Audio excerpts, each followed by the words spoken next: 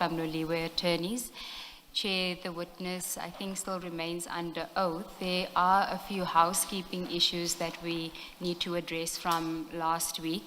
There are additional documents, Chair. The first is a further supplementary statement by General Shabiri, which Chair will find it should be in a third divider in the statement file, which is file 1. And it is from page 1 to 6, and then there's an annexure, which is an unsigned statement of Sergeant Matlala that from page 7 to 11, which General Shabiri referenced last week in his evidence.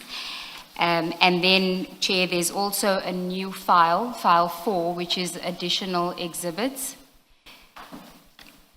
And that file, Chair, contains additional exhibits CJC 89 to CJC 102, which we will deal with when we deal with cross-examination. General Shabiri and his legal team have had those documents and they have prepared on that basis. Chair, what we propose to do is for General Shabiri to go through his short supplementary statement so that it's part of his evidence in chief before we start with his cross-examination. Good morning, General. Good morning, Commissioner. Thank you. Will you be leading the Yes, General? Chair, I will. All right, thank you. General, in front of you, file 1, which is the statement file, there should be a file divider which has supplementary statement, which is the statement that you submitted. It's the 6th page, I think. Do you have it?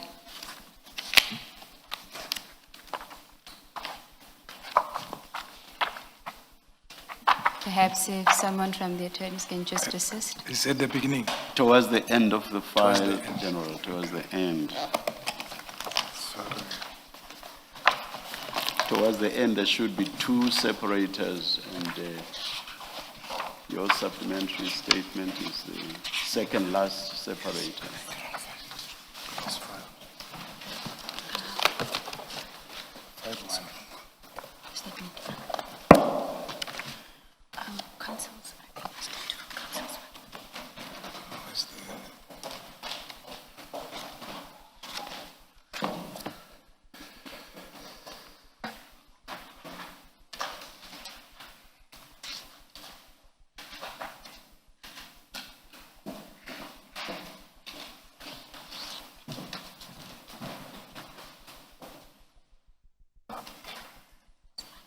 That's file 1.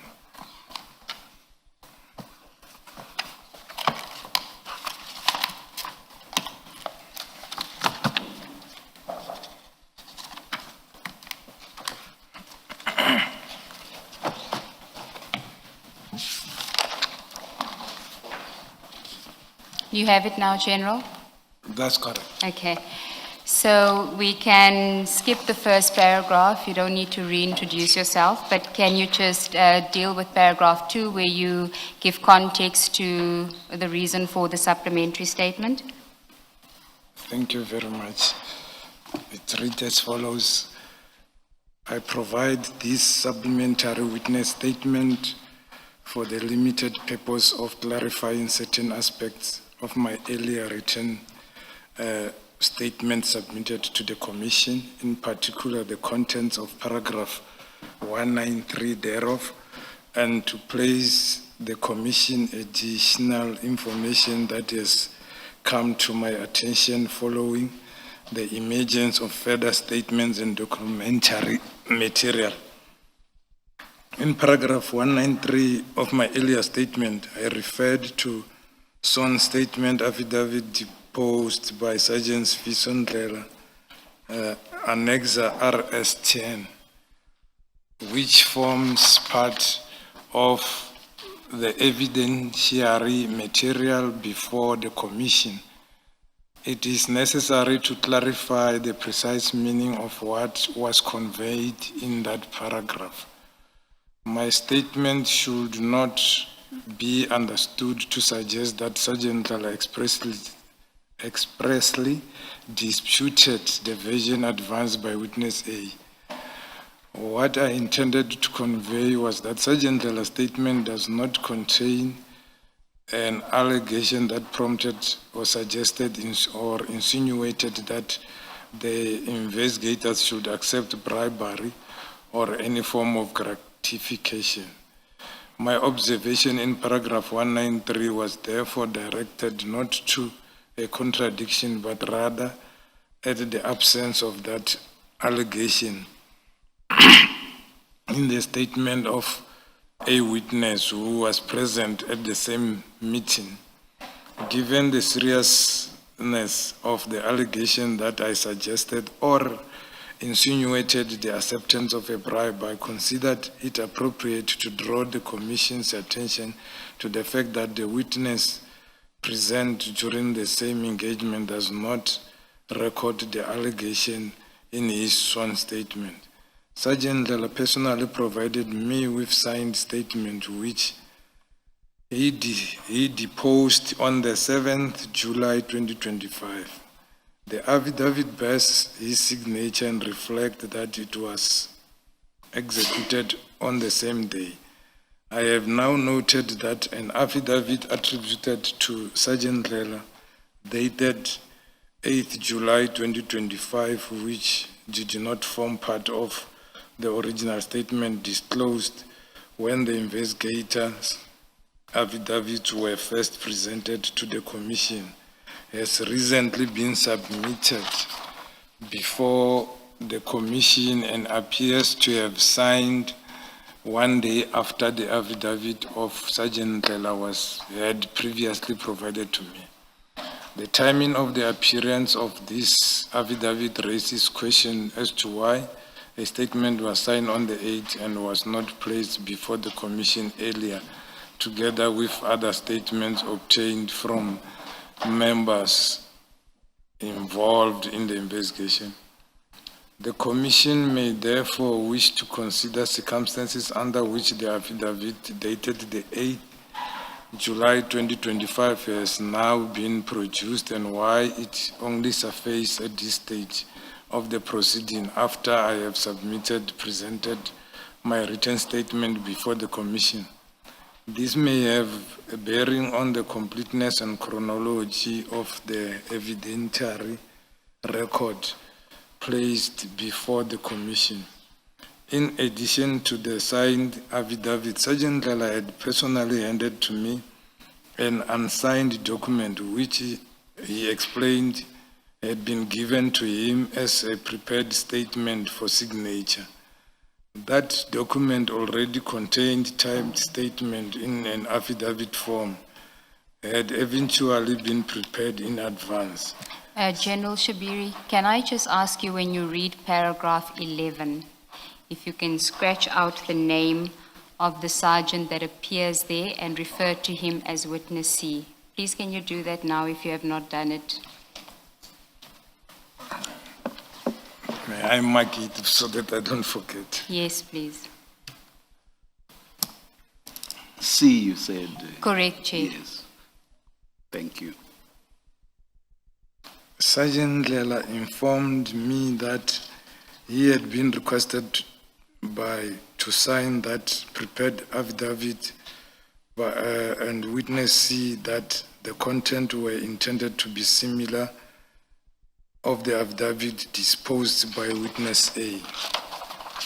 I retained that unsigned prepared statement which is annexed thereto as marked RS 12 because it appeared to demonstrate that the statement had been prepared for him prior to any oath being administered.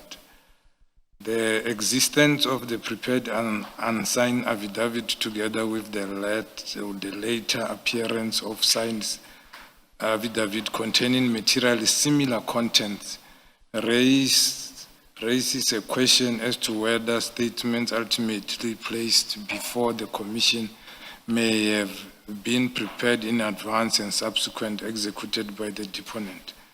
I place these facts before the Commission so that it may consider whether the circumstances surrounding the preparation and execution of the affidavit have any bearing on the independence and reliability of the statement. I further note that the jurate records that the statement was sworn before Commissioner of Oaths at Diepkloof on the 8th of July 2025 at 1600 hours. However, details appearing beneath the signature of oath reflect that the official's business address record as headquarters 284 Pretoria Street, Pretoria. It therefore appears to indicate that it was sworn in at Diepkloof, while the Commissioner of Oaths details appeared to be documented at subset headquarters in Pretoria. I do not know under what circumstances the affidavit was commissioned or whether the Commissioner of Oaths was physically present at the location stated in the jurate when the oath was purportedly administered. The apparent discrepancy between the place commissioning and the official address of the Commissioner of Oath raises a question as to whether the affidavit was sworn before the Commissioner of Oath in the manner required by law.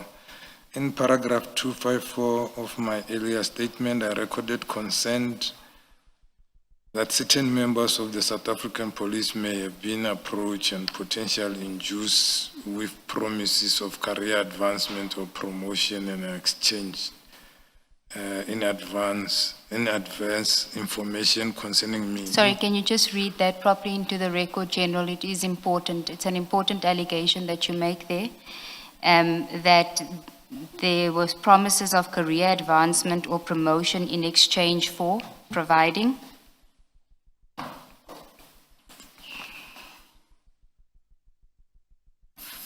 Promises of career advancements or promotion in exchange for providing adverse information concerning me, in particular from information provided under oath by Sergeant Daniel Mutau, indicated that he had been approached by members sought information regarding my relationship with Lieutenant General Sivia, suggested that career advancement could follow if he cooperated. I have since noted from supplementary witness statements submitted by witness A that he presently holds the rank of warrant officer. It appears that until as recently as 3 March 2026, witness A held the rank of sergeant, that he has since been promoted. I wish to state clearly that I do not begrudge any member of South African's police service legitimate career progression. However, in light of the concerns already raised regarding possibility that members may have been approached or encouraged to provide adverse information, the timing and circumstances surrounding such promotion may warrant careful examination. I place these clarifications before the Commission to assist in obtaining complete and accurate factual record. My intention in placing these facts before the Commission is not to cast aspersions upon any individual, but to ensure that the Commission has the benefit of all relevant circumstances when evaluating the evidence before. I remain committed to cooperating fully with the Commission and to assisting it in establishing the truth regarding the matters under the investigation. Thank you, General. Chair, that is then the evidence in chief, so to speak, of General Shabiri. We will now proceed with the cross-examination portion, and Ms. Poe is going to commence the cross-examination on the aspects of the General's dealings with Mr. Matlala, his chats with Sergeant Nkosi, the Musa Kawa aspect, and then the SAPS Medicare 24 Tshwane district contract. Thereafter, I will commence cross-examination on the other aspects contained in the General's statement. Thank you, Chair. Thank you, Ms. Sigels, yes, Ms. Bowe. Good morning, Chair. Chair General, for the purposes of this segment of the cross-examination, I'll be making use of two files.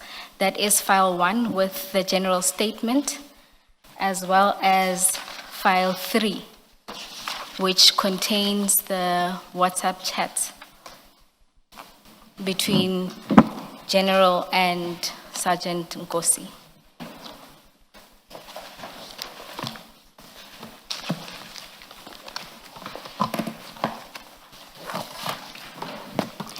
General, do you have those two files in front of you? File 1. File 1 and with file your statement and file 3. That's correct. Yes.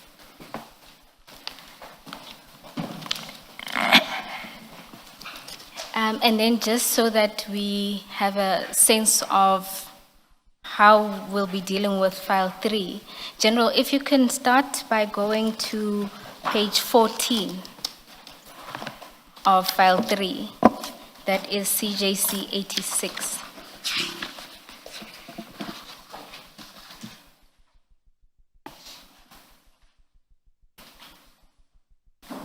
I'm at You will see there, page 14 page 14, yes. on top.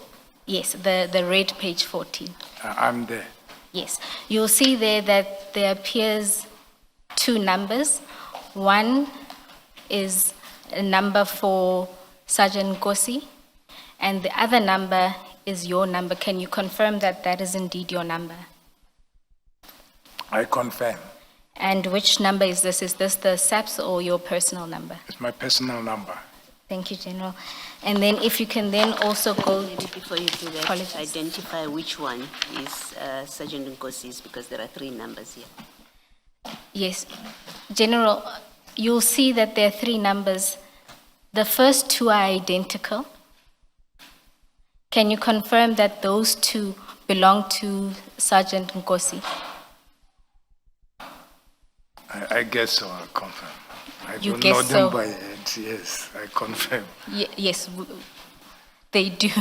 And then that the last number there, that says General Shibiri Head Office OCI, that is your number. That is correct. All right. Then, General, if you can, we'll do the same exercise for your second number. If you can go to page 146, you'll see there the second set of chats.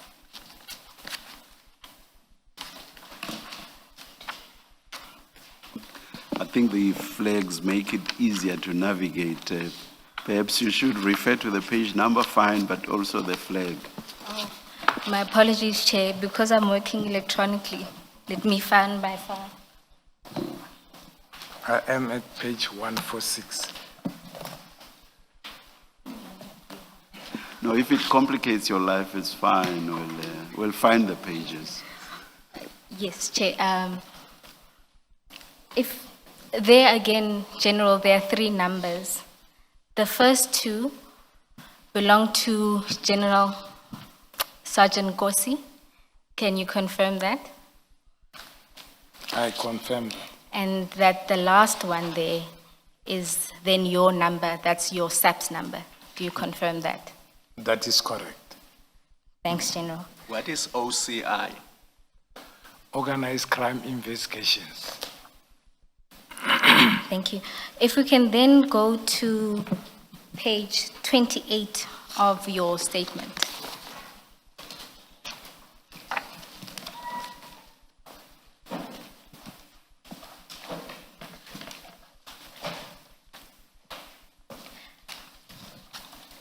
I am at page 28.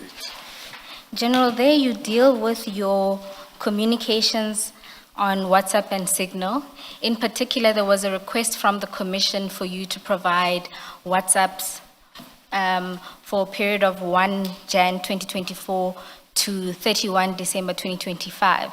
And so in this section of your statement, you provide reasons as to why you couldn't provide those WhatsApps. Is that correct? That is correct. Now, General, let's deal with the first number, the 071 number.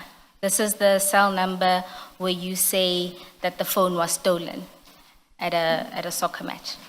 That is correct. I'm referring to paragraph 87 in particular. And your explanation is that your phone was then replaced in March 2025. Do you see that? That's at paragraph 91 of your statement.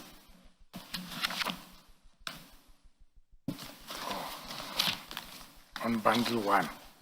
Yes. So it's the very next page. Yes.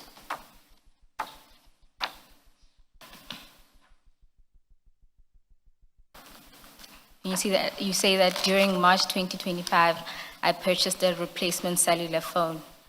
Yes. Right. So, General, if you look at the chat, I'm sorry, we'll just be navigating between the two files. If you go to page 63 of the chat. Of the chats. Yes.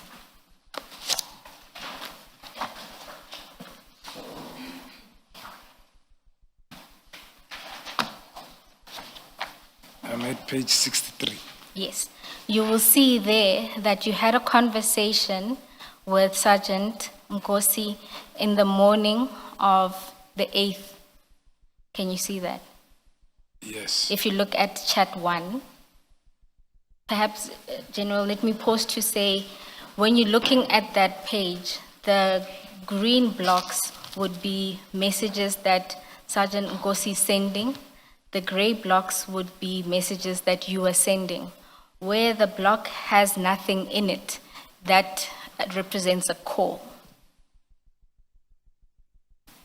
Can you see that on the page? Yeah. So if you look at chat 1, there is a message that comes from Sergeant Nkosi that is sent to you on the 8th in the morning. Can you confirm that? Yes. And then you respond and say, is this true? That's at chat 2. Yes. And then you'll see that the following message comes from Sergeant Nkosi on the 10th, where he attempts to call, he then sends a hey, and then again tries to call again. Can you see that? Yes. And then if you continue on, you'll see that he also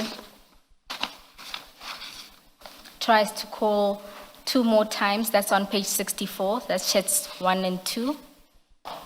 And then you'll see on the 19th, it says empty message. Can you see that? Yes.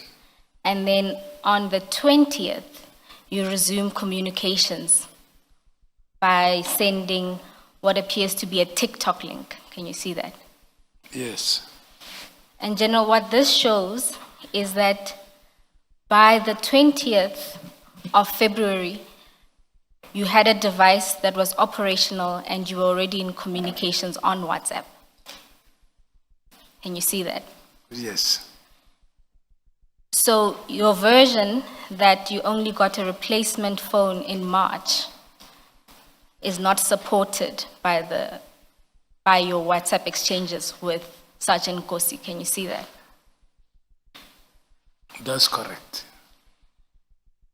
So would you like to correct that version then about when you got a replacement phone? Yeah, I would like to, but I won't have a date because I was estimating that from the 8th of February, when my instrument was stolen, it will be in March or end of February where I would purchase the current instrument. So based on this evidence here, I can change to that date. All right, so from the 20th of February, you were already back on a new device and communicating. I agree, according to the evidence before me. Yes, General. And so, for at least this number, you could have provided us with the WhatsApp chats requested for at least from the 20th of February until the end of the 31st of December 2025. Can you see that?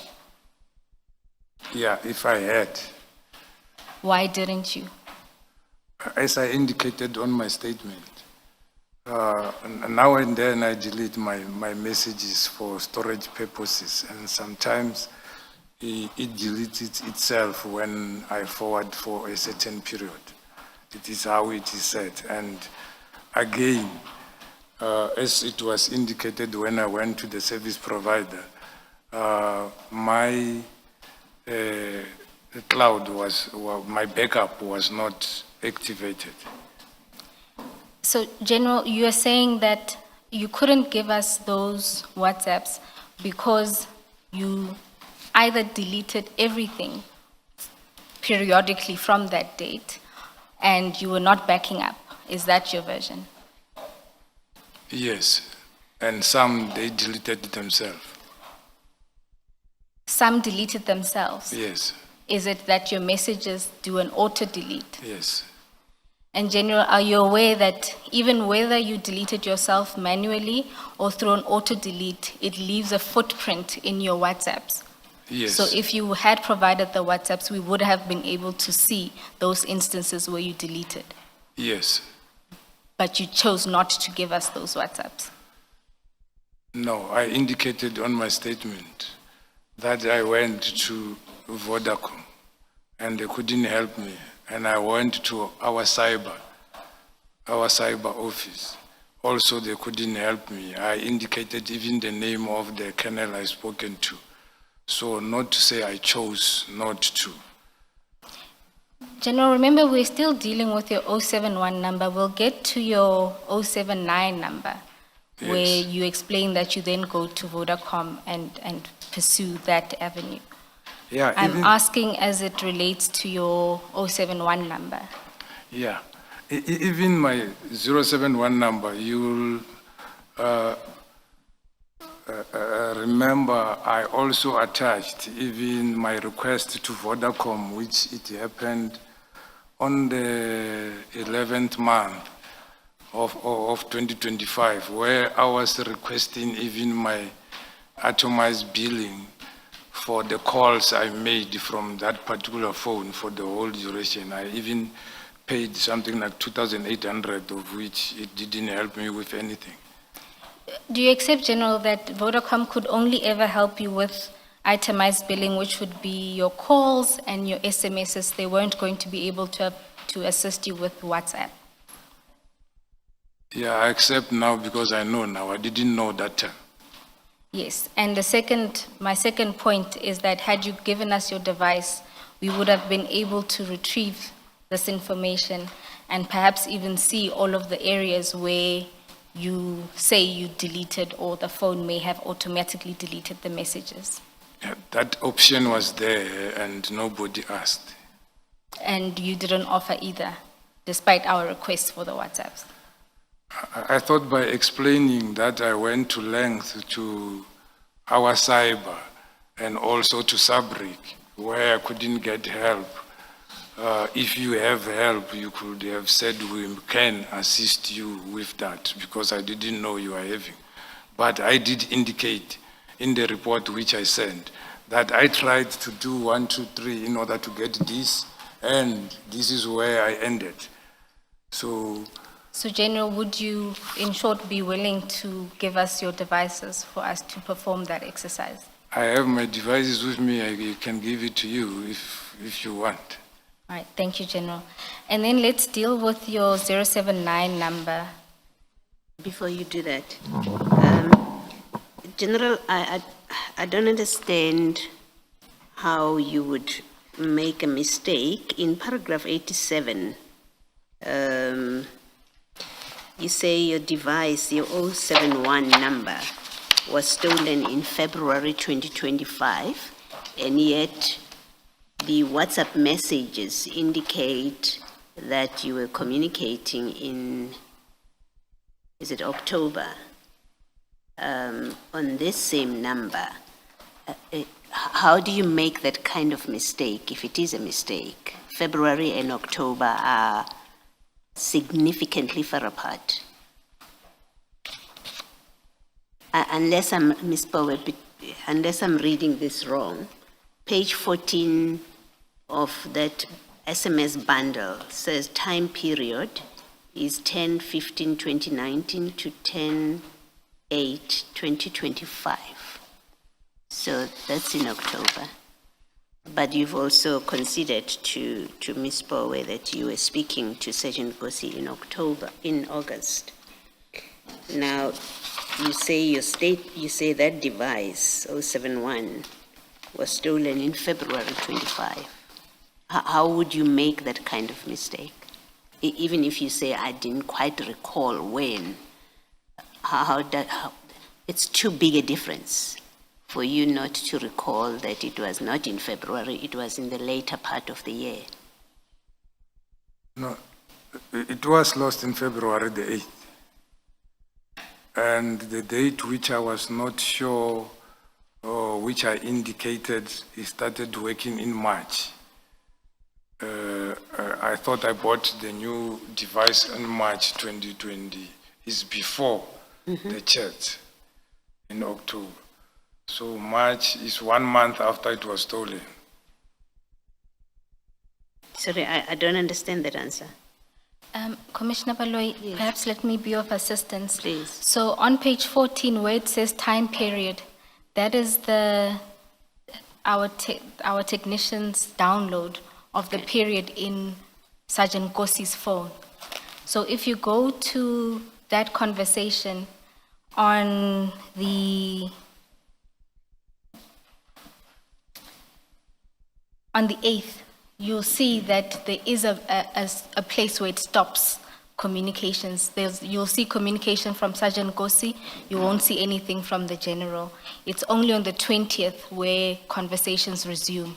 And so that accords with the version that there's some interruption of his usage between the 8th and the 20th. The 8th and 20th of which month? Of February. Yes. Yes. So he had his phone and was using it. His version is once it was stolen, he didn't have any of those communications on his side. Okay. And when he got the replacement device, he didn't have any backups. So all he had at his disposal would be chats commencing from the 20th when his new device was bought. Okay, thank you.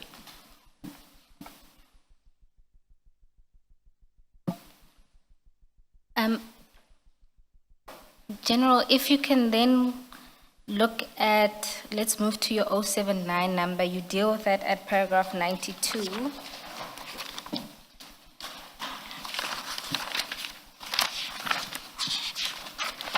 You say there that the phone overheated and lost functionality, and then you proceeded to go to Vodacom for assistance. What you don't tell us is when exactly was it fixed? Was it fixed that very day? Yes. And then as relates to this phone, again,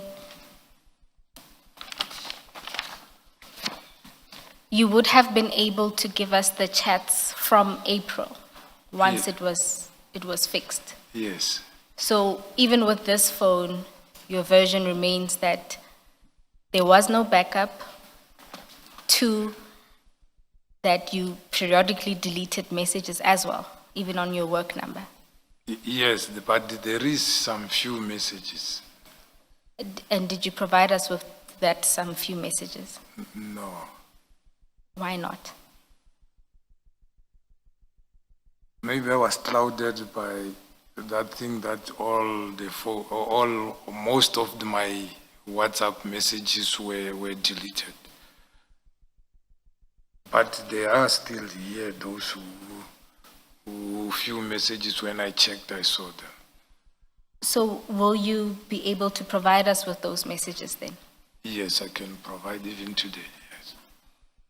General, you then say at paragraph 94 of your statement that to the best of your recollection, You do not recall receiving or sending WhatsApp messages to Mr. Matlala after the phone was repaired. Now, is this in relation to both phones or just the one phone?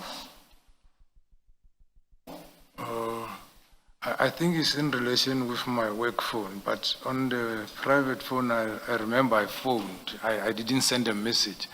I remember I phoned in January 24th, because there was something I wanted to discuss with, and I think also in January 7, I think I phoned the wrong Vusi. I was not phoning him. I can remember I was in Atlantis in Western Cape when I made the call. And the other one I can't remember, but I've seen there was a call in March, and the other one in May. General, let me help you. If you go to CJC 86, so that's file 3 at just after the index.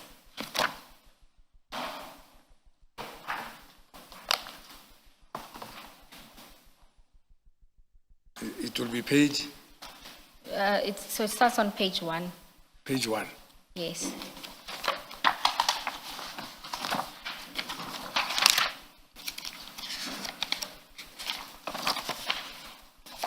I'm there.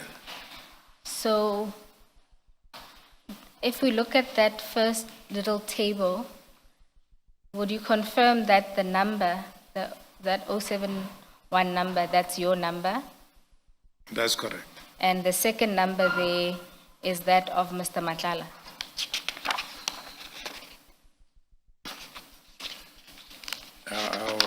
I will agree. Okay. Right, General. And then you'll see that these are downloads. These are WhatsApp downloads from Mr. Matlala's phone. Yes. And if you scroll to page 2, perhaps Yes. even if we start on page 1, you'll see you make a call to Mr. Matlala on the 30th of December. That's correct. I'll just for now focus only on the calls. Yes. And then if you go to page 2, you'll see you call Mr. Matlala on the 31st of December, my apologies. You then call him again on the 7th of January. Yes. He calls you on the 23rd of January. You call him on the 24th of January.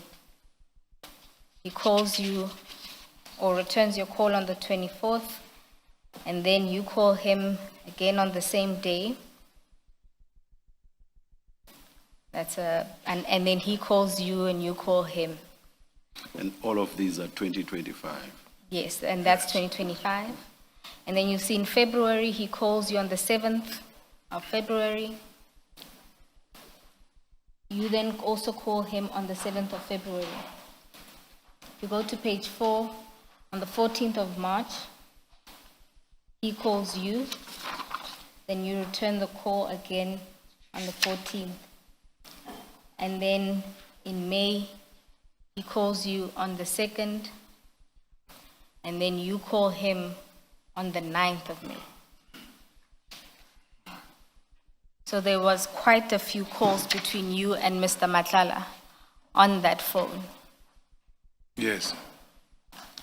Starting from the 30th of December 2024. Yes. And you'll see, General, you don't record that in your statement. All you say is that to the best of your recollection, you do not recall receiving or sending messages to Mr. Matlala.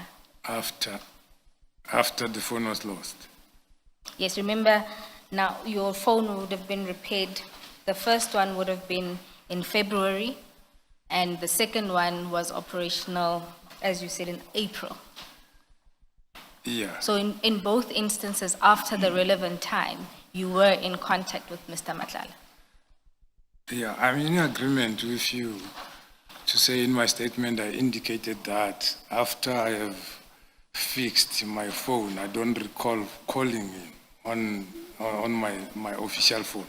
But this is my private phone.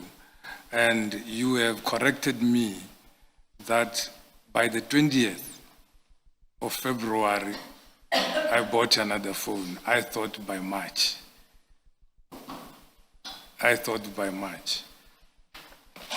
See, General, you wouldn't have to recall if you had provided us, at least had a look at your devices, because the call's data remains. The messages can be deleted, but the call data remains on your WhatsApp.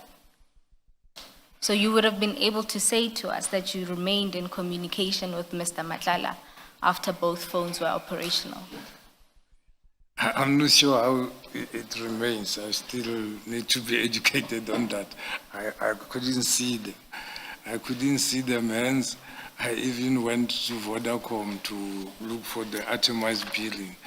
But I am not saying it doesn't remain, it doesn't show, but on my phone, I don't know why does it show.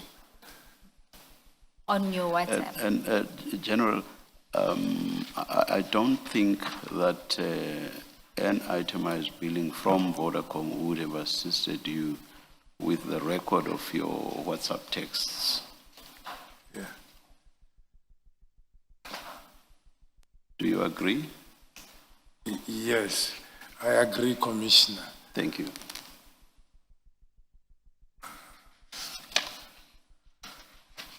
I was tempted to bring my phone so that I can see if ever I can see my calls which were deleted. General, Because I never saw them. it's Not to say it's ignorance, I don't know.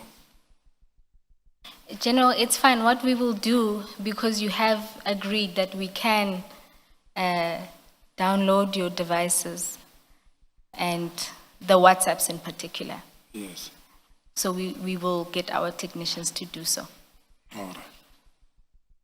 Before we leave page 4, before we leave this, are you prepared to accept that a week before Mr. Matlala's arrest in May 2025, you were calling him and he was calling you, and the last call of 9 May 2025 is from you to him a week before his arrest?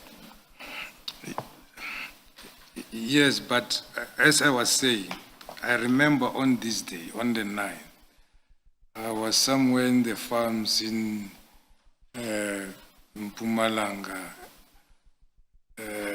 We were looking for the missing Asarindlov, and we found the bones. And where we were, there was no signal. And I don't see the reason why I could have phoned him.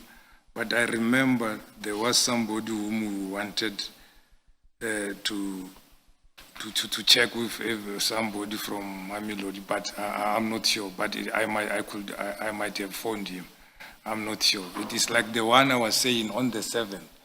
I was in Atlantis. General, don't go to the 7th. Just look at page 4, and do you accept that on the 9th of May 2025? Yes, yes. What it shows us is that you called Mr. Matlala. Exactly. Thank you. Ms. Bowe, I may, depending on what, what the statement says, I may or may not have a question. If you could just direct me again to where the general states that he doesn't have recollection of his communication with Mr. Matlala. As paragraph 94. Pardon? 94. Yes. General, I don't understand how, Mr. Matlala is quite a prominent person. He has become quite a prominent person in the public space. He's lent you money. I don't understand how you would not recollect that you've actually had frequent communications with him, because the impression, at least that I had gained from your statement originally, was very minimal interaction with him. He lent you money, you paid it back, and then somewhere you say in your statement, he would ask you questions of general legal advice. But to put it as I don't recall that I was in frequent contact with him. I don't recall receiving or sending WhatsApp messages after the phone was repaired. I don't understand it for someone who clearly is prominent generally, but also in your life clearly. How do you explain that? Yeah. As I testified previously that around January, I got some information that my name was used by him somewhere. And then I phoned him to say, we must only talk about which is work related. So, and I don't remember myself phoning him unless it was something which I wanted to ask in relation to work, and I can't remember why I made these calls. So I'm saying in that perspective. You do accept that you were in frequent contact with him, or not infrequent? Your contact with him was not infrequent. Yeah, we're in contact, but not infrequent. Okay, thank you. Yes.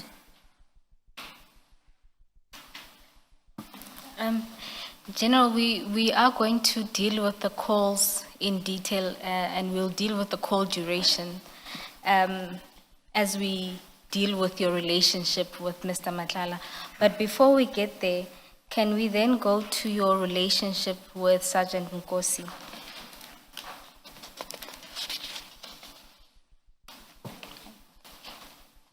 And you deal with that at page 40 of your statement.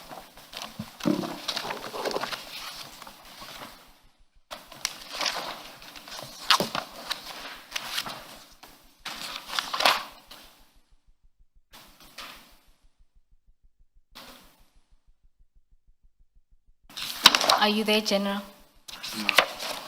No. I was looking into a paragraph instead Oh, of a page. apologies, it's paragraph 128. No, I'm sorry, it's me. I went to the paragraph instead of a page. I'm there. Okay. You'll see when you deal with describing your relationship, in the first part of the paragraph, you characterize it as a primarily work-related relationship. And then in the second part, you then say the relationship developed and he became like a younger brother and a friend. Do you see that? Yes. But if Regardless had to sort of the next 3 paragraphs, it seems that you go back into describing the relationship as mainly work-related and operational in nature. If you continue to paragraph 129. Yes, when we deal with work, we cannot be interacting like brothers, because that will happen outside the work, or when you're coming looking for assistance or for guidance and so forth, or visiting and so forth. But when we are at work, then it will then change to work related. If I were to push you now to describe or to characterize your relationship, what would you characterize it as? Yeah. Here I was trying to explain in full so that I don't leave anything out. That he's my subordinate, he's working with me. We started working for a long time where he was reporting under me. And we developed to be more than colleagues. But still, there is that line when we're at work.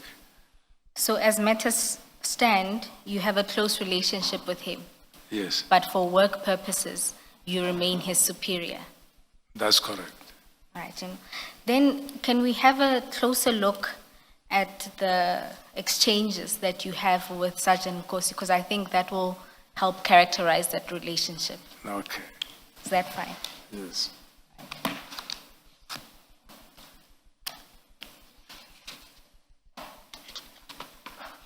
So we are back in file 3.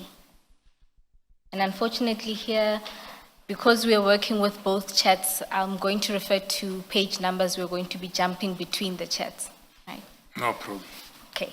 So the first set of chats seems to be a lot of chats that are personal in nature, where there's personal favors requested. Do you accept that? That in the chats, you do exchange personal favors? Sometimes it will happen unless I look at it. All right, we can go there. An example would be on page 22.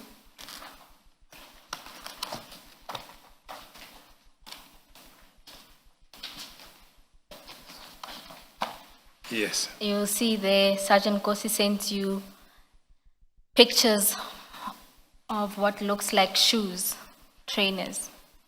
And if you continue down to page, goodness.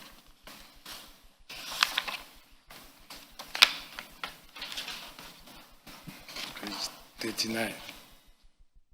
Yes, so if you continue down, it's a lot of pictures of different types of shoes. And at one moment, you then revert with the shoe and the size that you want. Yeah. That's an example of a personal favor, correct? Yes.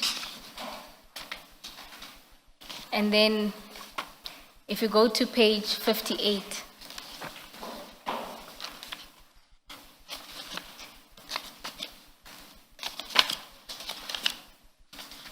in particular, if you check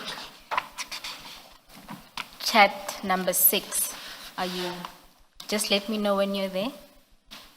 Page 58. Yes. Chart number 6. Yes, it's towards the bottom of the page.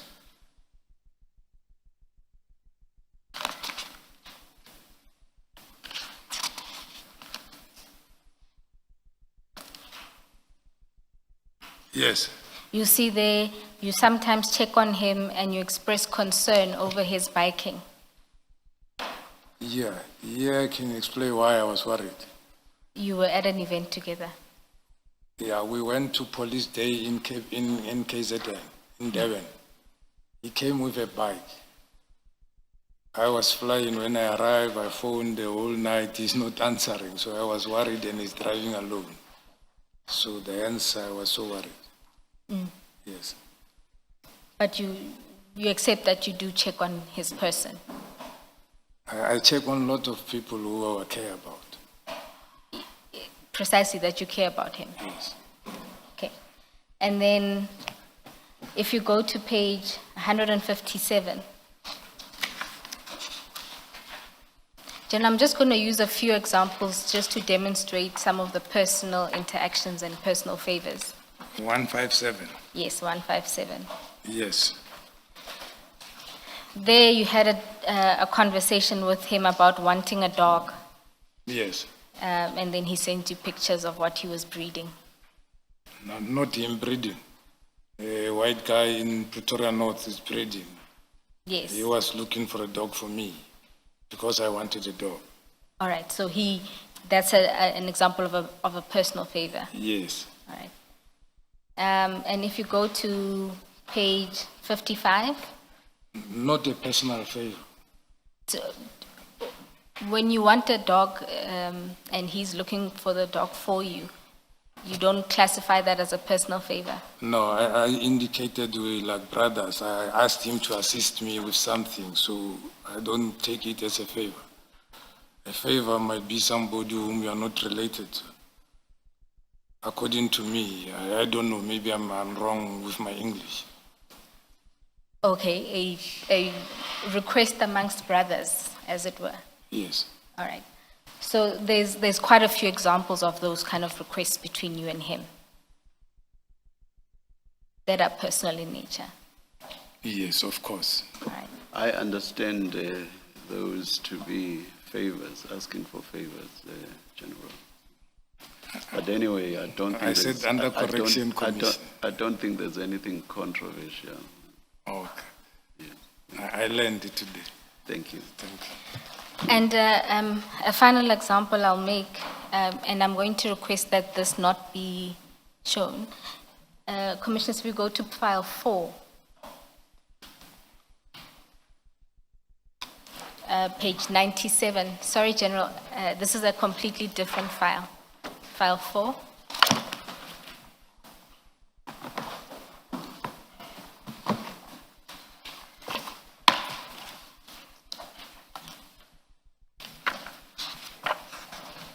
At page 97.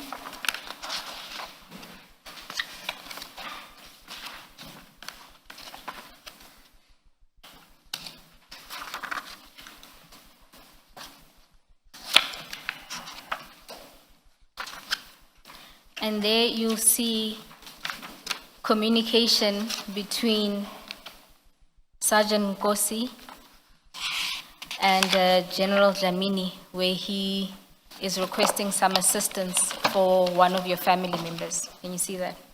General Yes. Zamini, General Zamini.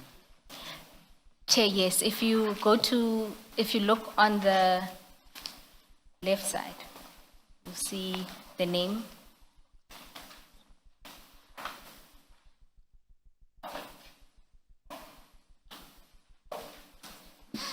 Oh, thank you. I think I'm hearing the mention of a General Zamini for the first time, so that's why I'm confused. My apologies, Chair. It was dealt with briefly in the evidence of Sergeant Nkosi. Thank you, thank you. But General, do you see there another instance of a favor or a gesture that Sergeant Nkosi was doing? I see it, but it was to me, this favor. It's not directly to you, but it is to your family member. Yes. Yes. General, I'm merely trying to demonstrate from the chats that you have a very close relationship with the sergeant. And that from the chats, it's evident that he does personal favors for you, and in this case, for your family. I don't want to make it controversial. No, I understand. From my explanation, our relationship, I indicated how is it. And even if you can see there, the favor sought is for my daughter. And he speaks to my daughter and they exchange whatever. Fortunately, my daughter didn't even apply for this particular work. But he was able to assist. And what is written here is not even the truth, because my daughter is working and he was working even that time. General, do you want to deal with it? I merely wanted to point to the nature of it. I had understood that you were uncomfortable with us dealing with it. But I wanted to correct the context, and I didn't know how without compromising. I didn't know how, because as it will seem as if there was that application made and submitted and favor was sought in a sort, but it didn't happen like that. But if it was done, it was going to happen like that. I agree with you. Yes. But I was not even connected to this. And some of what is written here is indeed incorrect, because it never happened that to my daughter. And she was under employment. When they were talking, she wanted other employment somewhere. Whatever the outcome, though, General, the point is, at the very least, it was an attempt at doing a favor for you. Point taken. Yes, yes. Thank you, General. Ms. Bowe, for completeness, if we could just, for the record, say who is this Umashi Dlamini Metro?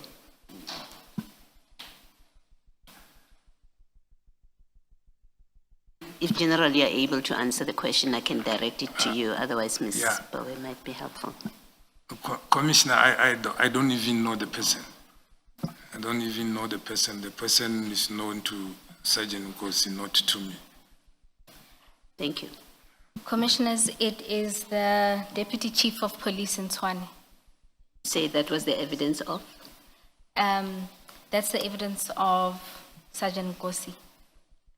Thank you. If we could then return to your chats. So those were examples of personal favors. You'll also see that they're sort of what I term work-related material that's exchanged between the two of you.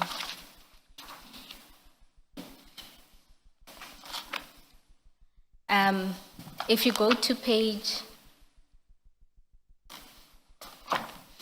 33, Back at bundle 3. bundle at file 3, yes. Bundle? File 3, page 33.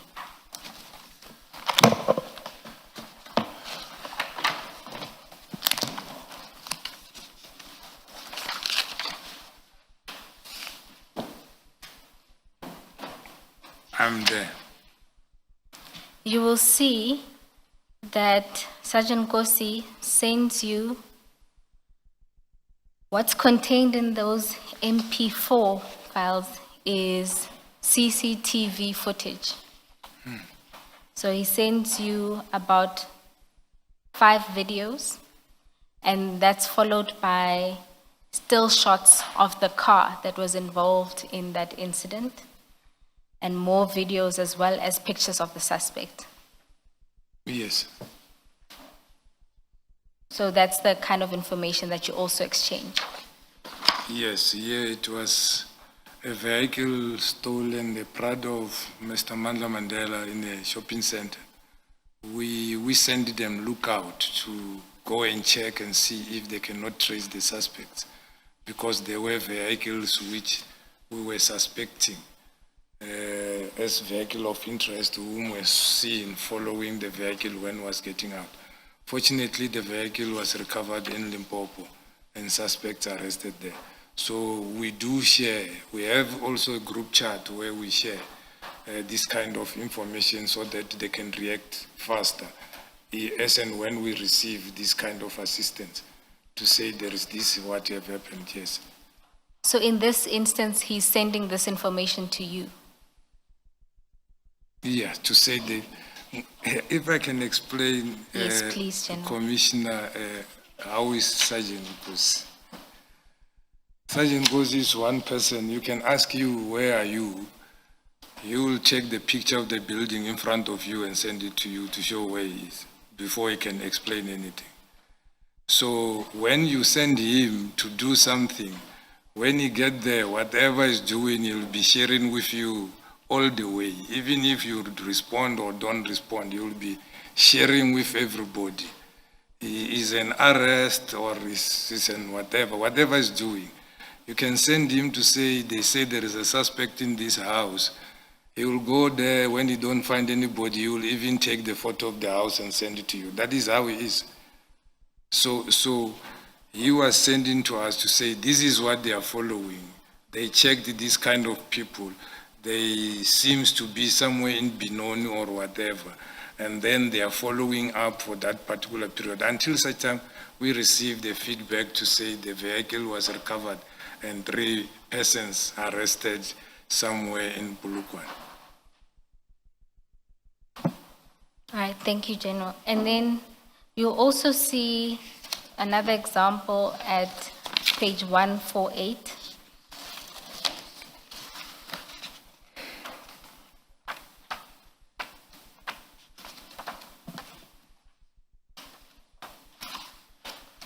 You'll see at chat 2 and 148. yes. I'm not yet there, so Oh, my apologies, General. I'm there now. You'll see there he is sharing information related to a Messina case. That's correct. And in that instance, were you working with him on that case as well? No.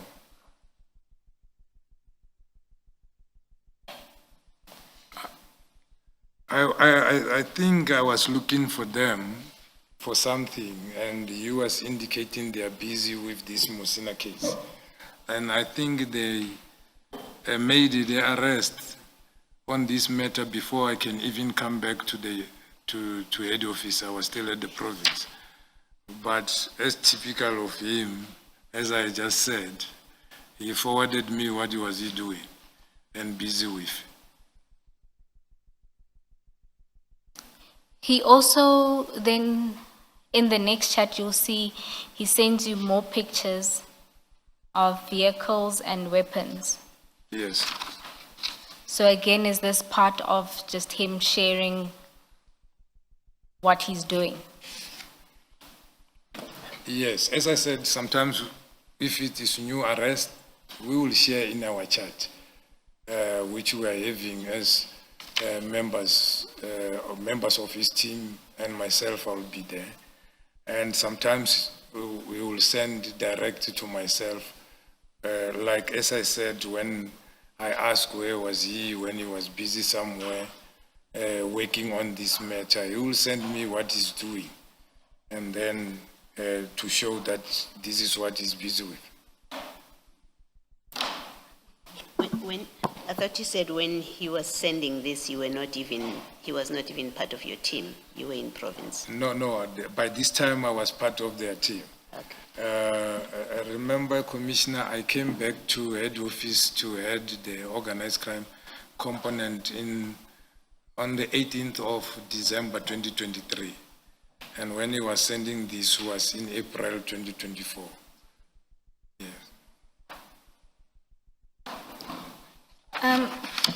General, just some clarity on that aspect of when did he stop reporting to you. If you have regard to paragraph 129 of your statement, you say there that Sergeant Nkosi formed part of a team that reported to you operationally during that period, and he frequently attended at your office and would seek advice and guidance. You also indicate that there were morning reporting sessions and briefings. And then you say that this reporting structure remained in place until October 2019, Yes. when you were promoted to rank of brigadier in Gauteng. Yes. And then if you go to the next paragraph, you say that you rejoined organized crime in December 2018, and that Sergeant Nkosi was still attached to organized crime, specifically in anti-gang investigations, and that during that period, he was working closely with Brigadier Ramangwa. Yeah. And Just to clarify, in the paragraph there, it seems to suggest that that reporting structure stopped in October 2019. But in your response to Commissioner Balo, you indicated that in 2023 he was reporting to you. Yeah. I think even on the first day when I was testifying, I tried to correct that date, that 2023, not 2018. And on the other version, I don't know if my legal team have also submitted the corrected version. I even indicated, because I wrote on it. Remember, even with the witness A, there were duplication and so forth and whatever. But I tried to correct that one. It was 2023, to be precise. All Because right. I left 2019, 1st of October, and came back 2023, December 18. So in 2023, Sergeant Nkosi was reporting to you from 2023. Yeah, I said the component. Under the strength, he was under the component, but operationally, he was under Brigadier Ramangwa special team, which was reporting under the DDNC. However, I could also use them because we have got limited staff, and I will be tasked now and then. For example, there will be some killings in Port St. John's. I must get a team and go there. I will get the team wherever I can get and go. There was intervention I need to do in Tmbisa regarding gang violence and extortion. I have to. There was in Nelson, at Nelson, not Nelson Mandela, at it's Mtata. I forgot the name of the name of the district now. What is called?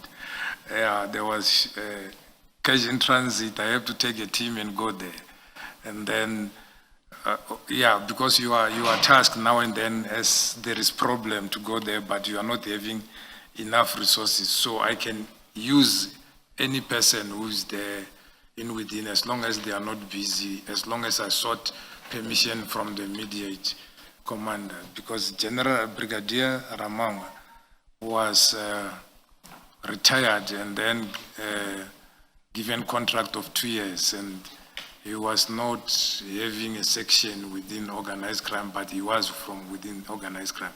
Then he reported, they formed a team under, called Special Operations and Investigation under the TNC's office, and then he was working with them. So I had access also to use them. So General, he reported to you on special operations where you needed extra capacity.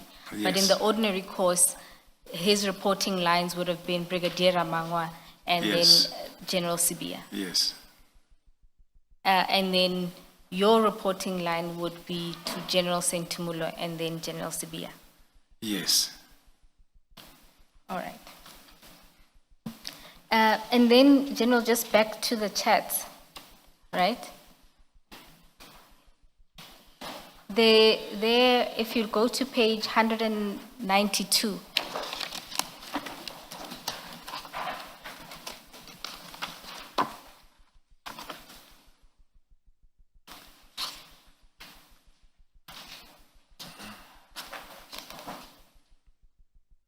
are you there, General? Yeah, 192. I was the 193. If you look at chat 5, there you asked him to send your claim form to Tabang at Finance. Yes. And how do you characterize this request? Yeah, it is subsistence and travel allowance. No. I mean the request to Sergeant Kosi. Yeah. I went to China on the 6th of September and came back on the 12th. So on the 16 and 17, I was supposed to be on leave because I was going to Limpopo. And I couldn't go because I have to go to Kimberley to be a panel member for post of a brigadier. So I handed over my claim for those traveling allowance, because when you go, they give you standing advance money, which you must utilize going there. When you come back, you must claim it back to be paid, or else, if a certain duration passes, 7 days, then they create a debt and take from your money. Tawani is working at our finance in our office. She's the one who's capturing that. So I gave to him to go and hand it over to him. So I was reminding him, because I know if he forgot, then it will be problems. It will be taken from my salary. That is all about. Yes, General. I was just asking, how do you categorize the nature of that request? We understand your evidence that you wanted this form submitted before a certain time period lapses. Yes. So can I characterize this as sort of a work-related favor? Yes, it's work-related. All right. It's work-related. And then let's go to a different category of instructions or requests. If you go to page 158,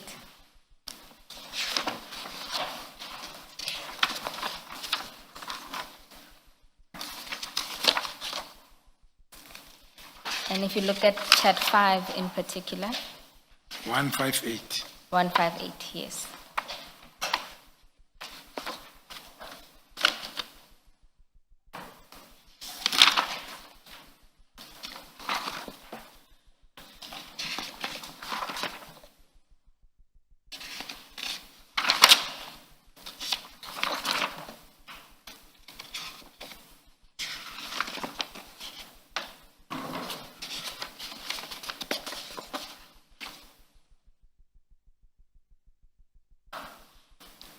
Are you there, General?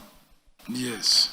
There you seem to be reminding him about an invitation that he must forward to stakeholders. A meeting invitation. At the bottom of the page, chat 5, Oh, chat 5. yes. Yes. When I'm not working from the office and there is urgent document, they will send him to bring for me to sign. So the NOX is National Organized Crime Secretariat, which I'm chairing on quarterly basis. So because the meeting was forthcoming, they were supposed to, I signed, he was supposed to give to Brigadier Risant to forward it to the stakeholders in time so that they can they can read the previous minutes before the date. So it was work related. Okay, and does that constitute an instruction? Would you say you were instructing him to do that? Yes. All right. Then if you go to page 170.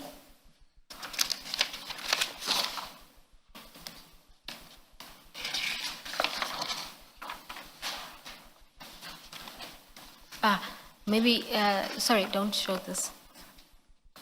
Just because I'm not sure. Thank you. If you go to page 170, you'll see at chat 3, 4, and 5, you were talking to him about an informant and for him to go talk to that person. Can you see that? Chat 5. Chat 3, 4, and 5. Yes. So was that a project again that you were working with him on? Yes, there was an informant who came to me and then I referred the informant to him so that he can follow up information. Somewhere in Limpopo, they were supposed to get the search warrants to search for illicit cigarettes somewhere. All right. And this was an instruction? Yes. Thank you, General. And just for completeness, if you go to page 182,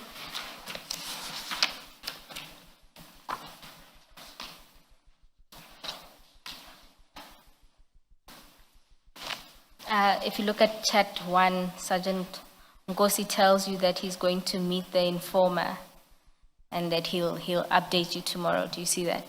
Yes. All right. And then if you go to page... Can I just ask, General, at this stage, is he your direct report when he sends you a message like this? Yeah, it is like sometimes they are irritant. If they phone you, for example, they phoned me as the general, they expect fast attention or imminent attention. And you send a person, I would like to hear if he met or not, because now and then the message will be coming back to me to say, we're still seeing what and whatsoever. So, and then he must organize people and go with them. But in this one, he was just giving feedback to say, hey, I met with him, but there is some stories which I'll explain to you tomorrow, based on that particular information you went to listen to. What I'm trying to make sure I get right, looking at the date, this is July 2024. Is he at your direct report at this stage? or he's reporting to Brigadier Ramangwa at this stage? He's still reporting there. As I have indicated, I've got access to all of them, that if I don't get this one, I can send this one. So you had sent him, this was a special Yeah, I project? have sent him to go and follow up. If you see, even if you go back, it is long. Yes, And it was, I think it was two of them, other one in Gauteng, other one in, all right. but they were team. They were team of them dealing with it, but the person who was speaking to me, it was him. Thank you. Yeah, you'll see a lot of us officers, we like sending him because he's punctual, and mostly he does what you're sending him to do. Thank you, General. All right. So, General, in sum, what the chats are able to demonstrate is that you had a close relationship, you had access to him for both personal and work-related matter, and you gave him instructions and he would respond to you. That's correct. All right. Thank you, General. So, in paragraph 131, you deal with the type of information that you would exchange. In particular, you say that the communications generally consisted of discussions concerning matter already in the public domain, including commentary on current affairs circulated through social media, observations relating to crime trends reported publicly, updates on arrests or operational successes already known within policing environments, at times expressing professional frustrations or commentary concerning negative public perceptions of the SAPS. General, I just want to deal with the current affairs and media that you would exchange between yourself and Sergeant Nkosi. But before doing so, can I ask, were you aware of some of the tensions between the generals in the head office? Yes. Okay. This will require a bit of navigation, but let's start. I'm sorry, you're asking what the general was aware of? What did you say that is? The tensions between Tensions. generals in the Thank you, national thank you. office.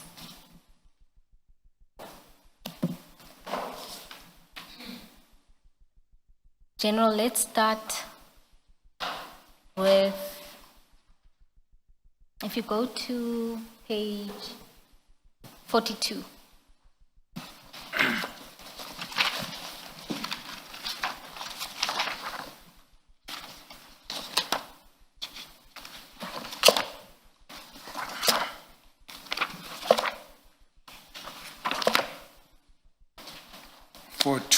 Yes, 42. I'm there. If you look there, you were sharing with Sergeant Nkosi an article related to General Khan. Can you see that? Yes. It was related to his disciplinary proceedings. He had Yes. taken the department to the labor court. Yes. And still on the topic of General Khan,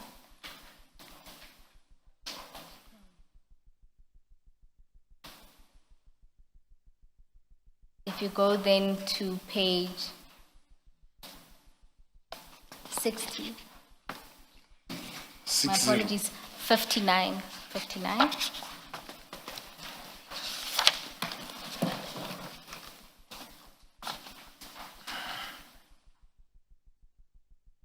Yes. You will see there that Sergeant Nkosi sends you what looks like a breaking news statement that deals with General Khan's disciplinary. Yes. And in particular, it makes allegations related to Generals Mkhwanazi and Khumalo and the witnesses that were meant to testify therein. Yes. Can you see that? Yes. And then on the next page, you'll see your response there too. Yes. You say, "Ish, this thing is turning ugly and dragging through the integrity of SAPS into disrepute." Can you see that? Yes. So that's one of the examples of publicly available information you're sharing. Yes, as you said, about divisions are about people sending messages in social media and so forth, and like this one where we knew there was a departmental, and then now there was this thing coming out that other people are used for this and that and that. And yeah, that was my comment to say this thing is becoming ugly and tarnishing the image of the whole SAPS because of something which was supposed to be dealt with quietly, so it's departmental. It happens in all workplaces where there is conflict or where there is people need to be disciplined and whatsoever. So that is why I commented like that. So, but it was shared. Not, I guess you got it from somewhere also. So it was there along SAPS members sharing and whatsoever. And are you aware that he had also exchanged this very article with General Sibia? Were you aware that Sergeant Kosi and General Sibia were also sharing this very article? No, I was not aware, but I'm aware that Sergeant Kosi is, some of the information which you will share to me, I believe you got them from most senior officers because he's close to lots of them. And in some time I even asked him, are you an agent or who are you? Because you can access anything from all these senior officers. So, yeah, hence it was handy for me that I will know also what is happening, who's doing what to whom and whatsoever, so that I know my lane, that I don't put myself in the mix of anything. So that possibility was there, that you might be talking to him, you must be talking to whoever, I know. And if you have regard to this one in particular, it was speaking or making very serious allegations against Generals Mkhwanazi and Khumalo. Yes, but you have seen my response. Yes, no, I'm merely asking you to note the contents. Yeah, I noted. Hence Yes. I said my input was the whole thing is dragging the name because I know some of those things that some might have no truth in it. Because you asked me if I know there were groupings or, let me not use that other word, there were groupings of officers within the SAPS, then I said yes, I know there were those. So not necessarily whatever is written there, it might be true or not true. No, General, I'm not testing the truthfulness of it. I'm merely noting the nature of the article or the contents of the article, that you can see what it says. Yeah, no, I have seen, and I'm used for seeing them. All right. Now, if you go to page 60. Can I just check, Ms. Boyd? Are you going to be coming back to deal with this, or you're done with? And I just want to make the example at page 42. Are you still going to come and engage with it, or? And here's me trying to understand whether this is where we let you set things out, and then you'll still come back to them. I'm trying to think of how to answer. Answer truthfully. So, Commissioners, what I'm trying to demonstrate and what will be evident from the body of what is shared is that in the main, what is shared is only negative and disparaging articles about specific people within the SAPS. So you'll come not back generalized. to it. You'll come Yes. back to it. And at this point, let's adjourn and resume at 11:15.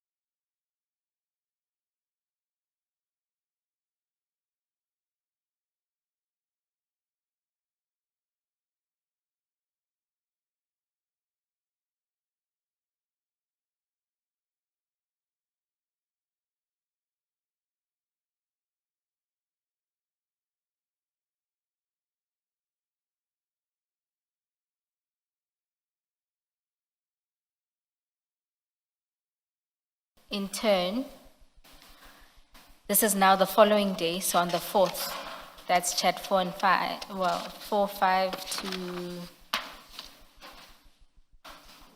until page 62. He sends you screenshots. Can you see those? They're very small. So in order to see them, please go to page 116.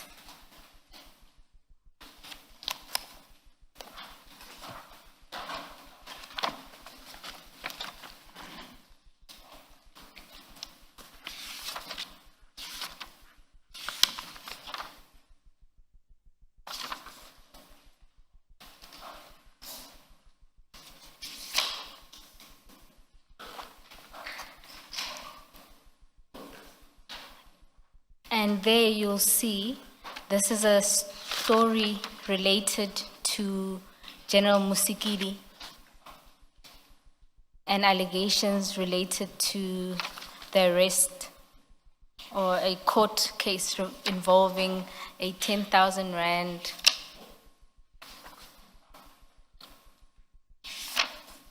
Yeah. the story is long, but it relates to General Musikidi and alleged corrupt activity related to 10,000 rand and the purchase of appliances. Yes. Yes. So all of those from page 116 all the way to Yeah. 126 is basically that article related to General Musikidi. Yeah. I see it. You see, that is why I didn't even respond on it because it was not the first time coming out. This one. So I saw it before in another, I think it was at TikTok, I think. Not this one. This one is from the News 24. So it was recurring, this one. Yes. Okay.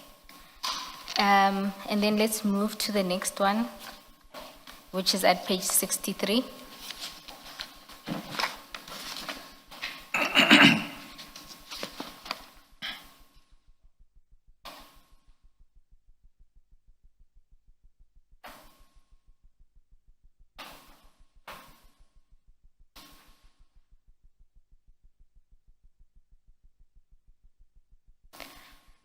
And you'll see there, it's another breaking news article. And that one deals with Generals Masemola and Kumalo. Yes, I've seen it. This was the first time I saw it. That is why I asked, is it true? Yes, you respond and ask if it's true. This was the morning when your cell phone was stolen. Okay. And then, if you go to page 66.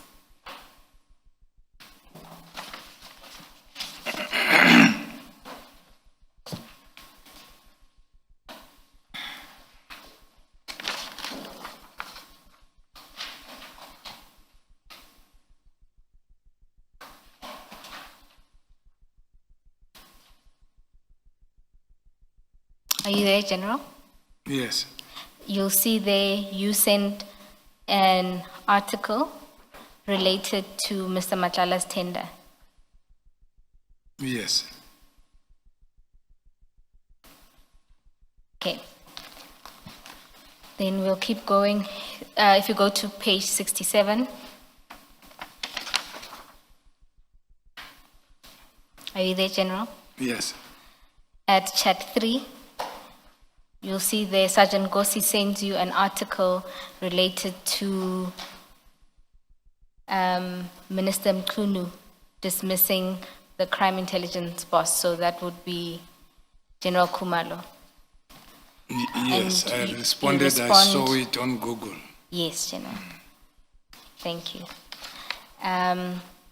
Then, if we go to page 68,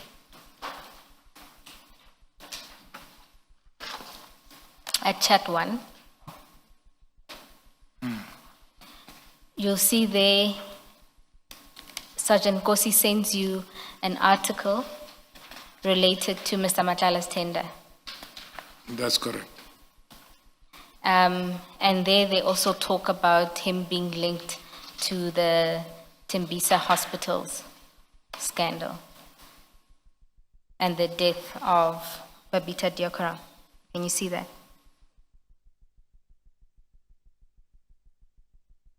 Yes. Okay. And then also on the same page, if you go down to chat number 5, Sergeant Gosi sends you a media inquiry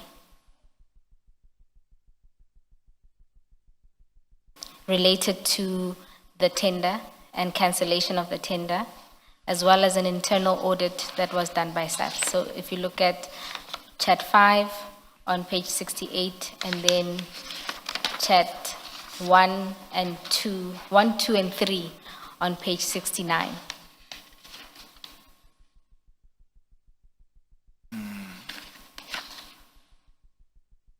I see, except the 3 is blurry. Chat 3. Chat 3 is blurry, okay. On 69, yeah. Let But me, I can see the rest. yes. I'll show you. If you go to,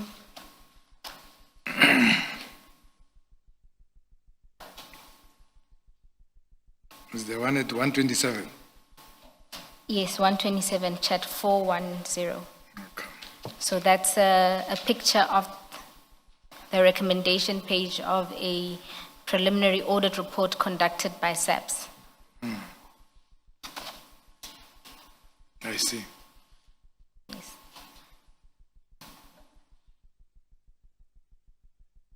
And then, if you go to page 76,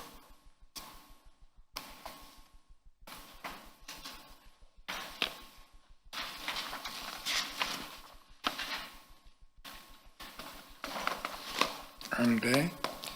you'll see there a very long piece on Mr. Matlala and various allegations that have been made against him or incidents that were linked to him stemming as far back as 2005. Can you see that? Yes. Sergeant Gosi sends this to you. Okay? Yes. And then on that same page, my apologies, on page 209 is the next article.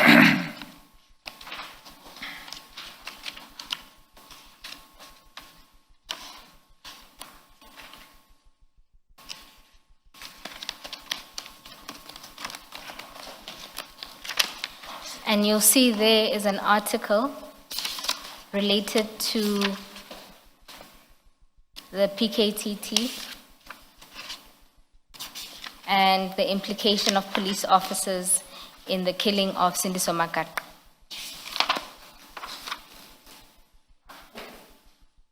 Yes. There too, there are some allegations made up against General Kumalo. There is? There are allegations against General Kumalo.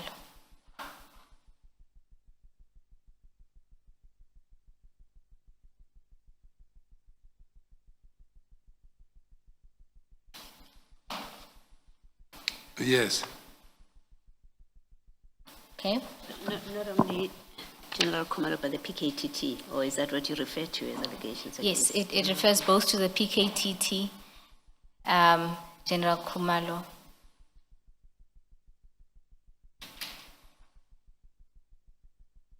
And if you look at the sort of the last half of it, is mainly related to General Kumalo and appointment of family members and things like that. Can you see that?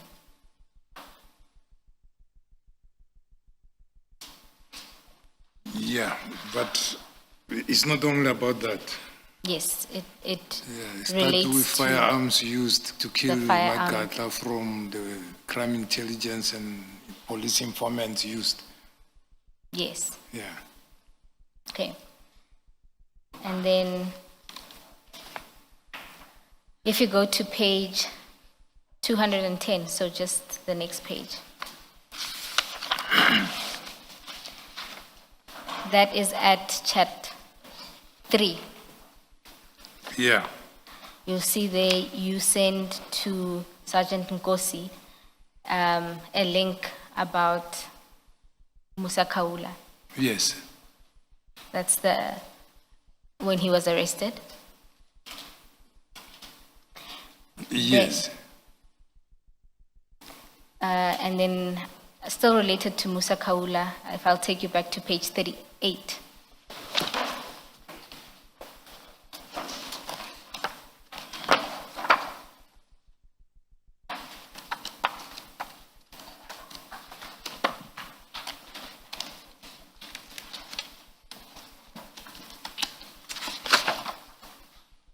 I'm at 38. You'll see at chat 1, you send him, Surgeon Nkosi, an article related to a businessman seeking a warrant of arrest for Mr. Kaula. You Yes. see that?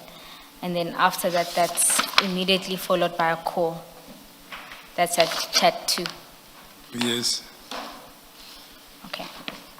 In general, what I did is to go through both sets of your chats. So both your work number and your personal number, and looked at all media articles in particular. And the media articles that I found related to, one is the issue of General Khan and his disciplinary. 2, General Kumalo, and to a lesser extent, General Masamula. 3, Mr. Matlala and his contract.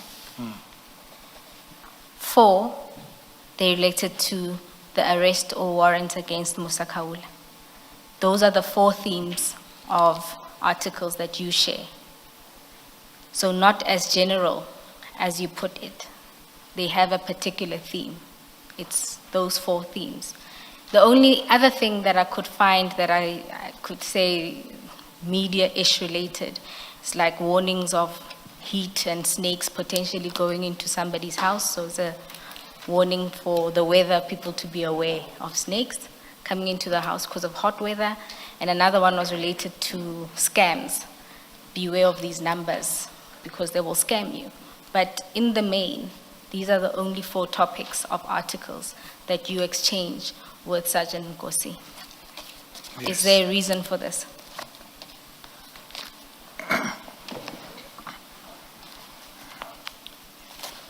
Right. I will start with the police ones, the first 2. The first 3. When you say the police ones, which ones do you mean? Remember you mentioned the one of General Masimula and General Kuman. Yes, And then you mentioned the one of General Musigidi. yes. And then It's General Khan's disciplinary. General Khan's disciplinary. Yes, Yeah, as I indicated on my statement, we will talk about adverse news which are out there about the police. And others will be those which we know, they have been talked in the corridors or whatever, and they've been there circulating on the X and whatsoever as it comes out. So anyhow, there's nothing we can do about it other than sharing it, and the others I can comment, as I commented, to say this is not doing good for our good name as the South African Police Service. So there was nothing into those. And then coming to the one of Musa Kawa, as I've indicated in my statement, I have heard when evidence leaders were leading here, I also complained about it to say, why is there effort or I said I resent implications or that I phoned Mr. Kaula or spoken to Mr. Kaula in any way. I don't know him, I don't have his phone, I never spoken to him. But General, not to cut you on that, we'll deal with the substance of what happens with Musa Kawa. I would just like to know, in particular, because the two articles that are shared in relation to Musa Kawa are shared by you to Sergeant Nkosi. Three, Yes. not two. 3 starting with that one which I received from Matlala. But remember, that's not, Okay. that you explain as, Okay. we'll get to it where you ask him to assist Mr. Matlala. I'm just saying the two articles that you share relate to Musa Kawa. Okay, let me be soft in understanding then. I sent 2. One, showing that there's this very same character whom I send you a complaint about is on the news again. And then the second one was the same character is being arrested and he was not given bail. So there was nothing into it. I was just relaying because initially I did forward him a complaint when there was an allegation of extortion. So that is why I sent those 2. And then regarding Mr. Matlala, as I indicated, I know Mr. Matlala, and Mr. Matlala is known to Sergeant Nkosi, and they seem to be friends. There is sometimes where we did discuss, more especially when coming to January 2025 coming down, that it can be that there is a lot of writing about this person without anything happening. So we need to be careful around him.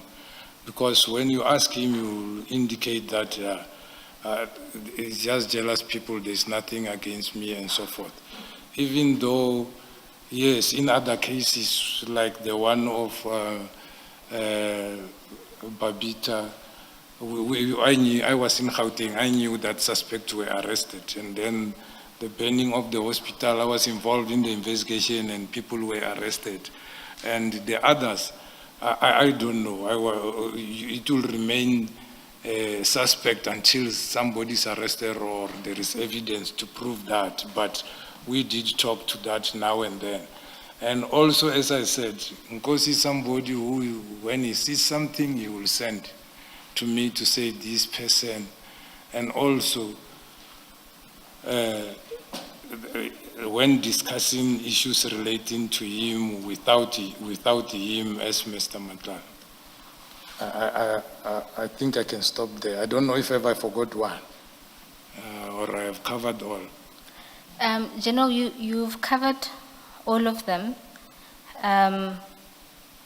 but for General Khan. Yeah, also issue of the General Khan. Remember, it was also something which was discussed. You asked me a question, was there a division? It's part of those division, the charging and whatsoever, how it was dealt with became part of that. And it was discussed in the corridors and we knew about it. So, and when stories coming out that there are people who are made to make statements to suit this and that, and the court cases to say you cannot use this regulation, use this one, not expeditious and whatsoever. It was playing itself outside there for everybody to see. So we were just sharing something which is happening. So nothing to write home about it. General, is it then coincidental that if regarders had, let's deal with the SAPS articles, if regarders had to the people who are spoken about in those articles, it appears to be a particular side of generals or grouping of generals that are mainly spoken of in these articles? No, it is all. It is all.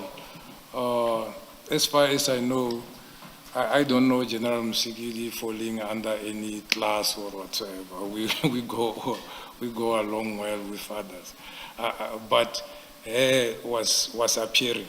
Also, our communication has got a slot, or they send to all email users, all articles, good or bad, about subs. They print them on daily basis. So Yes, it's not something which is happening between members only. It is there. If I can open my phone, I can also show it will be there. It exists on daily basis. It is there. General, I don't dispute that there would be articles about generals or even the SAPS in the media every day. It's the fact that in your chats with Sergeant Nkosi, the ones that appear are predominantly, and there's only one about General Musigidi, but they're predominantly about Generals Kumalo, Mkwanazi, and Masemula. I think General Masimula, it was once. Twice. No, I saw once when he sent to me. And then General Kumalo, it was when he was with General Masimula, and the other one when he was alone, with the murder of a police officer on Magako's case, whatsoever and so forth. So I'm not sure if it was 3 times. General,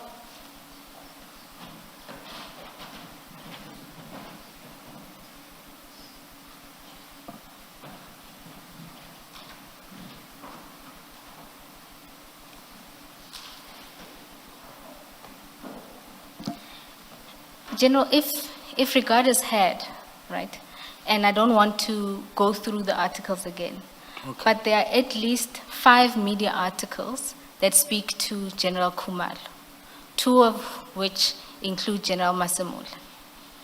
Secondly, there is 2 that speak to General Khan. The second one in particular makes allegations against General Kumalo and General Mkwanazi. Yeah. And so in the sea of all the articles about all the generals, these are the generals that appear predominantly in your chats with Sergeant Nkosi. It's not all the articles that you receive, it's these articles that are shared. Yeah, maybe because others we talk telephonically or when we see each other, but there's nothing special about it. It's only what is happening in the subs and so forth. For example, General Kumalo, I think, is the most quietest person like the National Commission, and only focus on the work and discuss work only. I'm talking for my engagement. So it's not somebody who will be too much on whatever. So whatever was written, it was written by him not saying anything or whatsoever, including General Masemula. And I found them to be people who, I respect a lot. And but the others, they themselves, they are there outside in the social media. So there's no any adverse on them reporting, because sometimes when you go out, you are allowing yourself to be exposed out there. But discussing what is being discussed, I don't see it as anything. For me, there was nothing, and I know of the division, and I try to stay on my lane and do my work and not be involved in anyone's corner. General, do you accept that it can't be coincidental that it's only these articles that are shared, when you accept that you get news about SAPS daily? Yeah, Right. I got them from one person. Other persons also forwarded to me. Then So we- maybe we when are you are dealing looking with the chats that you have between me and with you and Sergeant Nkosi, that that's a pattern that has emerged from the articles that you both share with each other. I disagree. Nkosi You sent- disagree, Yeah. it happens to be coincidental. I disagree with the pattern issue. Nkosi sent me what he wanted to send me, and also in a reciprocation, then I sent something similar to that, in line with that. So to say, whatever you send, now this is the development and here is whatsoever. So I don't see a pattern, or we are having something which we are discussing about a person. It's written by somebody, and we are just forwarding it for somebody to see. So I don't see any pattern, unless if ever we're writing it. General, it can't be that just because it was written about somebody else, it just means you're just sharing it without more. You knew who you were sharing it with. And of course, you knew who Sergeant Nkosi is close to. You are aware of the divisions within, you said tensions, I call them tensions, you say groupings, whatever you choose to call it. You know where Sergeant Nkosi stands, you know who you are sharing these articles with, and you continue to share it with them. And they don't relate to everything. Even on your part, they don't relate to any story about SEPs. They relate to these particular generals. Yeah, but I have responded on the article of General Khan to say actually this thing is eroding the name of the police. I did respond, but sending it is not saying I promote what is happening or it must escalate or whatsoever. As I have said, including our communication, they are publishing the same thing, negative or positive, for us to see, and then in a way of ensuring that we deal with that, if it may, internal. But if ever it's a sin for me to send it to somebody I know what I have seen, then I apologize.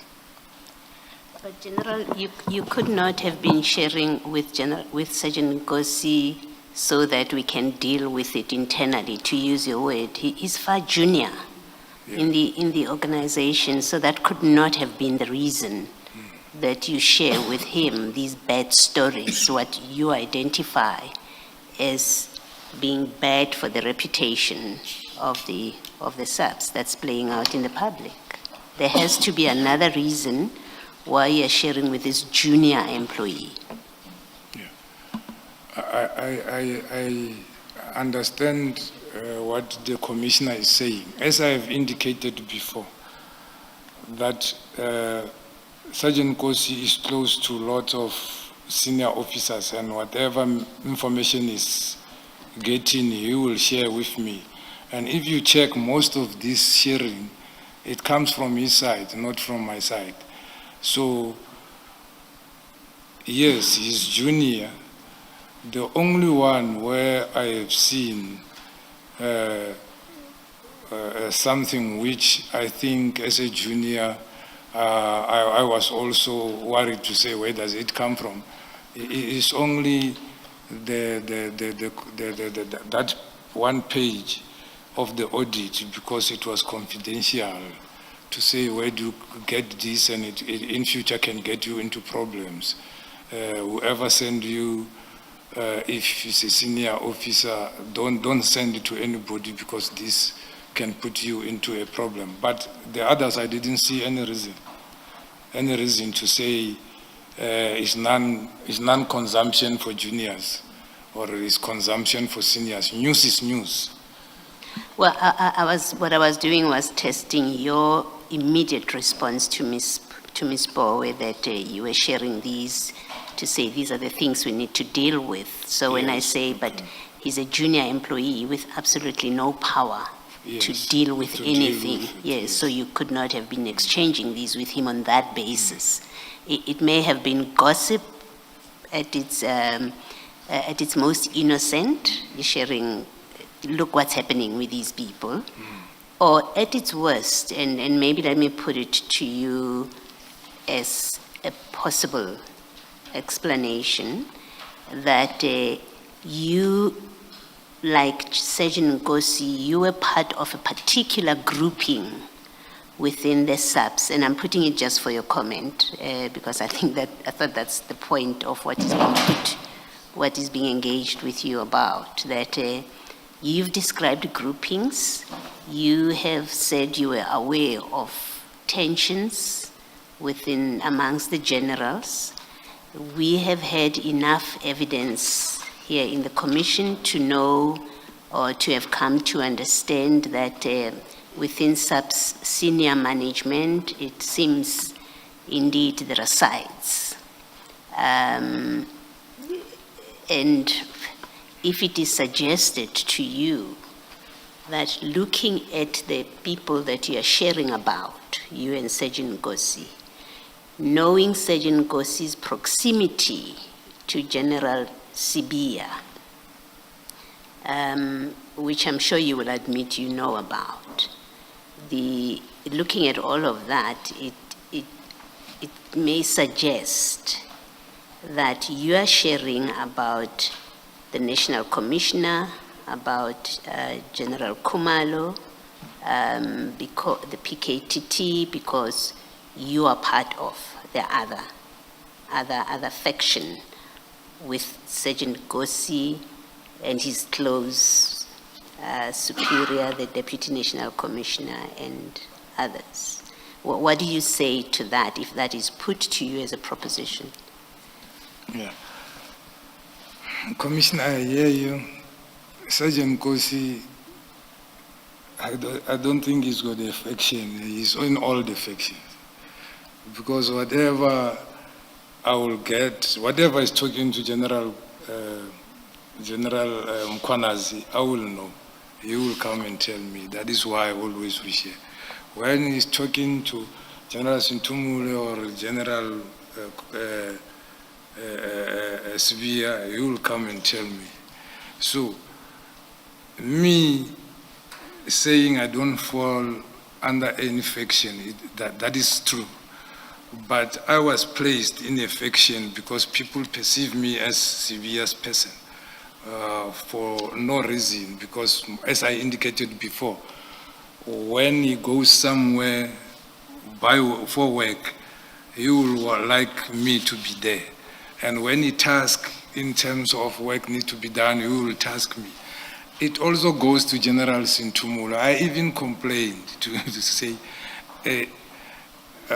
my bosses, you sometimes task me one thing and you are not talking.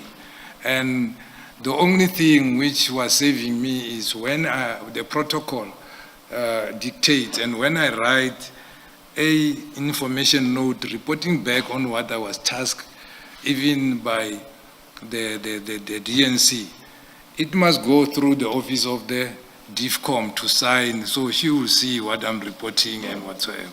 So that happened. So I will know to say, this said this where, and this is what is said about me, and that is why I have him close to me, because I said I can know everything.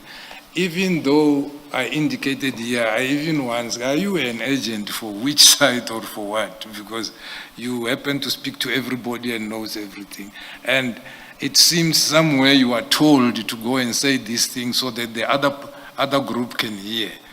But for me, sharing news, which is everywhere, even if I didn't send, you can see, I didn't see it as a problem, except that one which I mentioned, to say I saw it as a problem. And I talked to him to say, hey, the person who's sending you this, I may just make sure you don't send it to anybody, because it might put you into problem because it is classified.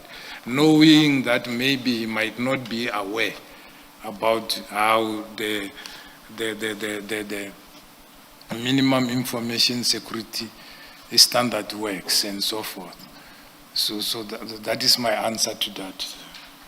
So your answer is it would be incorrect to put you to be part of a faction, of any one of the factions? Definitely. Factions put me where they want me, but I'm not part of anybody. Thank you. And then, General, is there a reason why in none of the chats or in response to any of the articles you don't convey to your displeasure at only being sent these types of articles? Come again? Is there a reason why you don't communicate your displeasure when Sergeant Kosi sends you only these articles? I did on one. Yes, you indicated that that is not a Yeah. good look for I- SAPS. I did in one, and the rest were there. I've already seen them, or I will say I have already seen this one. And some of them you'll see after the chat. I will phone him and talk to him to say, as I said about this other one, to say, hey, be careful of these other things if you send it to other people, and then it might be used against you. But the rest, all SAPS members, they've seen it. And it was sent to everybody. So my comment, it will be where I advise. You will see sometimes I will advise in a form of quotes from some philosophers indicating something and then sending it to say that those who know, they say this and that and that. General, the Oh, quotes sorry, to so- philosophers. Oh, I'm very sorry My to apologies. interrupt you, Ms. Poe. We understand that Mr. Shaskalson wants to interpose an application, but perhaps, but only if it's an application for a postponement. But we would like for him to do that at a time when it's convenient for you in terms of your questions. It will just, to wrap up this news topic, just 2 more questions on my side, 2 more questions. Yes. All right, thank you. depending on the General's answers. Thank you.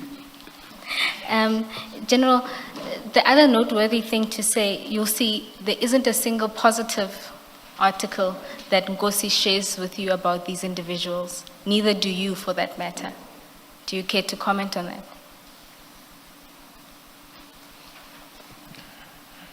I don't know, maybe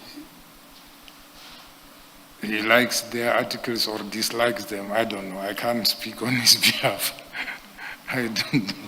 General, I'm certainly not asking you to speak on his behalf, but what I can put to you is that he knew, you know why he's sending it to you, and you know which section and grouping he's part of.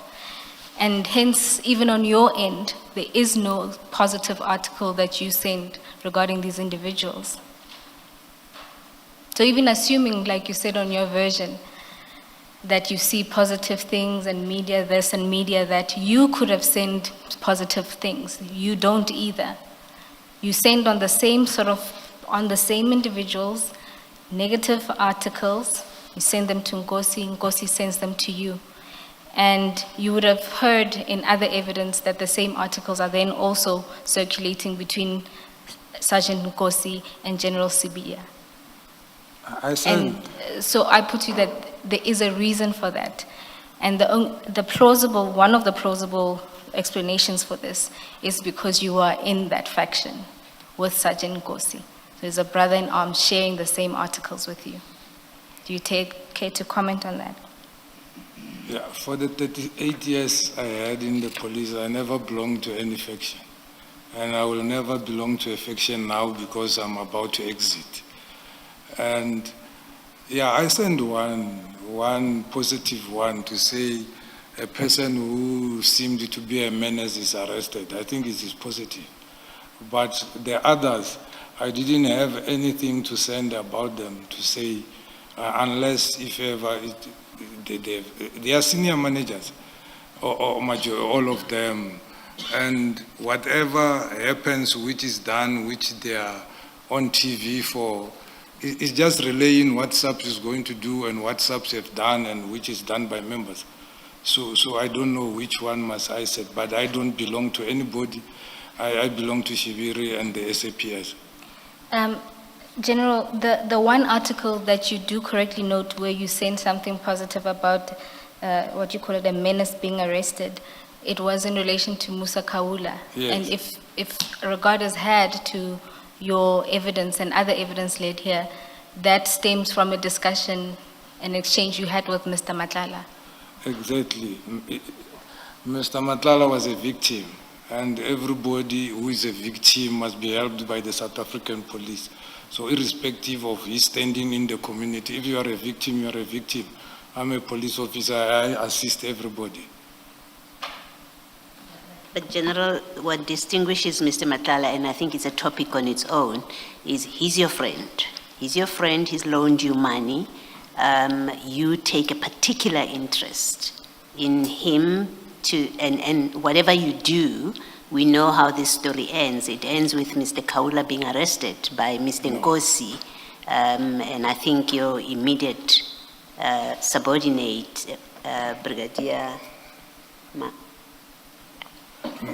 Ramangwa, yes.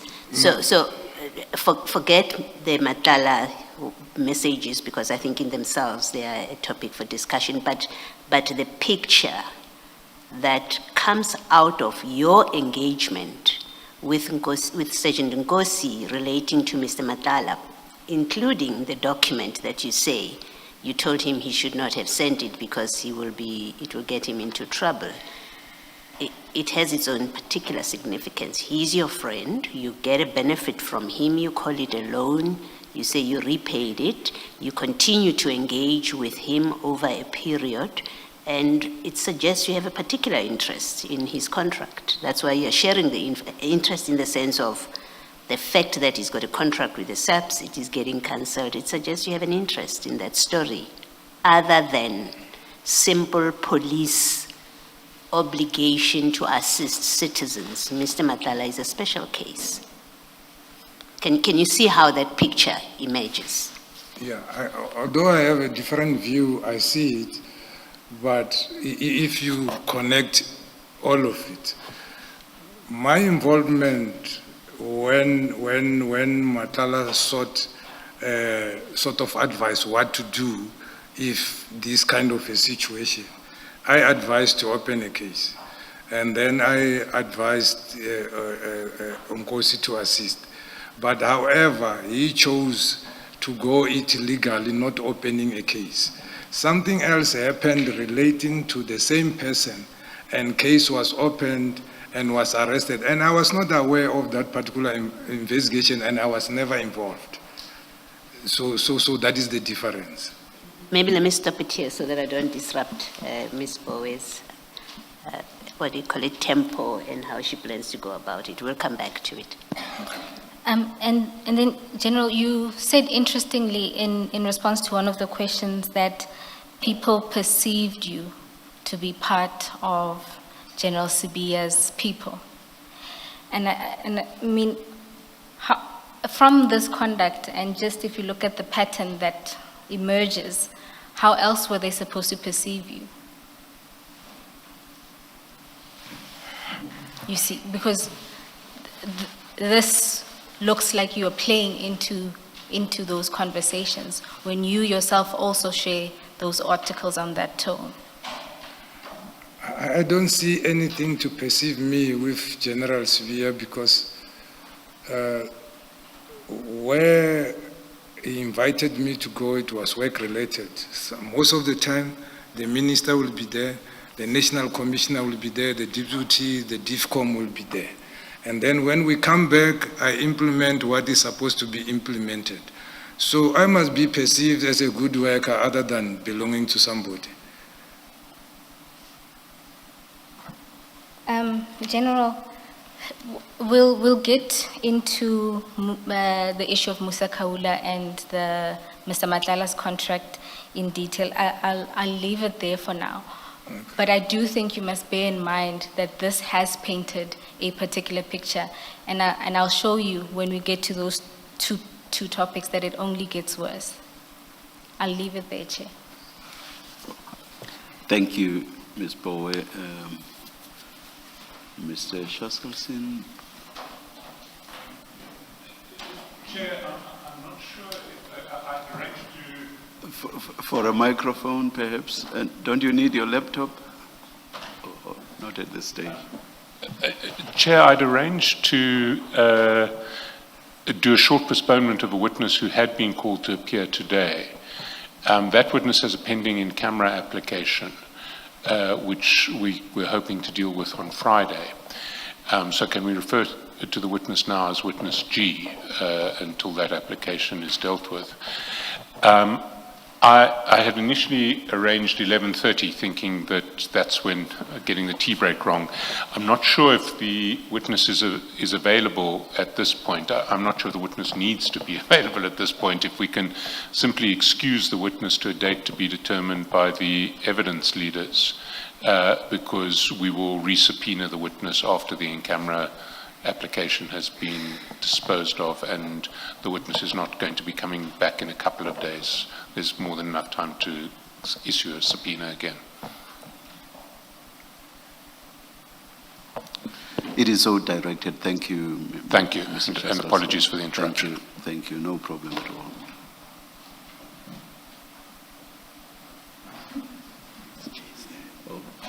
all. Witness G, on screen, it looks like you are here. Witness G, can you hear us? Hello? You are muted, I think. Thank you. Thank you, and apologies for the interruption. Thank you. No problem.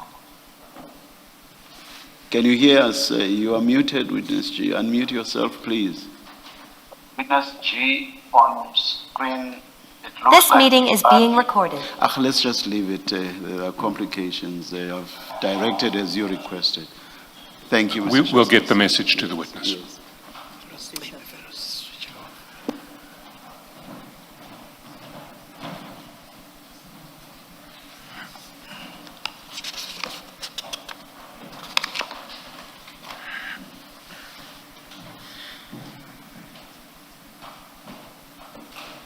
May we adjourn for a short while?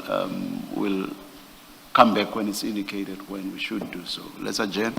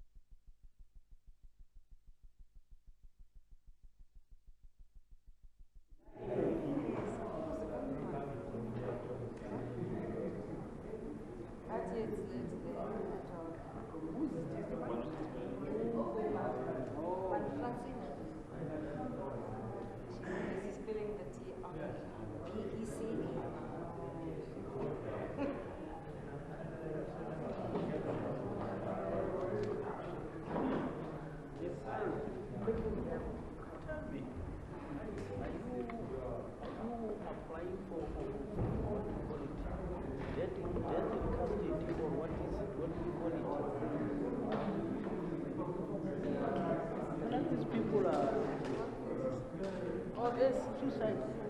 We're all gonna die. We're just choosing our path. No, it's fine. I'm just choosing my path. I know. Yesterday I did it, but I said, God, I'm not even having a lot. Yeah, you see. No, but And you know, as people who don't have kids, we don't care. We're like, Mang Hamba, bye bye, guys. You be safe. It's just be alone. So it's fine. Yeah. No one's gonna cry too much.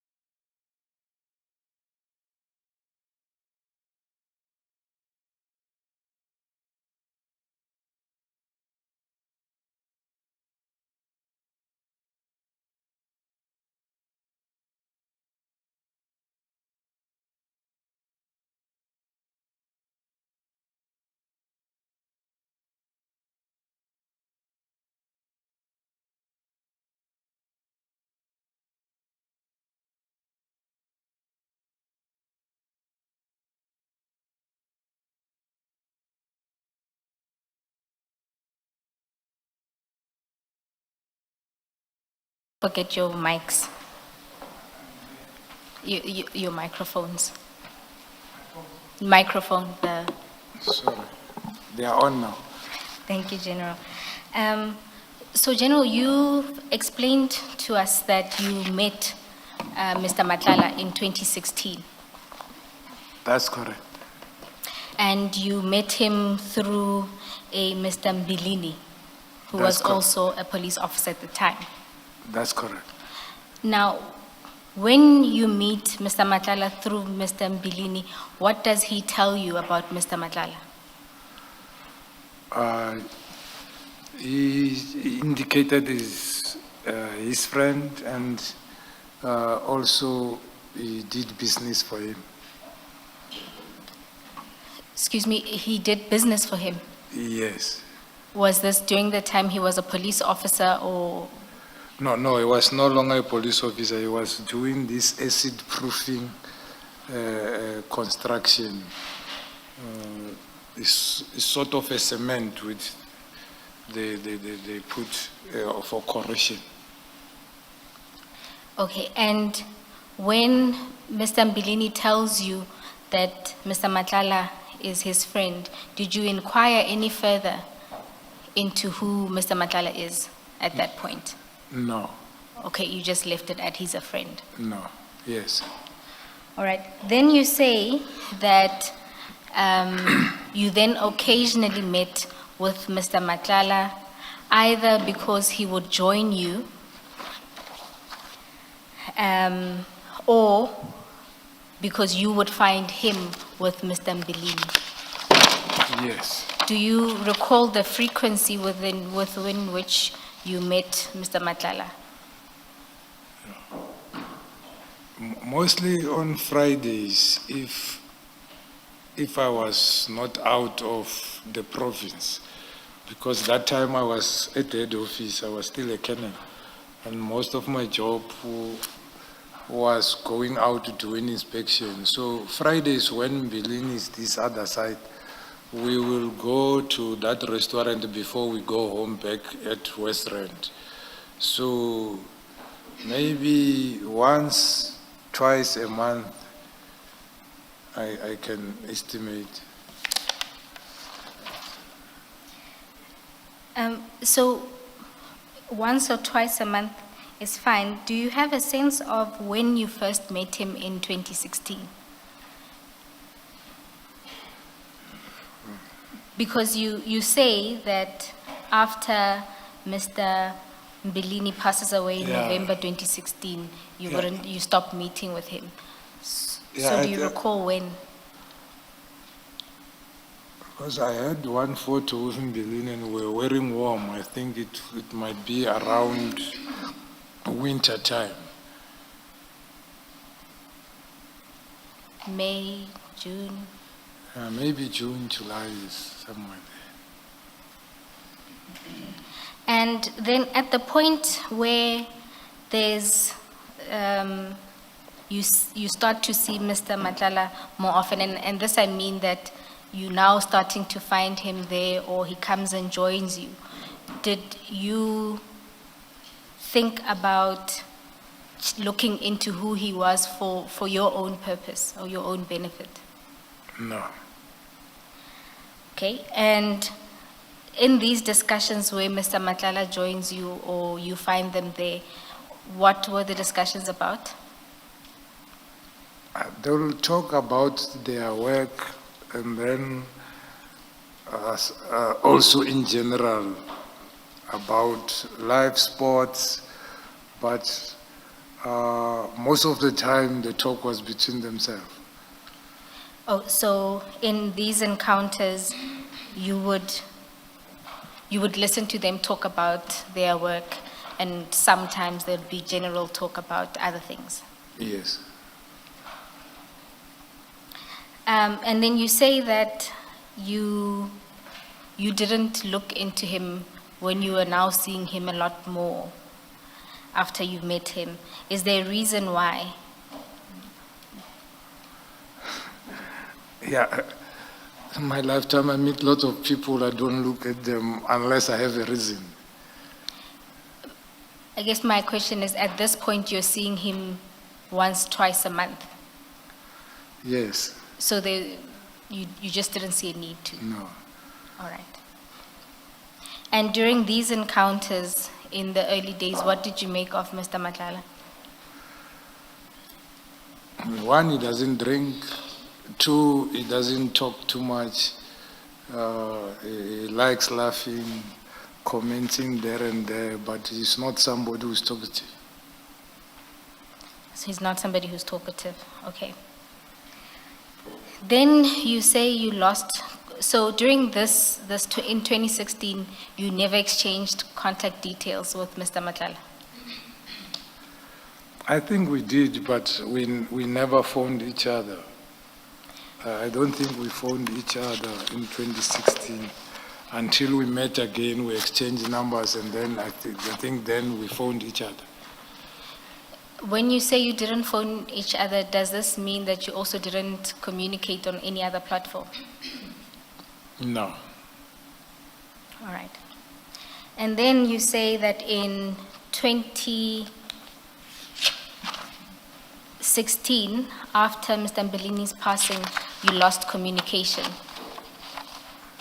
Was that because in 2016, Mr. Matlala was in fact, Mr. Mbelini's friend and not yours? Yeah, and I stopped going there. I stopped passing by there and so forth. All right. You then say that you regained contact with Mr. Matlala in 2019. In 2019, you say you accompanied Brigadier Modise to Mr. Matlala's premises for work-related purposes. When you say you accompanied Brigadier Modise, were you part of this investigation, or were you just accompanying him? Yeah, it was investigation. He requested me to go with him there. I'm asking if you were part of that investigation. I has been part of it because I was the one who drafted the investigation plan because of those people who were involved, and I was asked from head office to be part of the province to assist with that grouping. All right, so you were part of the investigation, and you say that the purpose of the visit was to talk about a person of interest in that very investigation, and you say that the information available was that Mr. Matlala was providing VIP security services for that particular individual. When you say from information that was available, what information was available on Mr. Matlala? Information available on Mr. Matlala Yes. was that he was providing security to the person of interest whom we were looking for. And was there any other information you were looking at, or because the subject matter was the person who he was protecting, you weren't necessarily looking into him? We're looking for that person. And he indicated that he knows the person, and if he sees him, he will assist us. We exchange the numbers again. Fortunately, the person handed himself. All right, so let's deal with your interactions then at that time with Mr. Matlala. You say you exchanged contact information. Who initiated this? The exchange of contact information? It's us, me and the brigadier. You and the brigadier? Yes. And the purpose was for him to assist you with Yes. locating this individual? Yes. And then I this, just- oh my. What is a person of interest, maybe in the context of your paragraph? Is it somebody who's a suspect in a case, in a criminal case? What do you mean when you say person of interest? Yeah. Thank you, Commissioner. I chose to use that word for protection because the person is now serving some years and maybe might know. He was a suspect.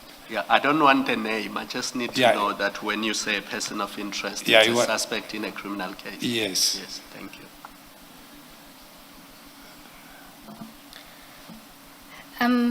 You then say you exchanged information for purposes, so that you can ask him about locating this person. You then, of course, start to communicate with Mr. Matlala. Yes. Now, once you've done with the person of interest who handed them in, how did your communications with Mr. Matlala develop? Telephonically, you will seek advice with something. I will also call to ask about certain information which I need on the line of my work. When you say information in line with your work, what does that mean? I'm an investigating officer responsible for organized crime.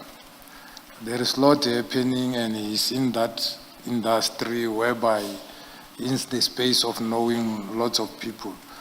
So I was hoping it won't go deeper than that for security reasons. Then as we work with security people, then you will ask, you will know of people who he might be knowing, more especially some incidents which are related in certain space. As I've indicated, I outlined a lot of things which I'm doing in line of my investigation. So dealing with organized crime, it needs a lot of penetration and infiltration of people and some good people, some bad people, in order to get information. It's not something which you can go randomly and get information which can lead you in being successful in doing what you are doing. So I didn't even want to go to that length. Okay, General, when you say that, I understand that in the line of your employ, you have to, as you said, infiltrate and talk to people in various different lines of business, and you said good or bad. At this stage, what was Mr. Matlala? That time was good for me. He was, in front of me, he was a good person. I didn't have anything against him. I didn't hear anything bad about him. And I have seen the business. I've been in his office. In first glance, the setup, office setup, you will see this serious business. I didn't have anything against him. So, General, In 2019, what business was this? It was the same CAT VIP security service. Thank you. General, you say that he looked like a good person. This impression you derived from just how his business looked, that it looked like a serious operation. Yes. Did it occur to you to do even a preliminary check on him? No. Why not? As I've indicated earlier, you should have a reason to start profiling somebody, meaning I must have a suspicion of some sort, or certain thing which was said, which I heard, or suspecting that he might be doing something wrong. Other than that, I will be profiling everybody I'm meeting, so I don't do that. Unless I have a reason. I can meet you, see you driving a certain vehicle, and your business and what you're driving and what you're wearing doesn't correlate. Then it can raise some eyebrows to say, hey, let me look at this one. General, you said when you went to see Mr. Matlala in 2019, you went to his business premises to inquire about a criminal suspect that he was providing VIP services for. Was that not good enough reason that he's providing security to this criminal suspect who's later convicted and serving a long sentence? I mean, wouldn't you want to check on a person like that, firstly, to see if they are reliable, they are not associated with this criminal suspect, and the information they provide to you is not reliable. One those things, I mean, you say you are involved in investigation of organized crime. Organized crime is not one person, it's a group of people. It's a group of people, yes. So at that stage, why were you not interested in checking whether he's not involved with the very people that you are investigating? Yeah, his cooperation and how he assisted us, it seems to be a clean person.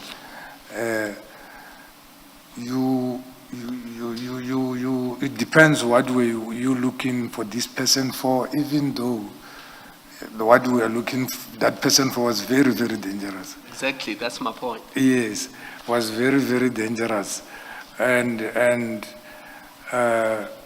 was also a serious business person who was involved. Mostly the businesses will be those business people. But it was one incident, and we didn't think of maybe he might be involved with those particular persons. General, but just a little earlier you said you continued talking to him because he could provide that kind of information. Yes. I'm assuming it's because you think he may know where persons of interest may be. Yeah, he's well known, and he knows lots of people whom maybe myself and yourself who won't get near to them. Yes, to the answer that you gave to Commissioner Kumalo. So it wasn't one incident. Do you believe that he could give you information about others? Isn't that more reason to do a check on him, particularly because you are going to be seeking information from him? Yeah, it's correct. If you see something linking to that particular person, then you check on person. And General, is he not linked then no. to a criminal? Because you were saying he's providing security services to that individual. Growing from a certain point and a place, knowing lots of persons, it does not necessarily mean you are a criminal. You might know lots of people by sight or by other people whom you met, and a lot of incidents which happens in particular places. They are those people who are in the know and who can inform you, unless such time you feel they might be recruiting these people themselves. Well, if I can give an example, I had a person who was giving me information of a group who was robbing garages and shops. And later on, I have noticed that, I profiled the guy, I found that, because I've seen certain behavior, and I found that he's got a warrant of arrest. But still, I didn't arrest him until I finished the whole group. Then I arrested him because he's going to start another group. So, but that time, with him, he didn't yet reach that stage that I was so suspicious of him or seeing something which I can start profiling in order to check if ever he's not involved. So, General, the fact that on your version, he gave protection to somebody who was a subject or a suspect in a serious investigation, and you seem to intimate that he knows people and knows various incidents. It just didn't occur on you to even do a preliminary check. No, providing security, it was his business. I understand that, General. I'm saying looking at everything holistically. You say after that person, you continue to talk to him because he knows people, he knows places, he knows events, all of that. Yes, and it was going to be of assistance of me to getting closer to him to get information as and when I want. But it didn't come to me that I must profile him that time. At that time? Or at any time, really? it didn't occur to you that you needed to profile him at that time? Yes. Or any other time, for that matter? Yeah, I thought we were talking when I met him and when I was engaging with him until certain period. But we know, General, from your statement that you had never profiled him or run any kind of check on him. No, I had seen his profile this 2025 late when all these things was coming out. By then, General, that was when everything had come to head and he was getting arrested. Exactly. I just mean between 2019 and basically 2025. And no matter how frequently you chatted, no matter what kind of information he gave you, it simply never dawned on you between 2019 and 2025 to do a check on him. Yes. Thank you, General. You then say that the interactions were limited and informal. Do you have a sense of how many of those interactions took place?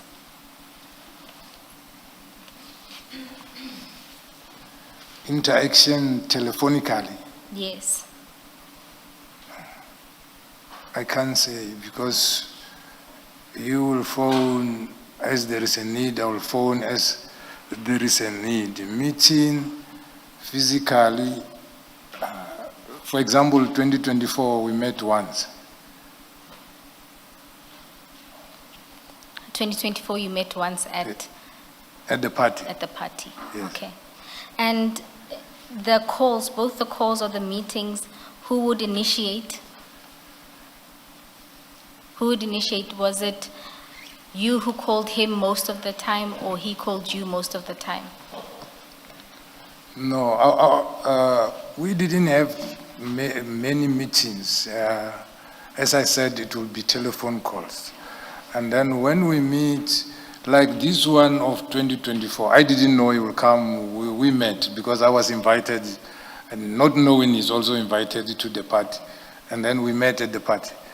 And then the other one, 2023, it happened, I was still at the head office. I attended a meeting until late, and we happened to speak on the phone. I passed his office. All right, thank you, General. And in terms of call, who called who more?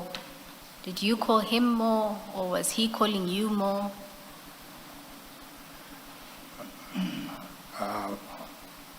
I can't tell. You can't recall? Okay.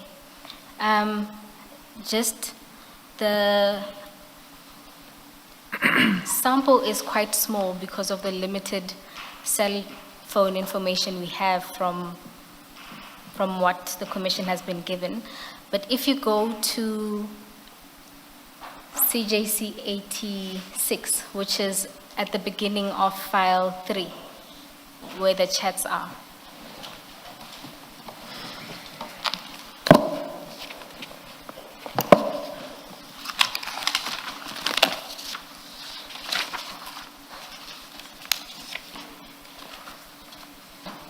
I am there.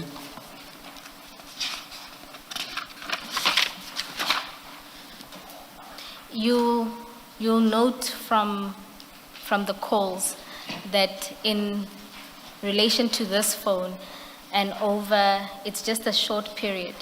It's a 5-month period. You called Mr. Matlala more than he called you. Right? And if you also go to... How do we see that, Ms. Bowe?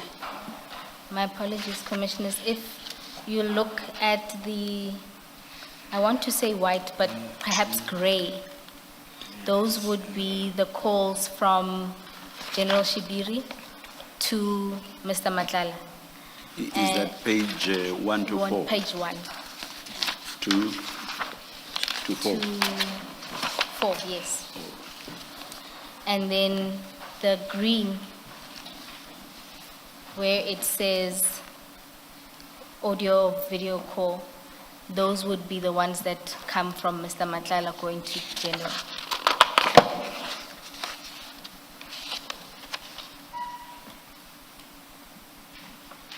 I think it is actually white, not gray. I I yield. And the green is probably lime. Oh, See, I'm one up on you. It's a lie to say women know colors. Yes, yes, Ms. Chair, Bowe. I was not trying to be technical because I didn't want to lose you, but I appreciate now that you're on it. General, if you also have regard to, I'm going to go to file 4 briefly.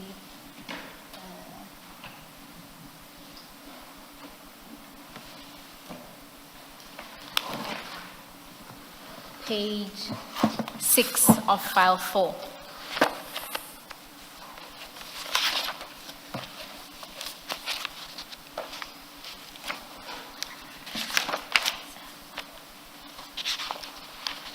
You will see there, it's a table. It's a summary of mobile data, record analysis. Can you see that? Yes. And just for orientation purposes, there is a column called call type. It will either say MOC or MTC. Yes. MOC is where General Shibiri would have initiated the call, and MTC is where Mr. Matlala would have initiated the call. You'll also see CF, which is call forwarding. And where? CF. If you, on that same page, the third one on the first, you say CF, call forwarding. Yes. And General, if regard is also had to this sample, again, I do appreciate that the sample is small, but if you look at the earlier WhatsApp conversations we've given, it's evident there that most of your communications or the calls were on WhatsApp. So this represents the calls we could pick up from call data. And in that small sample as well, what you'll see is that you call him more than he calls you. Maybe Ms. Bowe, for the record, you should say out of how many calls, so much is initiated by the general and that much by Mr. Matlala. I did a quick count, pages 1 to 4, and I see there are 10 by the general and 7 by Sergeant Gosi. Do you want to check that, General? I'm on page 6. Oh, I said, oh. Page 6 I'm too. very sorry, Mr. Matlala, Mr. Matlala. I know I took you back to 1 to 4, which is when Ms. Bowe started. I think it ends at page 8, where it says Mr. Matlala. Oh, okay, all right. I'll leave what I was drawing your attention to. Please continue with your response.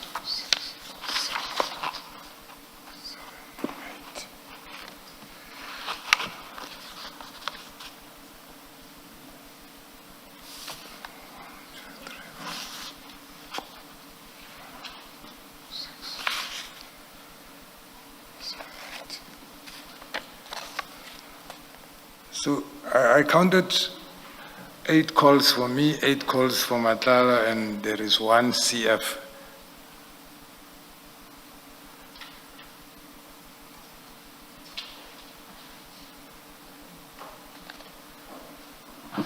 On our count, General, MOC, we count 9, and MTC, we count 8.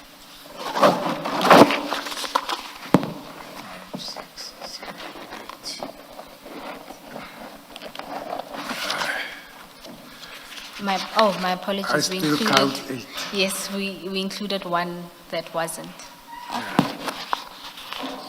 I still count 8. Yes. Yeah, so bearing in mind that it looks like the primary platform for your communication being WhatsApps, looks like you call him more than he calls you.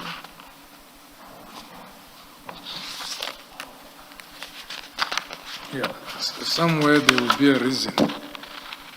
Okay, so Sometimes Those you calls were call a person, you don't find him, you call again, or the person calls you, you don't find you, you call again.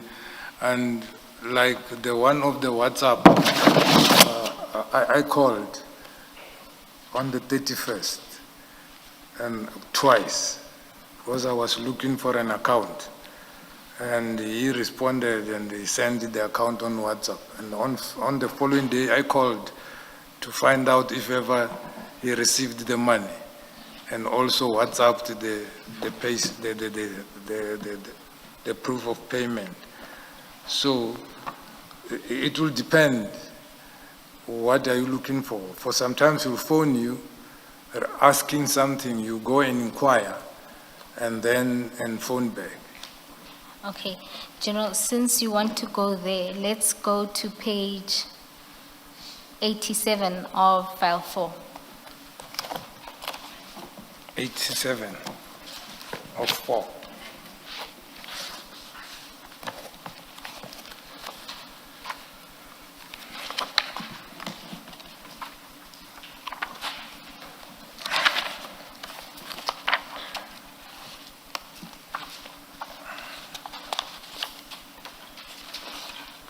So what this table is, it shows the call durations of those WhatsApp calls between yourself and Mr. Matlala.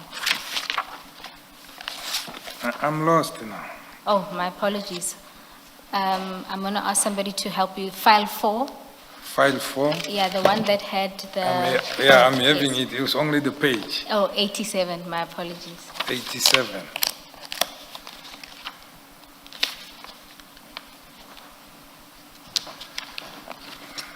I have 87. You don't have 87? Oh, it's here, yes. See, General, you just said that sometimes he would call, ask you this, and then he'll go back and check, and you'd call back. If you have regard to the first call on the 30th, Yes, that was a 15-minute call yes. between yourself and Mr. Matlala. Correct? Yes. And then, so you say there you'd be calling.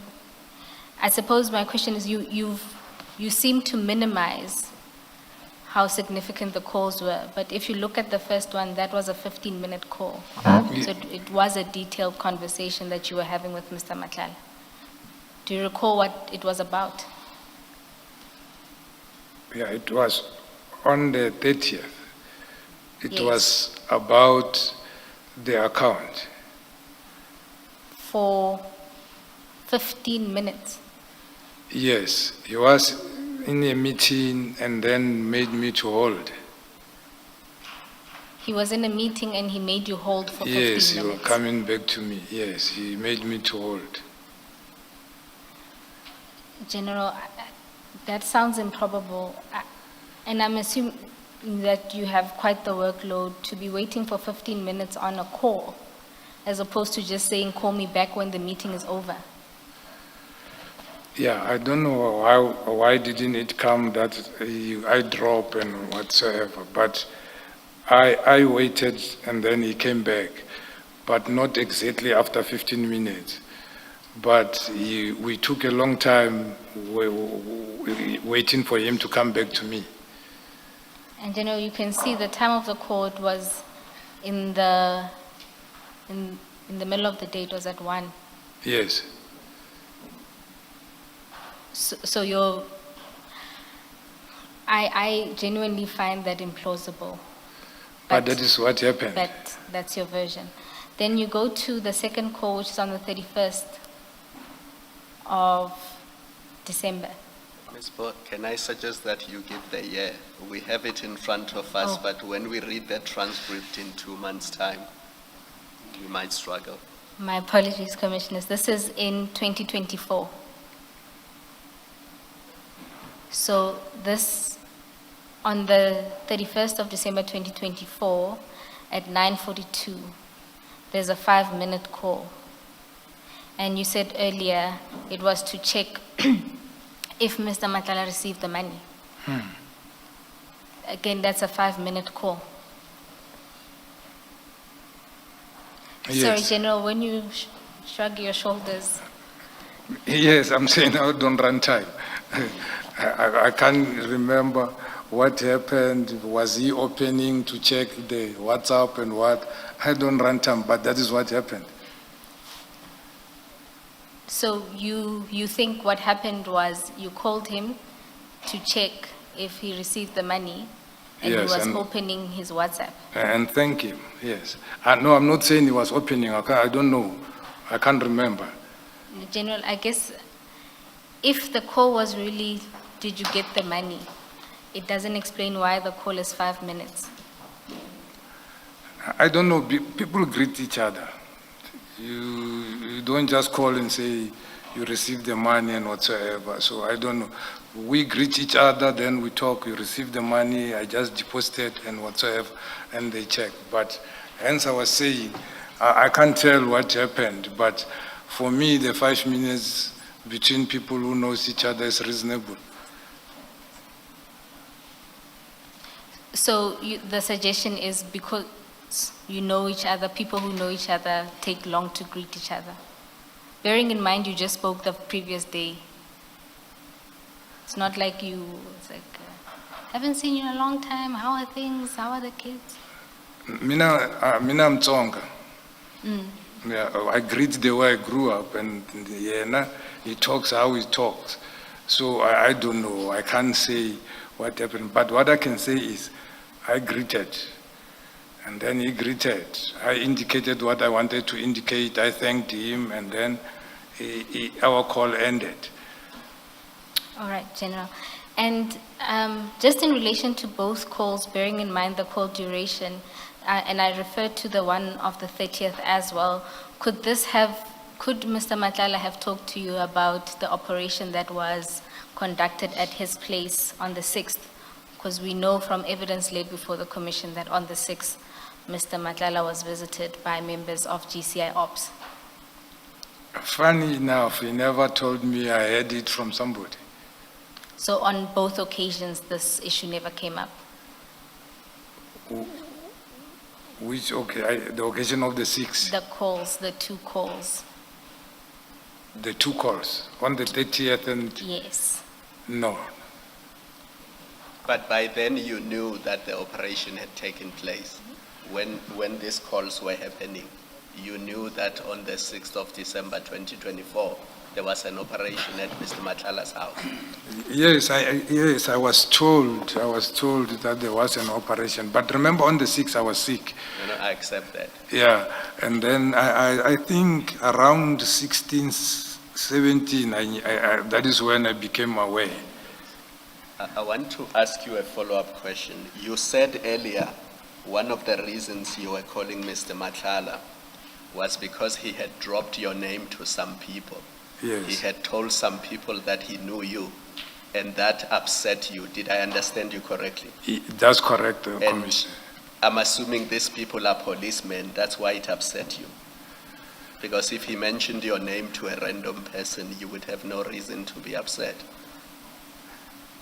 Yeah, even to random, to say what he said, like his person or whatever, it will upset me. But that one I was told in January. Why would it upset you that Mr. Matlala knows you and he tells another person that he knows you? Why would that upset you? Yeah, if you say it in a good way, to say, I know Shibiri. Yes. I know the general. For example, he met with Nkosi and said, no, I know the general, phone him, and then he speak to me. But when you go around, you saying, I have my person, as if I'm like doing something, if you do something wrong, I can be of your assistant. That is what annoyed me. And that's really where I'm getting at, that Yes. the reason you were upset with him was because he had told other policemen that you are his person, and that upset you. Yeah, I was told by a policeman. Exactly, that's Yes, my point. in January, not in December. Yes. But a policeman had told you that Matlala told them that you are Matlala's person. No, told others, not him. Who told who? I'm getting confused now. You said you heard this from a policeman. Yes. Who told that policeman that Matlala said you are his person? No, I didn't ask who told him. But he said when they were interviewing him, he said you are his person. And then that is when I phoned and said, why did you say what you said? When they interviewed him on the 6th of December.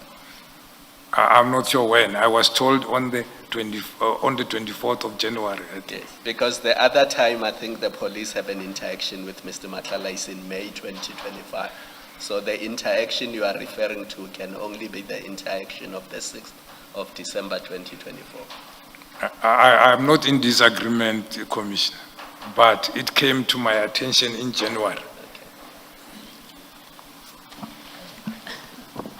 I mean, if he says, and I don't know whether you're quoting verbatim what he's supposed to have said, if he says you're his person, I don't see why you would be upset, because as a matter of fact, you are buddies with him. You lend each other money. You have these many calls with him. You have told us earlier in your statement that you used to give him advice, including on personal legal matters. So it seems to me that he's not wrong if he tells people that you are his person. I mean, is it in the language that he used? Is it something more specific that would upset you? Because you get upset as if I would understand being upset if you had nothing to do with him, but you actually do have a close relationship with him. Why would you be upset that he tells somebody that you are his person? I have close relationship with lots of people. Mr. Matlala too. Yeah. We are discussing Mr. Matlala. Yes. I expect in your work. Okay, I have. Let me finish, General, so that certain things don't become an issue in your answer. Take it or accept that you have close relationships with other people, including Sergeant Ngosi and other people in your social circle. So that's not the debate now or the conversation.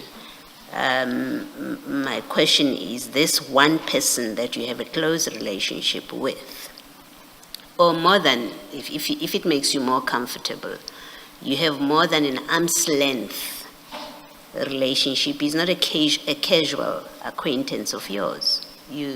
He's given you money. You are speaking to him on a regular basis. You've given him advice.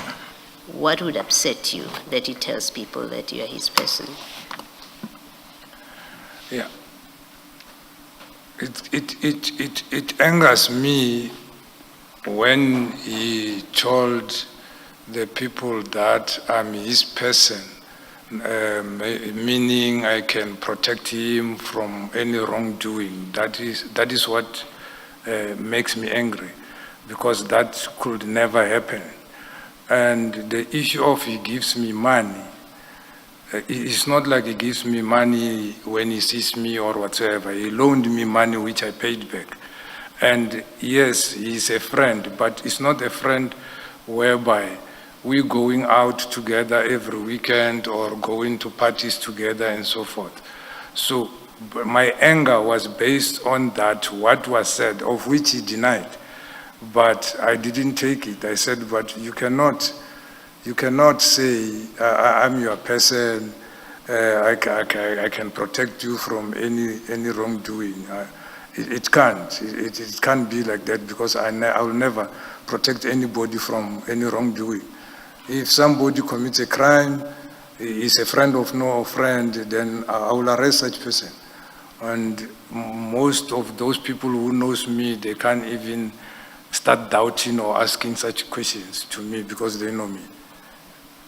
Maybe you are that person that you would arrest him if he did wrong, but you surely cannot blame him given the nature of your relationship, how close it is. And I do want to underline, there is a financial relationship. It may be a once-off activity, if it is a once-off activity.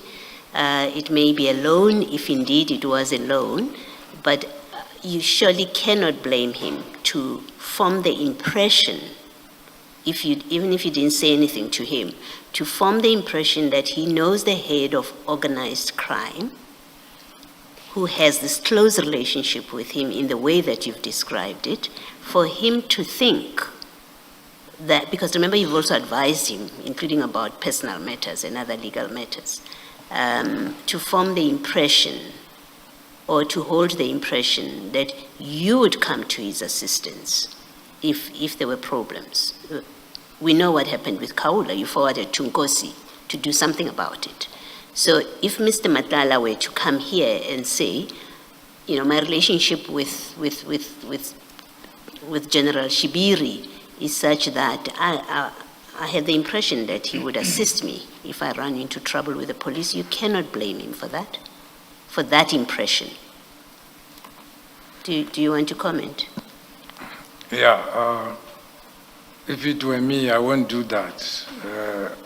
People are different, but the inference to Kaula is different, whereby he's a victim, and it's my job to deal with crime. But I was referring to the instance where he's on the wrong, and then he expects me to assist him or to make sure that he cannot be arrested.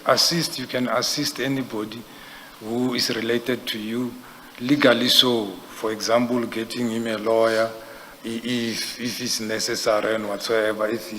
We all have friends, we all have family members who sometimes can be in conflict with the law and need our assistance. And as human beings, we will assist each other. But my reasoning was, and what makes me angry, what I was trying to explain, is what was said to those people. So that is what made me uncomfortable to say, you can't say this and say, nothing will happen to me, I've got Shibiri. No, it can't be. I'm not his attorney, or I'm not somebody who can condone something illegally to happen and come and say, to assist him. So I wanted to draw the distinction. Can I put this to you for your comment? That you have the kind of relationship, and again I want to underline, because at least where I'm sitting, it is very important that there's been this money exchange between you and him. A fact that we can't do much about, we can't delete it. Are you prepared to accept, you may not have thought about it at the time, but are you prepared to accept that the fact that there's been a money exchange from him to you may well create anxiety about your neutrality when it comes to matters dealing with Mr. Matlala? I mean, you've been a beneficiary financially from him. Even if you repaid him, you were in a bind at some point, according to you, and he assisted you. So there is a benefit that you got. So you've been a beneficiary of his generosity. Do you accept sitting there, General? You may not have thought about it then. Sitting there, do you accept that it is a cause for concern or it would be a cause of concern to anyone who has a complaint against Mr. Matlala to come to you and say, help me? They don't know you. I'm a citizen. I don't know anything about you. All I come to know is you're friends with Mr. Matlala, and he gave you money when you had a problem.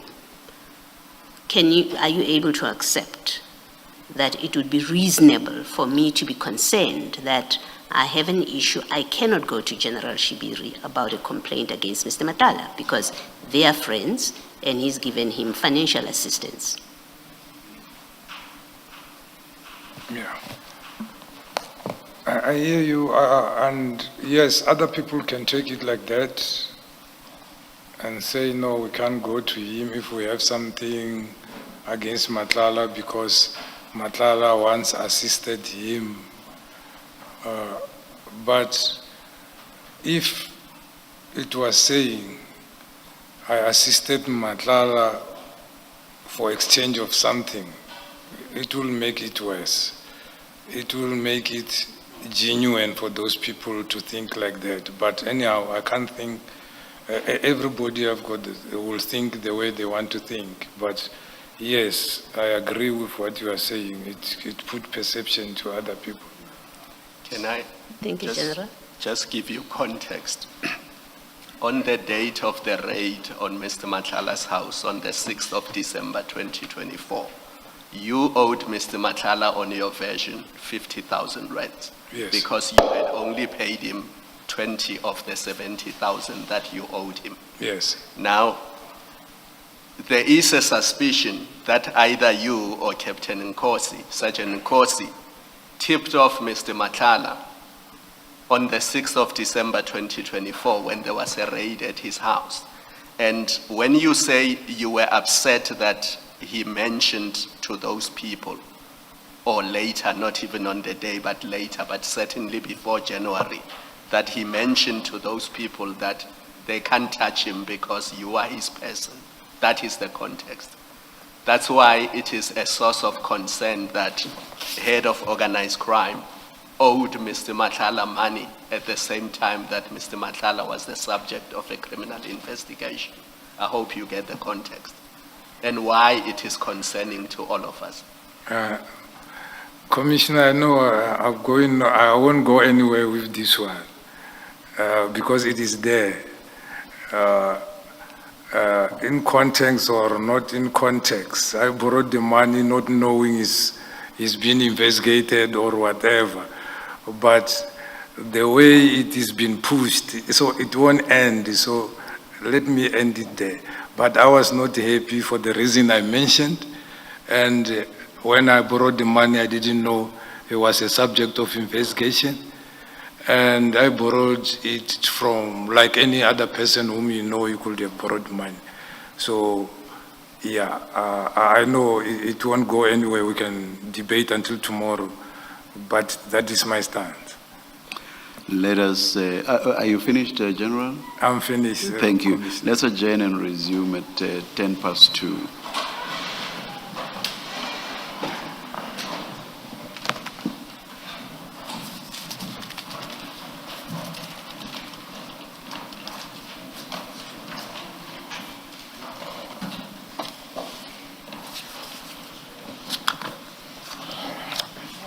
Yo, nna ke bona re boa.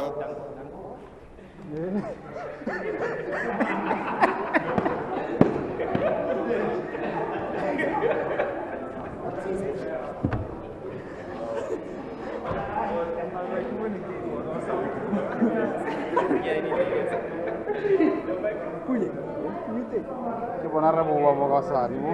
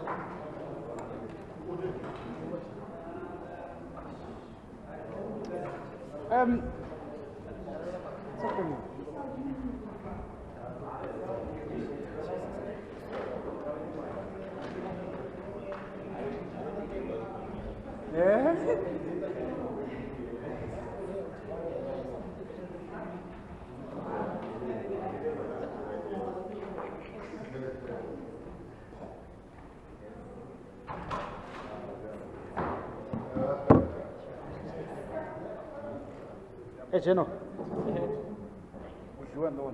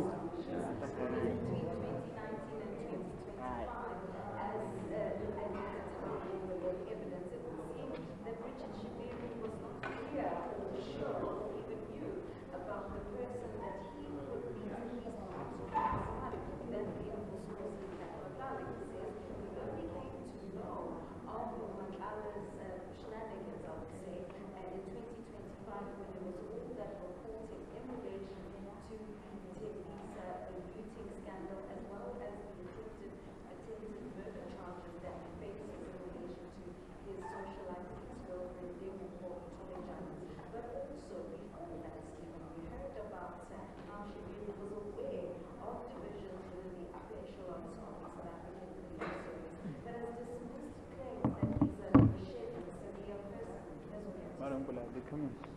Yeah? Are they coming to us? I'm not sure. I just want to go get another boat. If you want to sit it one down. You just get. What's going on? I don't know. Yeah, but quickly, let me flash it.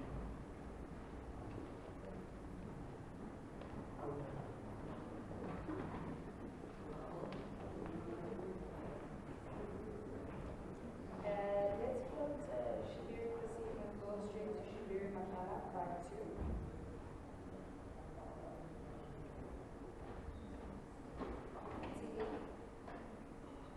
I'm saying let's close Shibiri Pacific and go straight to Shibiri Matlala back to.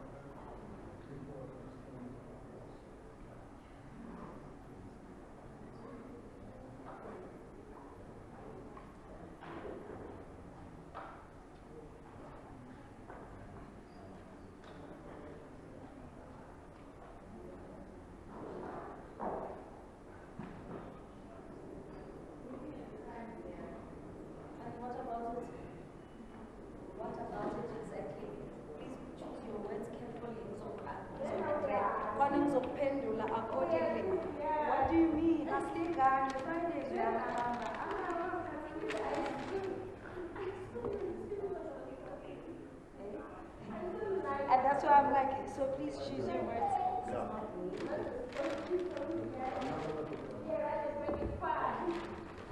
When you're always the one so nice and kids. Every day, don't blame the kids. Abantwana don't start later than 8. It's not gonna work, my love.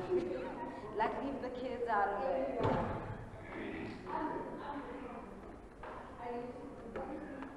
So if I write, it will be fun. I'm talking to myself, don't mind me.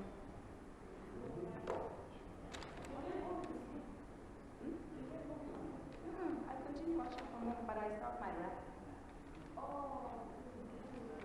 Yes, I can't see because I know Julius every time goes, but it's better to watch and see what because you feel like okay, I think that time. So I'm still working on my rap. No, morning is fine, the rap is fine. The rap is nice. Because if I leave the script to late on Thursday, day by day, yeah, exactly. So that's why I leave this time. I'll be home by just after 2 now. I'm trying to laugh. It's difficult, it's hot. But I sleep early. I'm not early sleeper.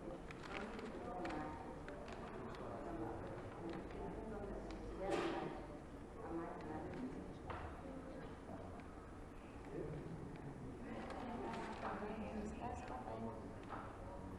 Kenny, Pule. I'll see you. Bye, Kenny. Kenny, ngikhuluma nawe. Bye. Bye.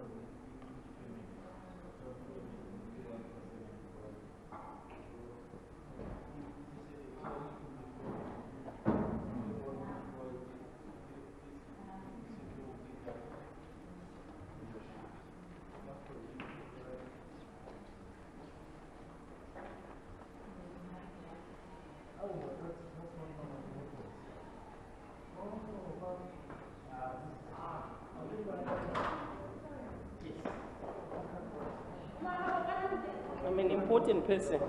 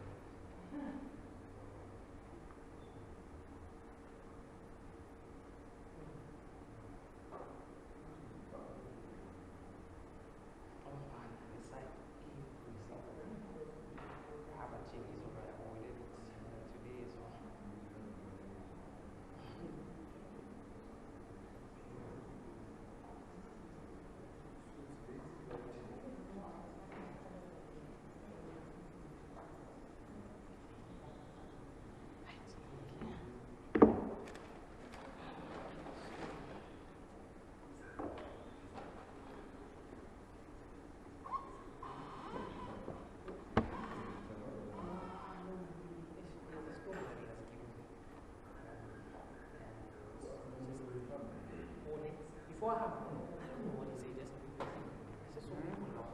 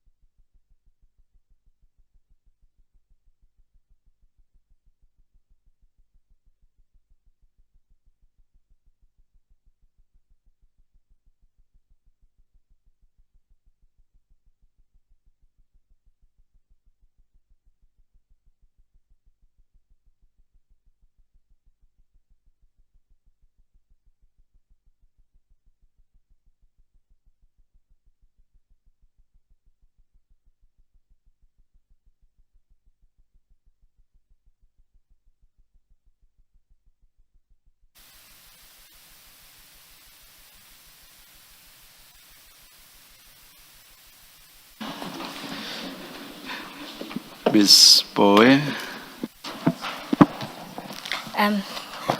Thank you, Chair. General, just before the lunch adjournment, you were dealing with when you were informed, my apologies.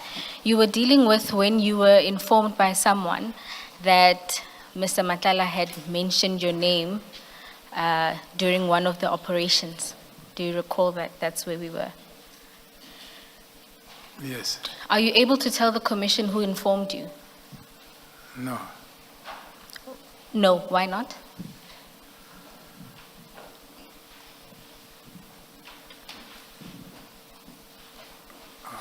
For his personal security. Would you be willing to tell the commission confidentially? Yes. General, can I request, because depending on your answer, can I request that you write it down? And then you can show it to the commissioners and then we can have sight of it.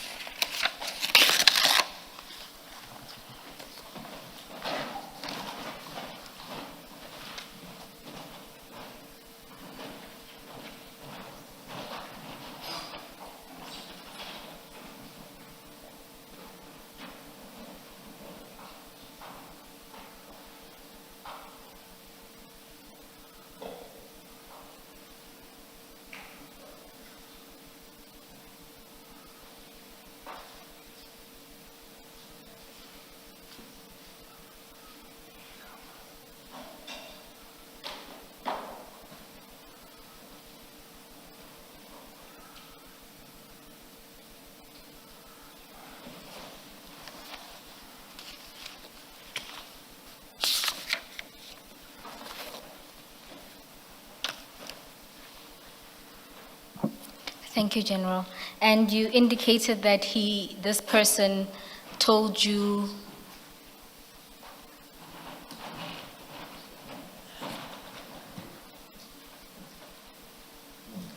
you indicated that this person told you sometime in January. That's correct. You also indicated before the break that Mr. Matlala didn't discuss his troubles with you in December with those two calls. No. Right. And I think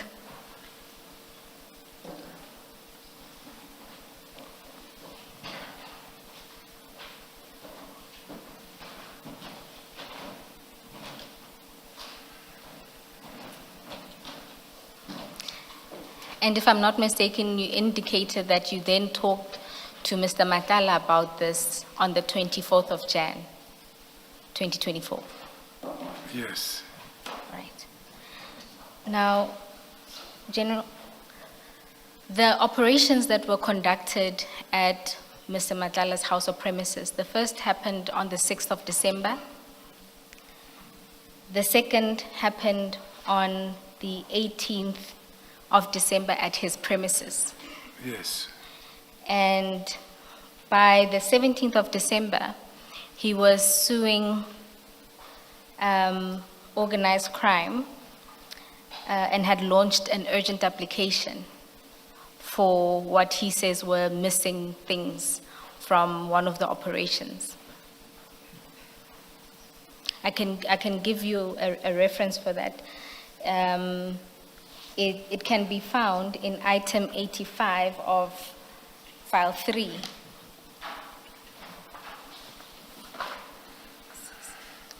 And that is witness C's statement. Are you? Sorry, page? Page 351. 351. Yes. Which bundle? File 3, item 85, page 351. The big bundle, General, Is that the big one. the big one? Yeah.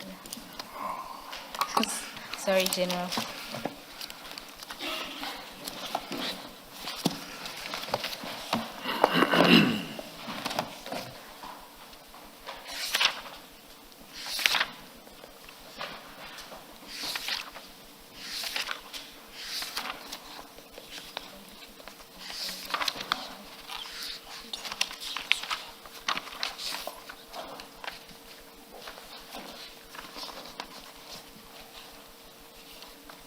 So on page 351, you'll see that witness C talks about the operation that was initially scheduled to take place on the 18th of December 2024. It was a firearms inspection, and then it was ultimately done on the 19th of December. That's paragraph 72 and 73. Yes. And then, in relation to the litigation, if you can go to page 353.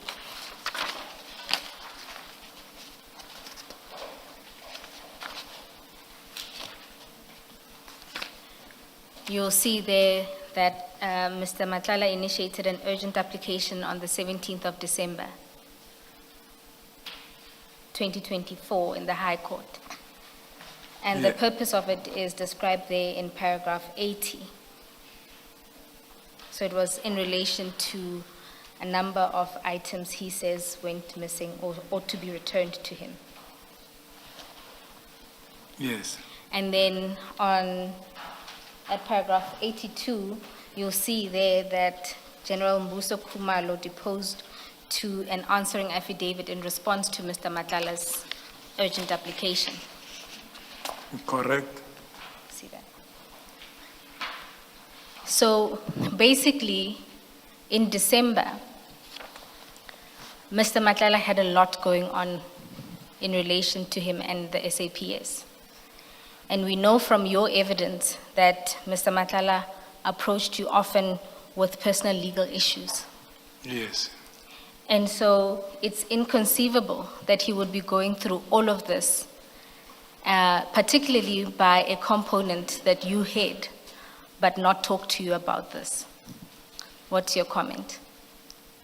But I don't see the component which I had here. Remember, this was a operation where the PKTT was assisting, but it was organized crime.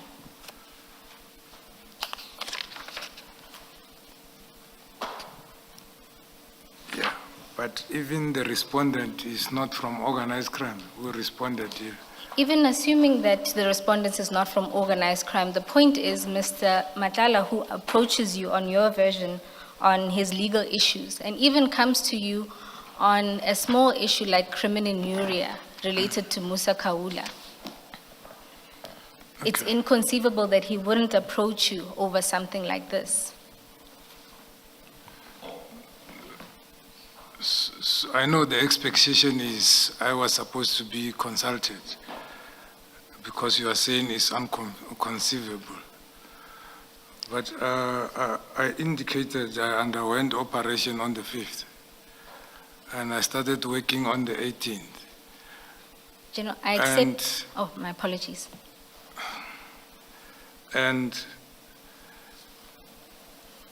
I didn't receive any call for that matter. And as it was being testified here, his phones were taken and he requested our phone numbers from Sergeant Nkosi, I don't know what date.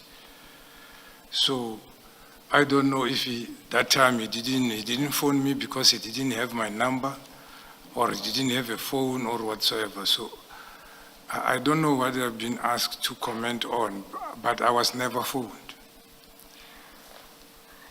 So you were never phoned by Mr. Matlala?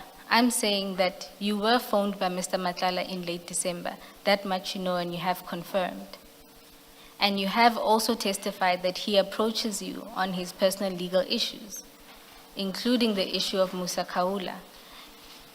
And we know that there are a number of calls, although we don't have a complete set of information of calls between you and Mr. Matlala.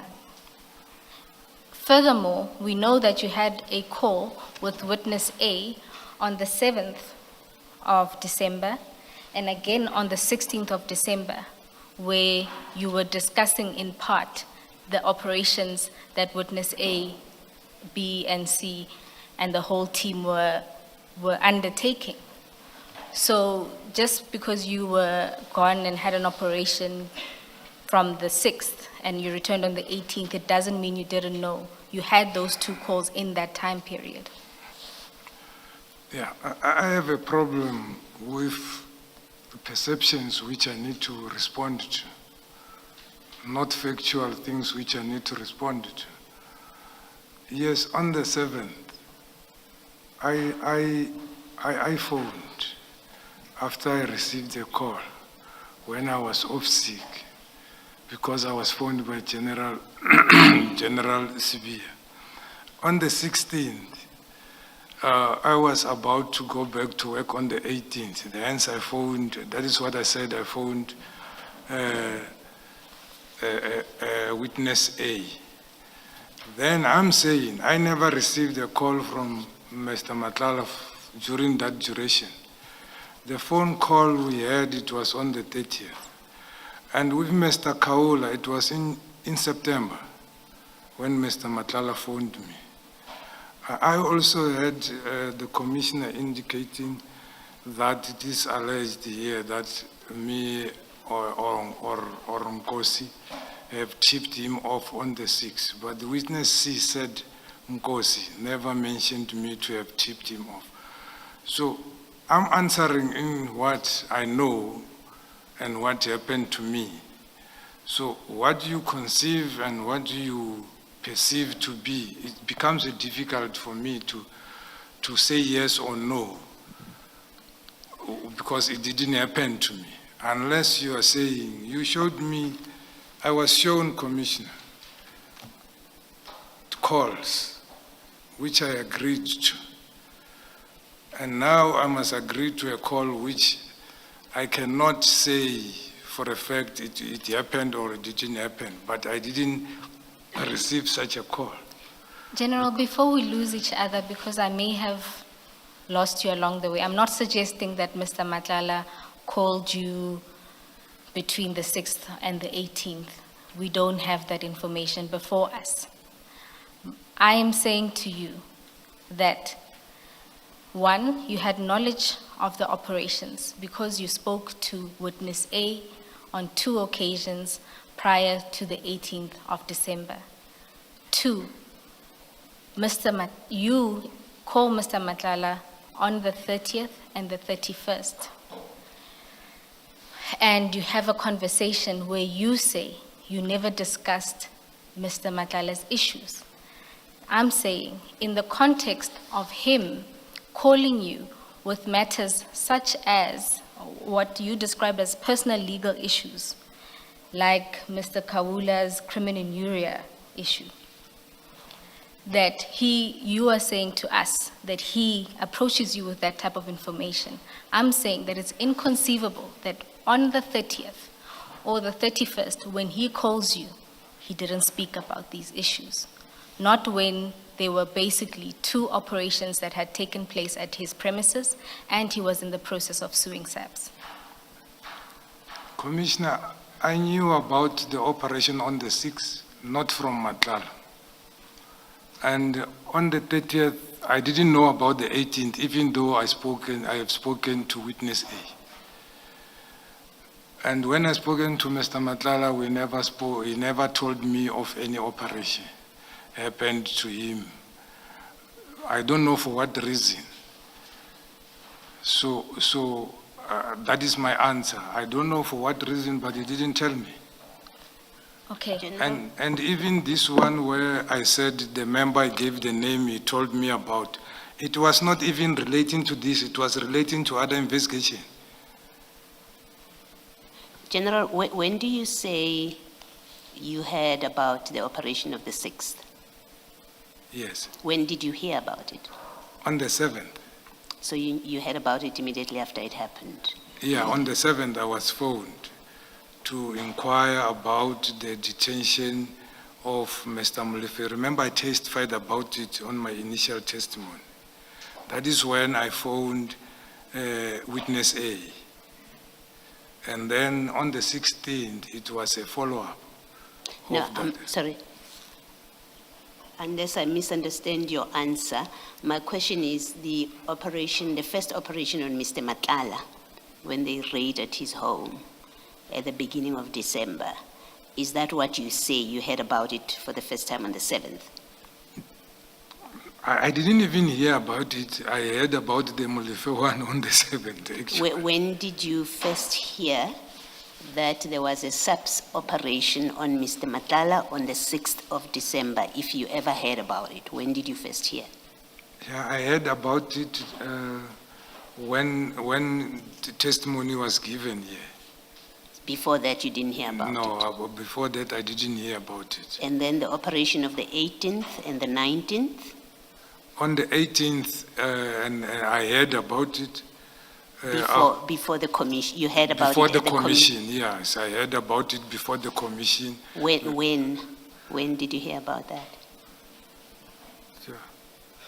I can't remember, but I heard there were a court, something about that thing of the court. That is when I heard about it.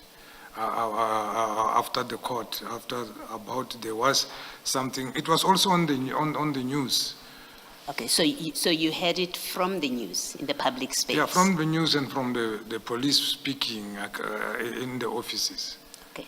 You see, if you look at your WhatsApp exchanges with Sergeant Nkosi, the operation against Mr. Matlala, the first one, if you look at page 42 of that big file, page 42.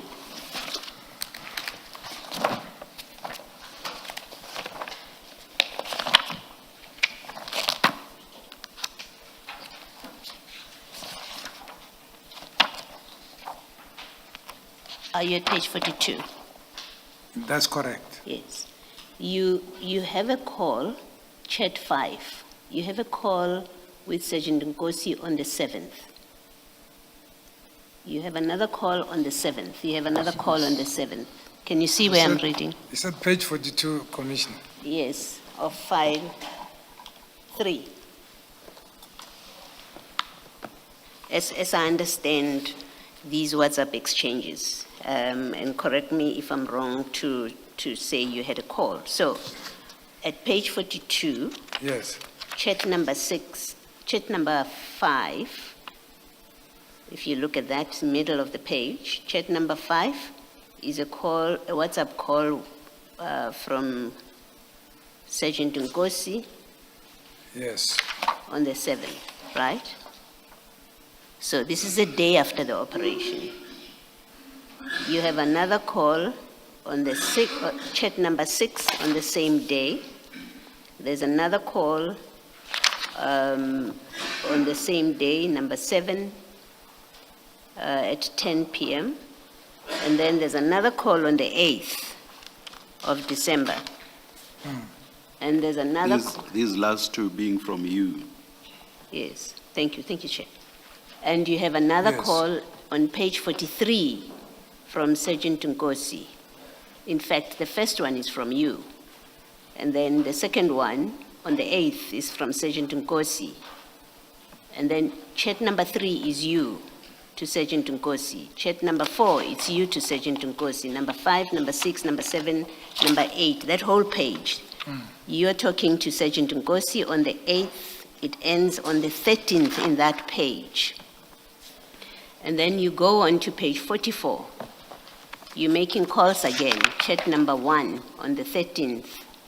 Chat number 2, it's you on the 13th. Chat number 3, it's Sergeant Nkosi to you on the 13th. Chat number 4, a picture is shared. Ms. Boyle will tell us what that picture is if it is relevant. But I'm looking at the calls. You have chat number 5. It's a call from Sergeant Nkosi. Chat number 5 it's Nkosi. Number 6, it's Nkosi, Sergeant Nkosi. There's all on the 13th. There's another communication on the 13th between the two of you. And then you have on the 18th, the day of the operation itself. There's another communication there from him and then from you on the 18th. The one is at 11:17, the other one is at 1:18. I don't recall what time the operation was, but if you go to the next page, on the 20th, the day after the 19th, the second operation, Sergeant Nkosi calls you, and then again, Sergeant Nkosi calls you, again, Sergeant Nkosi calls you, and again, he calls you. So we stop there. That is all in December up to the 20th. Now, we know from your own evidence, going through the WhatsApp exchanges, that you and Sergeant Nkosi do have conversations about Mr. Matlala. We know that, even if it's later on. But we know that he's a subject of conversations, his businesses or his affairs are a subject of of discussion between the two of you. It's improbable that you did not discuss these operations. It cannot be. You have many calls between the two of you. You both are interested and in fact have relationships with Mr. Matlala, but you do discuss him as well, including your WhatsApp exchanges about the matters that are in the media. So it's not just unlikely, it's improbable that you did not discuss this operation. So it's improbable that you didn't find out about it on these dates that I have listed here. Do you want to comment to that?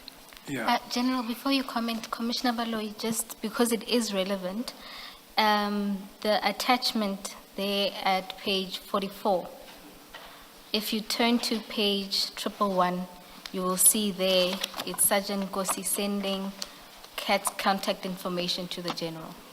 So to say that again, Ms. Boy? If you go to page 111, you'll yes. see it's Sergeant Nkosi sending the General Mr. Matlala's contact information.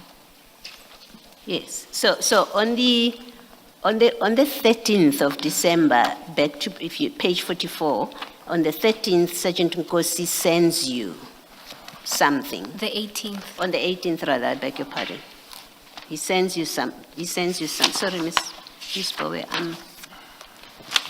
Okay, you say the 18th. So if you look at it's the date at the bottom, just after the little icon. Oh, yes, thank you. So at page 111, Sergeant Nkosi sends you contact details on the 18th, you say? Yes. Yes. So General, it is difficult to accept and believe you that you did not become aware about this. It didn't arise between you and Sergeant Nkosi and whoever else, and that you become aware of these things only at the commission or publicly available information. It cannot be. Yeah, Commissioners, my response is from page 42. 42, yes. What about 42? Yeah, from page 42. Yes. Myself and Nkosi were chatting, and also he was phoning me. Yes. Checking on me, starting by on the 4th, sending that thing of General Khan. And then when you go to page 43, you'll see he sent me even a name and a name of the shop. Yes. Where I was supposed to go for a drip. Yes. For vitamin, for the drip, and where he sent me the telephone number you are saying of Mr. Matlala. Yes. On the 18th. Yes. On the 18th. And that's the day when they're doing there's a SEPS operation at his business.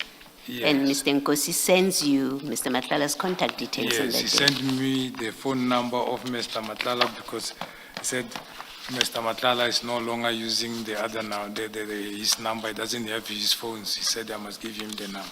But generally, he would have told you that there is an operation going on. No. He would have. No, we didn't even talk about that. We didn't even talk about that. Yeah, it's unbelievable that with these many calls, starting the day after the first operation of the 6th, ending on the 20th of December, a day after the last operation, you've got this mass of exchanges, of telephone calls, in fact, between the two of you, including the exchange of Mr. Matlala's new contact details, because he doesn't have a phone, that in all of that, you and Sergeant Nkosi would not have discussed this operation. It's simply unbelievable. And I think I will, in fairness to you, so that you comment, I think you're not being truthful about it.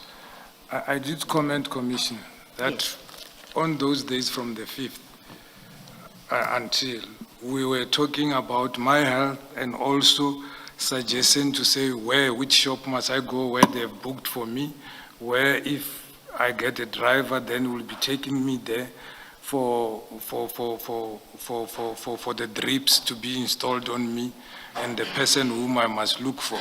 On the 18th, that is when he forwarded me the phone number of Mr. Matlala, indicating that he is no longer having his phone. He said he must give me this phone. That's your answer, General? Yes. Did he tell you what happened to Mr. Matlala's old phone? Why would you suddenly have a discussion about Mr. Matlala's new phone without context? Because it must mean you wanted to contact Mr. Matlala and you could not reach him. And No, he then gave you the phone number.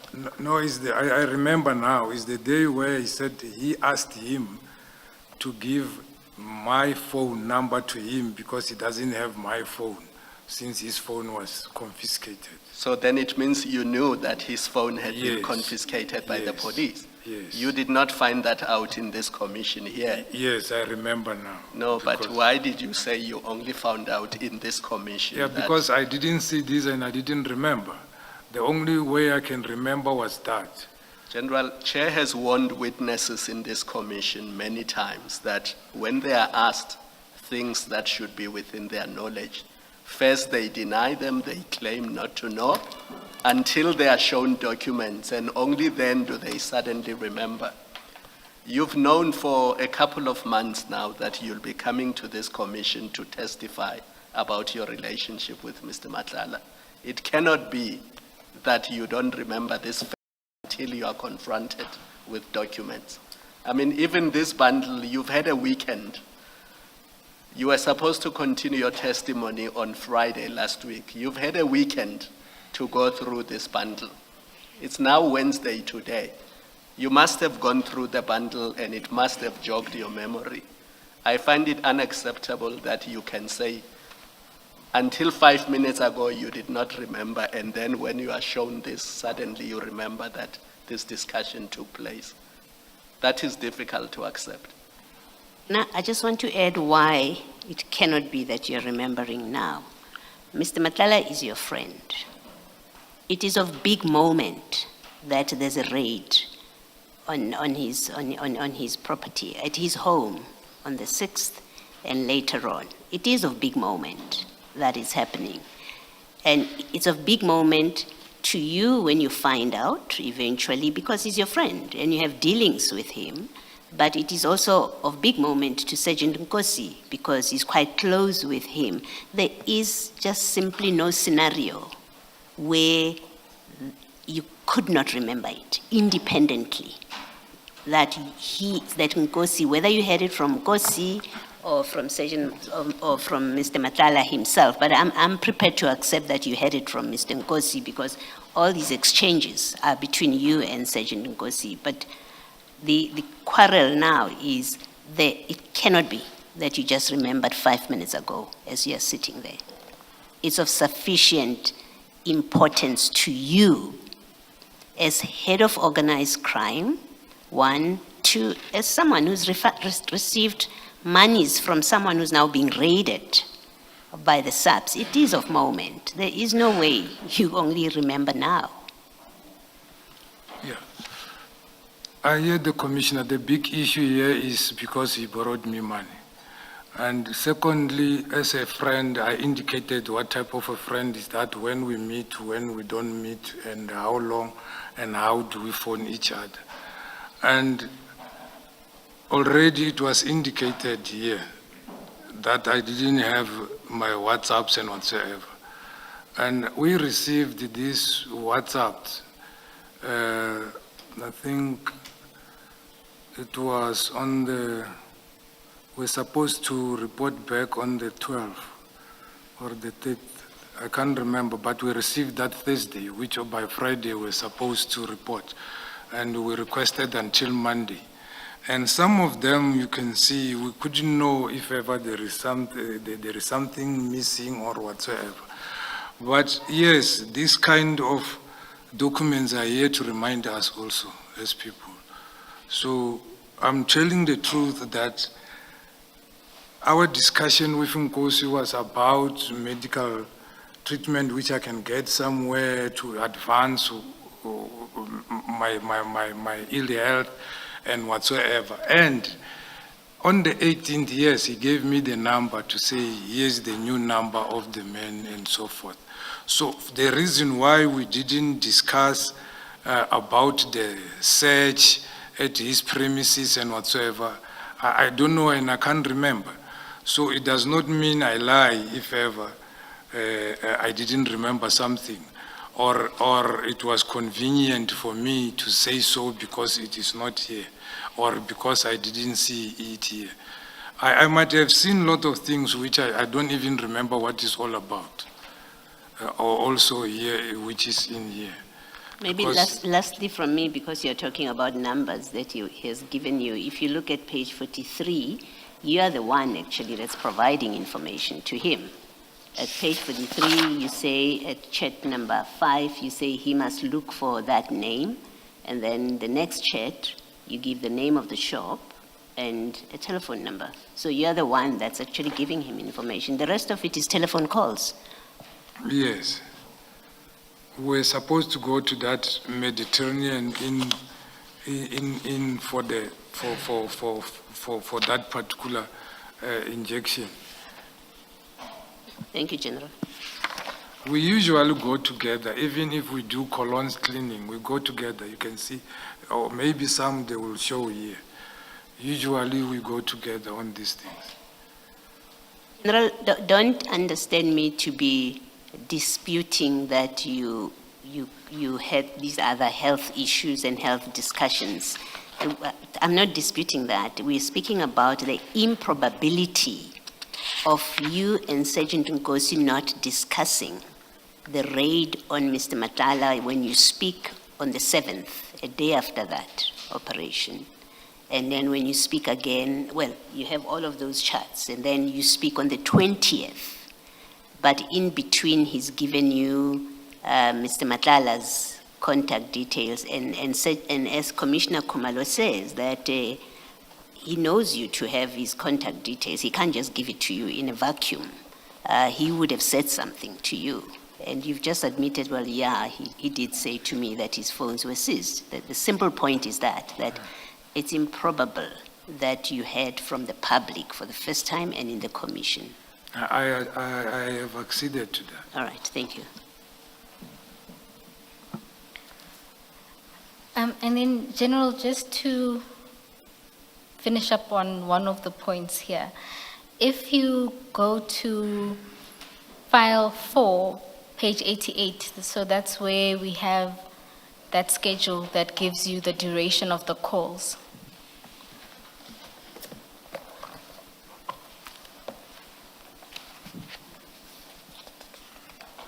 Page 88 on file 4.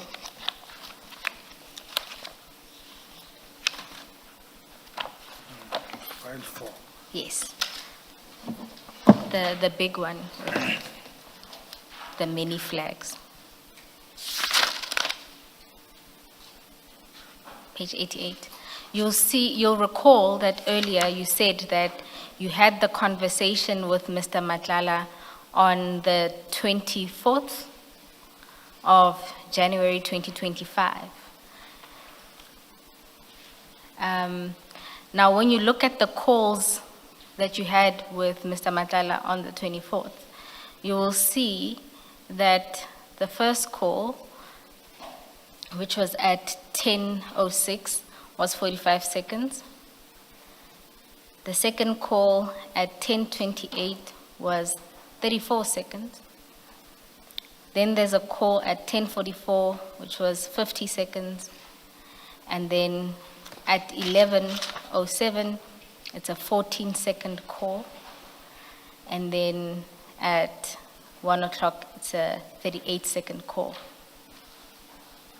Right.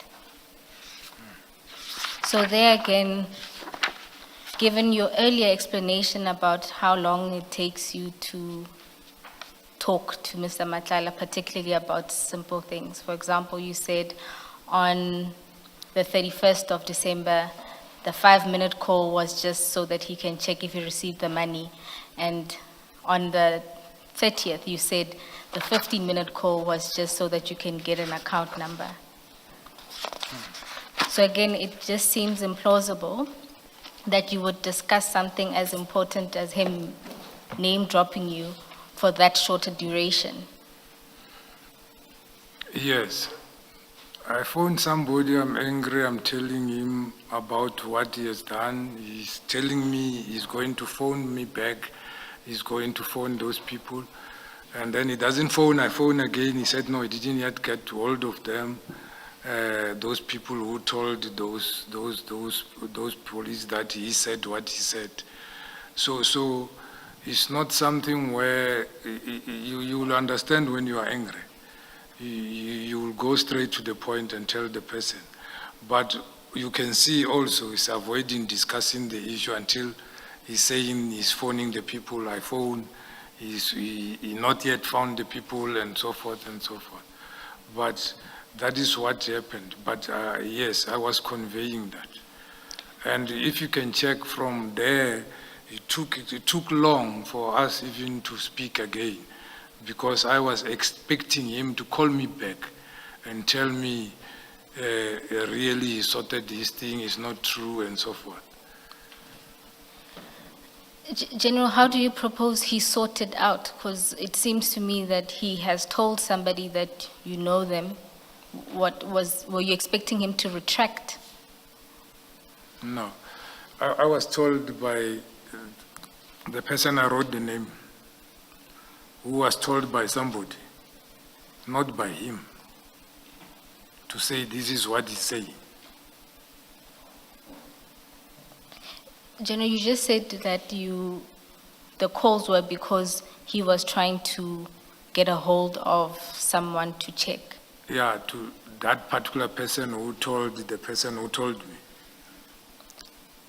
So the back and forth was because he was trying to get a hold of the person that told the person Yes. to tell. And I never got any answer until I think the 7th, but he denied the thing. All right, let's go then to, you say you didn't get an answer until the 7th.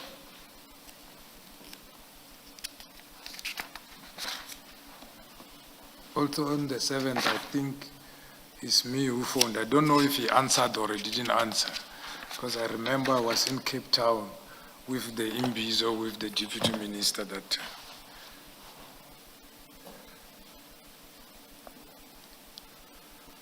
And there you'll see on the 7th, there's a call at 11:45 where there was no answer.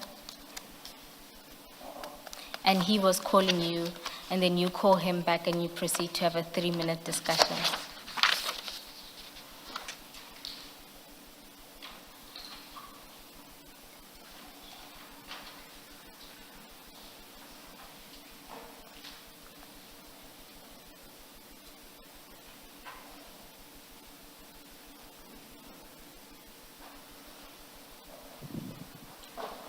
You see that, General? Yeah, I see the call The first one, there was no response, and then the response was later on the day. Yes, he calls, you call him.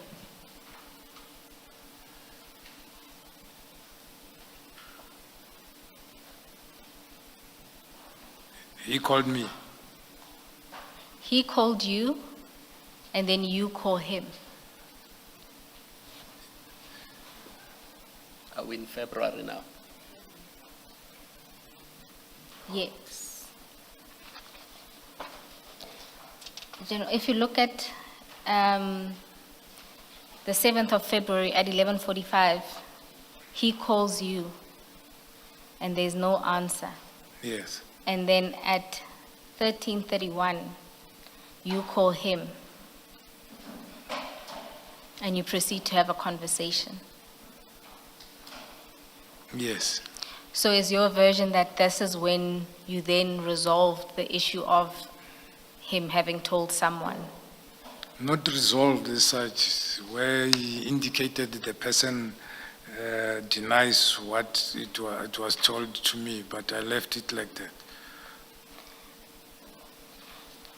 General, when I have regard to the length of the calls and the nature of the subject matter, it's more likely that you had a substantive discussion with Mr. Matlala on those two occasions, being the 12th and, sorry, my apologies, the 30th and the 31st of December. Because that follows, again, Are those the 15 minutes and the 5 the minutes? 15 minutes and the 5 minutes. That's the conversation is more likely to have happened then than it having happened in February, or even on the 24th of Jan, as you suggest.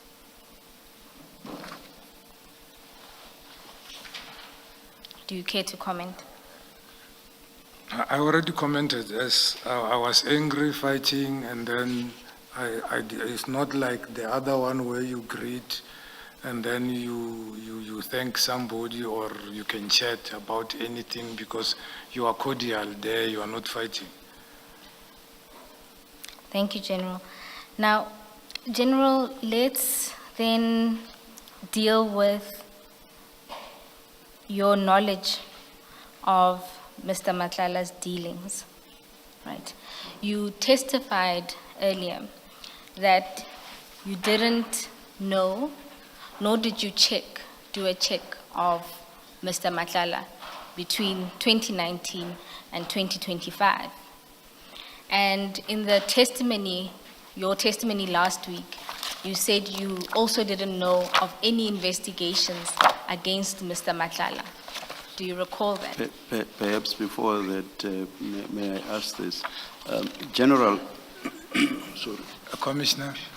Would you borrow money from a criminal or someone who is alleged to be a criminal? No. Thank you. You may continue. All right. So for purposes of this, I'm going to ask that we not display, but if we can go to page 92. Of 4. My apologies, of file 4.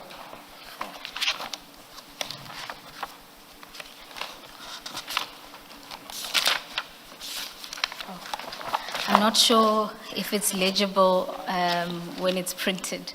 I suspect it may not. Yeah. Yes. I can't see.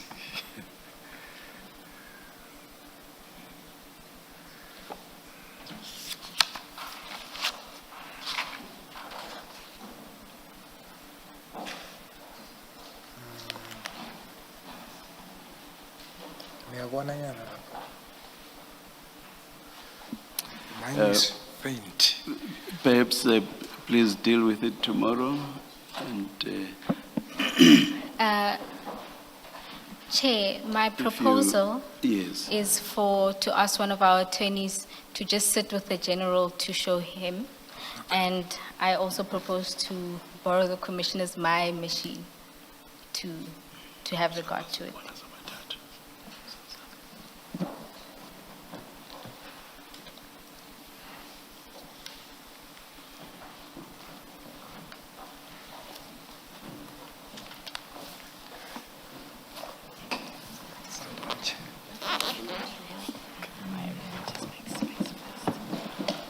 Also right.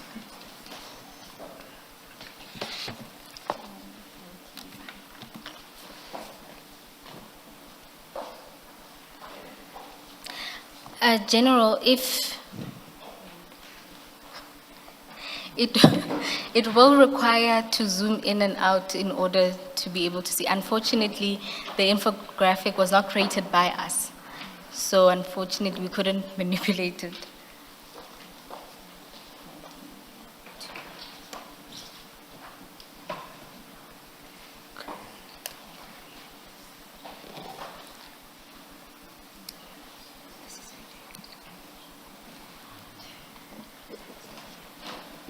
Ms. Bowe, we, we do realize that you've structured your questioning in a particular way. Is it not practical to have this printed on an A3 size paper and for you to then give us copy tomorrow morning? Yes, Chair, we can Yes. do so. I suppose without, And by us, I mean the general as Yes. well. And of course, your colleagues. yes, we can do so. Chair, although I do want to touch on it, and suppose the simple point I want to demonstrate is the number of cases where Mr. Matlala was being investigated as a suspect. The general can, I don't know if he can quibble with whether or not they existed. We've provided him with the schedule and he has seen it. Perhaps maybe I must confirm with the general that he has had regard to it. General, Yes, all yours. have you had regard to that infographic? Yes. And what the infographic shows is that Mr. Matlala Yes. has been either a person of interest or a suspect in a number of cases from the year 2000 Yes. all the way to 2024. So you'll see on the infographic that there are 3 cases in 2000, 3 cases in 2006. There's a case in 2001 where he was found guilty and imprisoned for 4 years. There was a case in 2011, a case in 2012, a case in 2015, a case in 2016, case in 2018. There's also cases of attempted murder in 2022, 23, and 24. So my point, General, is when you said yesterday that you weren't aware of any investigations, a search or even a preliminary search would have shown you that Mr. Matlala is either being investigated or that he has a criminal record. Correct. And you didn't do any of those searches. No. And you weren't aware of any of these investigations, No. despite the fact that in some instances you testified that as part of your role, you were quite close to various investigators across the province. Correct. All right. So this is just the cases where he was under investigation, a suspect, or where he was found guilty. You'll also recall that in 2021, 2022, this is not in the infographic, this is what was in the public domain, was he was implicated in that Tmbisa scandal. Remember that? Yes. So by 2021, 2022, it was publicly known that Mr. Matlala was implicated in the Tmbisa hospital's tender fraud. Recall that? No, I didn't see it in 2022. But I want to put something in perspective here. Yes, General. Mr. Matlala was an accused person in all these cases you have indicated. The only 3 which he was arrested now, which is going court, and then the only 1 which he was found guilty. So, if you were arrested and cases were withdrawn by court or found not guilty, do we hold that against you? The guilty one, yes. But even these ones which he was not found guilty, if I have checked, it would have given me an idea what kind of a person he is. And then I could have a certain perspective on him. I have already testified, commissioners, that that time I didn't have any reason to go and profile him. And I hear about the issue of Tmbisa scandal 2022-2023. Those things, I saw them last year when they start coming up, and then into 2024, to be honest. The other one which I've seen, which was there on the Kaula thing, talking about Decoran, talking about Tmbisa, and also the Tmbisa fraud, which is under investigation by the IDEC. So, for these people, the investigators who have come out with this chart, analysis chart, is the people who had interest, who were investigating him. I was working in Gauteng, and as a crime investigation component head, all the 144 police stations, they were reporting to me. I couldn't know, we are arresting more than 1,000 of people per day. And I will know only of prominent cases which are reported to us, and those which ones are of high-profile people or serious murders and whatsoever. You won't know something like theft of motor vehicle. In a day, more than 500 vehicles are stolen in Gauteng, and more than 20 people are arrested. It's not something which they write and send to us. Unless you are attending a meeting, zooming in to say, here is the problem of theft of motor vehicle in Tshwane region, and then which type of vehicles are stolen and where are they going and so forth, so that for me, as an organized crime person, to identify the targets, identify where these are going, so that I can start zoom in and deal with real targets. So it's not an issue of, you know, a person, and then there is a scandal, then you go and profile a person. We are having lots of friends, lots of family members and whatsoever. There is a lot of people who are written in the newspapers, nothing happened. And some, they are written there wrongfully and so. So to say I should have known, or if I see such, I must start profiling is something else. But my testimony is I didn't profile. And if I did profile, I could have seen, my perception could have been changed. And I'm telling you that he was convicted of the case of 2001, and the rest, 2 were not guilty and the rest were withdrawn. Unless if we can say now, after checking these ones which are withdrawn, there is wrongdoing. They were withdrawn not on merit, because somebody has put a hand into it. Then we can discuss something. But I have already, commissioners, answered that I didn't profile the guy. Maybe that is one of my mistakes, if I didn't profile when I see this thing in the newspaper and so forth. But it's not how it's happening.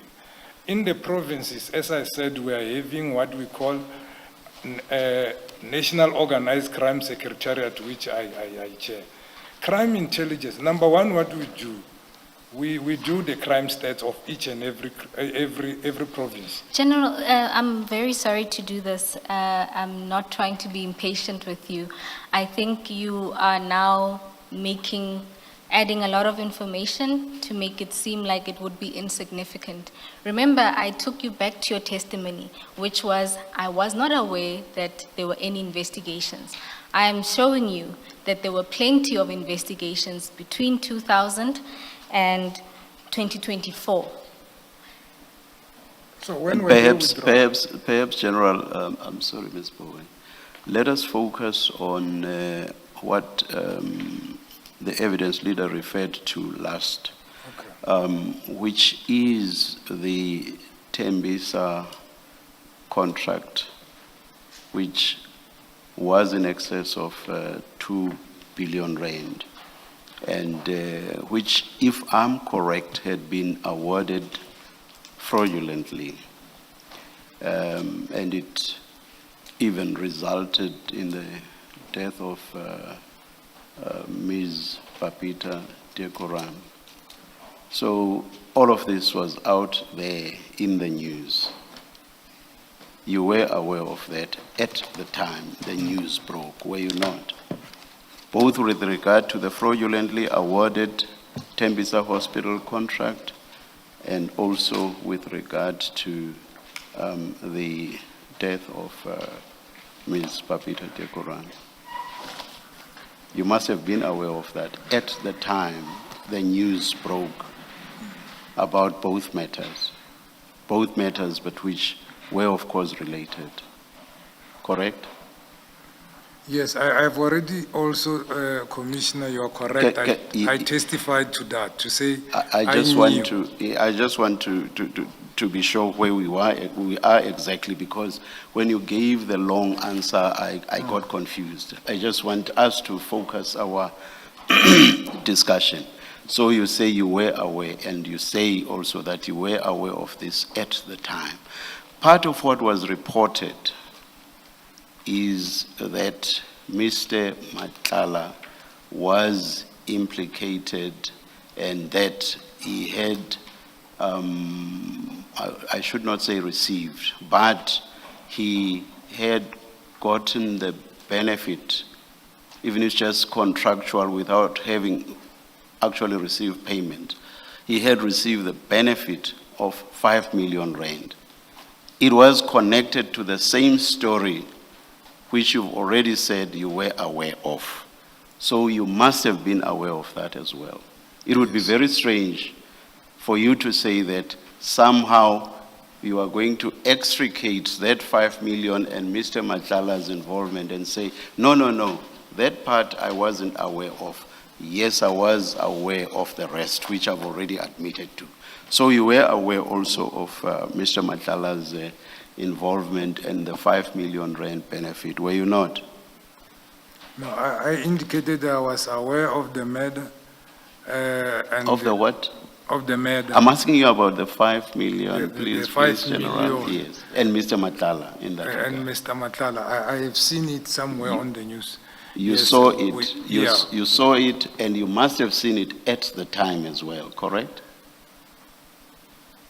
Yeah, I don't know when the commissioner said at the time. Around about the time the news broke, General. Yeah, because I indicated, Commissioner, even during the issue of the matter, I even also seconded my members to go and assist DPCI. And General, can we be more direct, please? I'm going to get confused. I want to know if you became aware of Mr. Matlala's involvement in the Tmbisa Hospital fraudulent or allegedly fraudulent award of a contract. Yes. And his involvement relating to 5 million rand. So you say, yes, you were aware. I was aware. Yes. So my question was, and you were aware at the time the news broke? Yes. Yes. Perhaps let me leave it there so long. So there are acts of criminality around this. There's even the death of, and you were aware that the allegation, in fact, there have been convictions or not yet. Not. And you were aware also that the death of Ms. Papita Dekoran was said to have related to her having uncovered the improperly awarded contract, in fact, fraudulently awarded contract. You must have been aware of that because you said you were aware of the death of Ms. Babita Dekoran. Yeah. So you must have been aware why she had been killed. Yeah. Correct? I don't know how to respond now, Yes. because I already responded to that one. No, I did not ask you about the why. I did Yeah. not, I'm asking you about the why now. Yeah. On my WhatsApp, Yes. the particular one of the 5 million, it is there. That is the time I became aware. And the one of the murder, I even testified, I was still in Gauteng. Suspects were arrested and he was not part of those or linked in that particular time. So that is why, Which matter are you referring to? of Ms. Dekoran. Yes. So that is why I'm saying now I'm not sure how to respond, because I responded before. Okay. I responded. Yes. May I be sure what exactly you say about the matter? I indicated when that WhatsApp was read, that WhatsApp, it seems to be from Mr. Kaula, which indicated that there was involvement of the 5 million, is also involved in the murder, is involved in the burning of the hospital and whatsoever. I indicated that I knew for sure that we arrested the suspect of the murder. And I knew that the Tmbisa hospital matter is being probed by DPCI and IDEC. And I said the issue of the burning of the hospital, I was personally involved. And then we arrested the suspect and he was not part. So I was aware that time. And that time, I think it was after I think I received that thing on the 17th of September, 2024. And already the issue of the dealing, but I know it's not about the dealing, it's about me not profiling the suspect to know him better, so that I mustn't have dealings with somebody who's having a criminal record. You see, my difficulty is that yes, this is 17 September 2024. Yes. And the story about the Tmbisa hospital allegedly fraudulent contract was way before that. Likewise, the matter of Ms. Babita Dekoran was way before that. Yes. So I'm not sure I follow your reference to the events of September 2024. Remember, you've already said that you became aware of the allegedly fraudulently awarded contract, the murder of Ms. Babita Dekoran, the alleged involvement of Mr. Matlala. You said you became aware of all these when the news first broke. And as I say to you, all of those happened way before September 2024. So you confuse me when you refer to September 2024. What point are you trying to make? Yeah, during the murder and the 200 million tender and whatsoever, I didn't see the name of Matlala. That is what I'm trying to say. And I know the suspects were arrested for the murder, not for the tender. But I became aware of the 5 million you were referring to in September 2024, where Matlala's name was mentioned. So that is what I'm trying to explain. I find that difficult to believe, General, and my reason is this. Your affidavit or statement before us now is replete with references to your interest in current affairs. And at least twice, I think it's paragraph 108 and it's also 160 paragraph. Yeah, at least twice in your statement, you specifically refer, for example, to news that you picked up from News 24. And then there is reference to a whole lot of other news items, not necessarily from News 24. And look at that in the light of you saying you have a particular interest in current affairs, and that you would even share current affairs with people close to you. Now, for you to say that, yes, I did become aware of the allegedly fraudulently awarded contract at the time the news broke. Yes, I did become aware of the death of Ms. Babita Dekoran at the time that happened, and also the reason why it happened. But you suddenly do not know anything about news that in that same context implicated Mr. Matlala with regard to that same contract about which the news had broken. I find it difficult to believe what you say. Do you wish to comment? Especially regarding to the fact that you say that you had a particular interest in current affairs. Do you wish to comment on that? No. Commissioner, I already commented that on when the news of the murder of Dekoran, Ms. Dekoran, happened, I was in Gauteng. I had full report. And then I was part of assisting the Hawks. We formed a multidisciplinary team to trace the suspects, right? But at that time, it was indicated that the murder is about the maybe 200 million Tmbisa tender and so forth. But I wasn't aware at that time that there was the name of Matlala. Did any of the things you mentioned make you stop following current affairs as appears to have been the norm with you? Did you, because you were in Gauteng doing ABCD, did you suddenly stop following current affairs? Commissioner, when I was in Gauteng, I indicated that the reason why I came to head office, it was because of the enormous task I was having and not having a rest, going home every time after 10, working every day. So there was less of current affairs. It was more of meetings, more of engagement with the community, more of boots on the ground. That is what was happening. And because of my ill health, I decided when they requested me to come back, I testified like that. That is why I came back to head office. And when exactly did you go to Gauteng? 18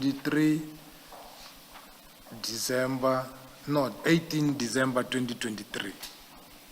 Isn't that the date when you returned to head office? Yeah, when I returned. You returned to head office. Yeah, in to December Gauteng I 23. went on the 1st of October 2019. 2019. Yes. And I just want to check my facts here. Just bear with me, General. Or Ms. Bowe, or even colleagues, you can quickly help me with when the story about, or the news about the allegedly fraudulently awarded Tmbisa hospital contract was awarded. I have it somewhere here.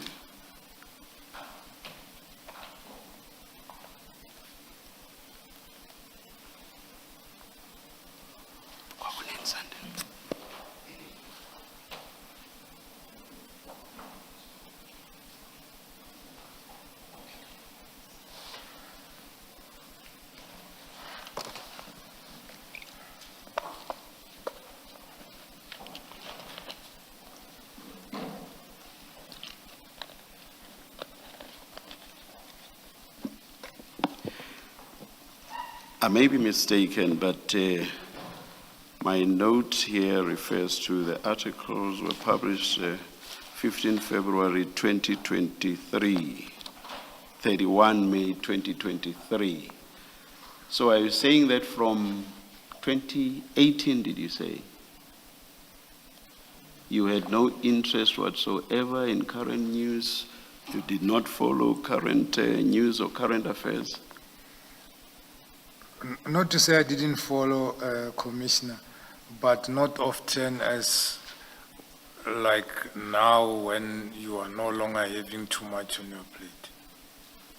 But you still got to know about the award of the news about the fraud around the contract. You still got to know about the death of Ms. Babita Dekorang. Yes. The only thing you just did not get to know about was the alleged participation or involvement of Mr. Matlala in that context. That's correct. And the 5 million rand benefit. That's correct. The 5 million, I saw it I in 2024. will suggest to you, General, that it's quite convenient that you should be saying so. What's your response? I apologize that you feel like that, but I've seen it in 2024, as I said, in September. Thank you. Can I just take up one thing with you, General? On page 37 of file 3. File 3. Yes. Ms. Poe, I'm going to need your assistance with file 3, page 37. I'm going to need assistance with that article on chart 7, the bigger one. General, if you look at chart 7 on page 37 of file 3, do you see that? Page 37. Just pause a moment. Sorry, General. My co-commissioner has just drawn my attention that the allegation of fraud and the alleged involvement of Mr. Matlala was actually as far back as 2021. It's just a matter for the record. I referred you to 2023. Do you want to comment before we move on, General? You heard Chair's clarification of the date. Do you want to comment? On the 2021? Yes, that the allegation relating to the fraud and the murder was in the public domain in 2021. Sorry, just to clarify, that Matlala was linked Yes. in 2021. In 2021? Yes. Yeah. No comment, because as I indicated, as I was at CIS, and a lot of things which were happening regarding that was at DPCI. Ours was to assist them with the investigation and giving people.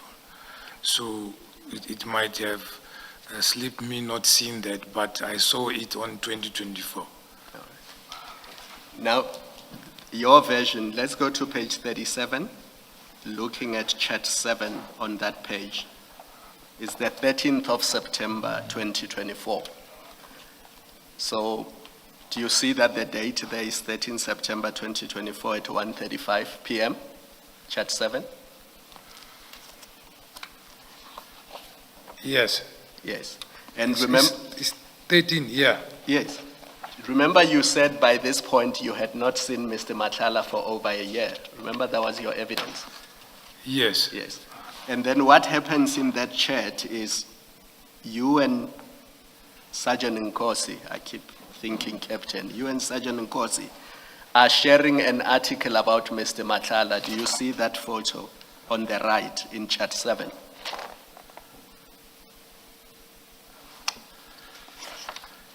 Page 37. Yes. I see chart which ends with chart 8. Yes. I'm saying in chat 7 on the right, do you not see that there's a photo there and something is being shared? Yes, photo of me and my wife. Of? Me and my wife. Is that you and your wife? Yes. I thought it was Mr. Matlala. No, it's me and my... That's why I needed a bigger one. No, it may be that you look alike. I and thought... you say, I forwarded Nkosi, there is somebody who's doing portrait. Yes. So he said this one is started. He was doing portrait of me and my wife and my kids. But you say it was around that time that you first became aware of the allegations concerning Mr. Matlala. Yeah, on the 17th. On the 17th. If you go forward, you'll Yes. see it on the 17th. And it was because he had called you to tell you that he's been blackmailed. Yes, and he sent that thing. He sent that thing. That is where I saw the 5 million. Yes. And the subject matter of the blackmail was exactly what Chair was talking about, that Yes. he's accused of having benefited from the scandal Yes, and the murder issue. yes. That's really what Mr. Kaula had written about, correct? That's correct. That is where I'm saying I saw it first there. So we can agree then that the following day, on the 18th, when you ask him for a loan, you know that he's being accused of murder and fraud and corruption and all those things. When he deposited the money on the 18th, remember the loan was made on the 14th. No. You said in your statement on the 14th, you met with him, or you met him at General Sipia's party, and you mentioned to him that your son had been in an accident, and where you left things off was, if you don't come all right, let him know. And then he next contacted you on the 17th. So he couldn't have offered you a loan before then, because the loan offer could only have come after the 17th. Yes, he offered, but I didn't take. Yes. Yes. I My took it simple on- point yes. is this, General. On the 18th or on the 17th, when you take a loan from him or when he offers it for the second time, you know that he's accused of all these things. So even if you didn't know, as Chair says, about these things in 2021, on the day when you take a loan or you accept a loan from him, you are aware of all these things because you have been made aware of them the day before, or at least on the same day. That's the simple point. No, but it was 2 days after, What is 2 days after? 21st. What is the 21st? Where is this thing of Kaulahant? I'm looking at something. The text you're looking for is at page 191, and it was the 17th of September. No, you're correct, Commissioner. General, let me take you to You are your correct. statement, because the text you would not have had them. Look at page 50 of your statement, Yes. paragraph 161.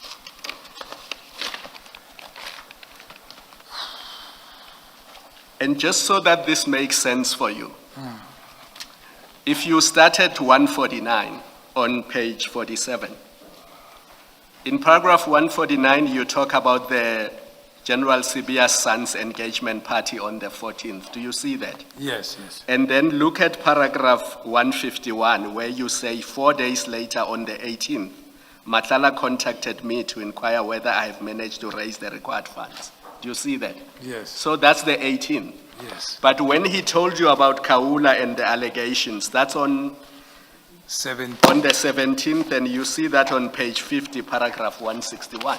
Yes. So Chair's point stands that when you took a loan, when you accepted a loan from Mr. Matlala, you knew about the allegations against him of being involved in fraud and possibly murder and various other things.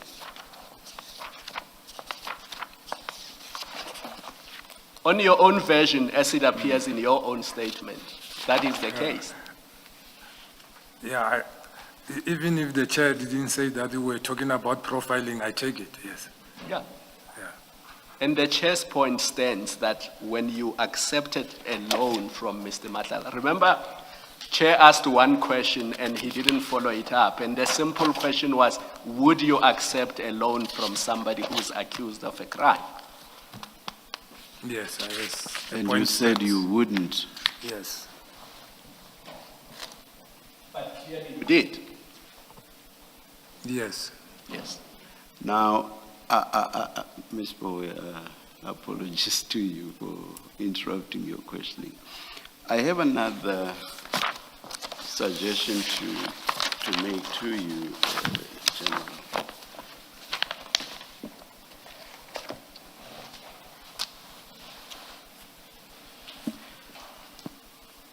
You say that this was not only a loan, but that indeed you repaid the money. Now, the money that you say you paid first, which was 20,000 rand, you said you paid in cash, correct? That's correct. And you say you paid it in November. Yes. Yes. In December, that's the 31st, there's payment of 50,000 rand to complete the amount of 70,000 rand. And at least there's a record of that because the 50,000 rand was paid into a bank account. Correct? Yes. Yes. Now, this payment of 50,000 rand is made after there have been 2 raids of Mr. Matlala's premises. That is on the 6th of December 2024 and on the 18th of December 2024. And then on the 31st of December 2024, you pay the 50,000 rand. Correct? Yes. I want to suggest to you, and I know you'll say I'm wrong, but I just want to say this as a suggestion of inferential reasoning. I suggest to you that once there were these raids, you saw that the police were catching on to Mr. Matlala, and you decided that money that had been paid to you, not as a loan, I suggest, you should now suddenly pay back to Mr. Matlala so as to make it look like a loan. What do you say to that? I'm saying it's incorrect. You know, if I wanted Matlala to give me money, which is not a loan, I could have preferred that he give me in cash, so that there won't be any trade. But yes, yeah, continue. I'm very sorry. Very sorry. I think I've been in the police for so long, and I've arrested a lot of police officers in that regard. So our arrangement was month-end December because I get my bonus that time. And that is how we agreed. To say, when I get money that time, I get my bonus, I will pay you the whole 70,000. And the reason I paid the 20,000 is because I managed to sell some of my stock because now and then they get stolen. And then I said, no, let me now reduce the debt from him. So, hence, I paid him back in December. If ever it was otherwise, I could have paid it before December. So that is that is what it was arrangement. And if I needed the money for something else other than what I needed, those bank statements I gave, showing also the payments, maybe if it was the money which went in and came out to me, I could agree with the commissioner's inference. But it's very much unfortunate I'm in a corner with your inferences. But the truth is what I'm saying, so I got nothing further more to say on that one. So I will die with that. You say that if you wanted the money and it was given to you for improper reasons, you would have asked for cash. Yeah, that is what people do. Yes, you've said that.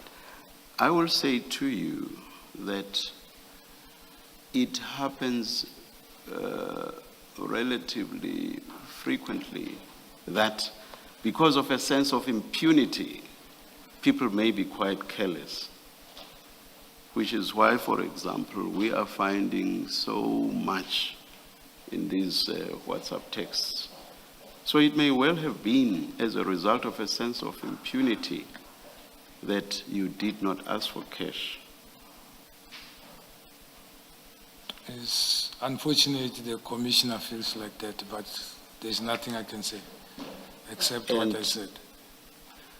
And it may also be something quite convenient to say that 20,000 rand had been paid before the 31st of December 2024, had been paid in cash. Obviously, there will then be no record of the cash payment. Your comment? Well, I don't know. Maybe I can try to find out the people who bought the homeland and then get their statement. But yes, as friends, we usually pay cash or account. It depends when you have money, how did you get it and so forth. So yes, you got that right to think like that, but it's not what happened. I paid him. Please remind me, your statement probably covers it. I remember, I think you said you sold a cow here, another cow there, and so on. Yeah. And did you pay Mr. Matlala as and when you received each payment in respect of each cow? No, remember you paid him 20,000 rand at the same time? Yeah, I paid at the same time. At the same time? Yes. Where was he when you paid him? Where did you find him when you paid him? At his offices. At his offices? Yes. And you had sold the cows back home in Limpopo? Yes, they sold on my behalf, yes, and I fetched the money. They were sold on your behalf? Yes. Then you drove to Limpopo to pick up the money and bring it down? No. My sister's daughter stays in Tmbisa. She came with the money. She came from Limpopo to... Yes. Huge risk, I would say. Why was the money not deposited in Limpopo? Instead of having a... Commissioner, we still do that. Even now, I send money with I would understand 500 rand, Yeah. 1,000 rand, but 20,000 rand yeah. from Limpopo, your niece having to pick it up.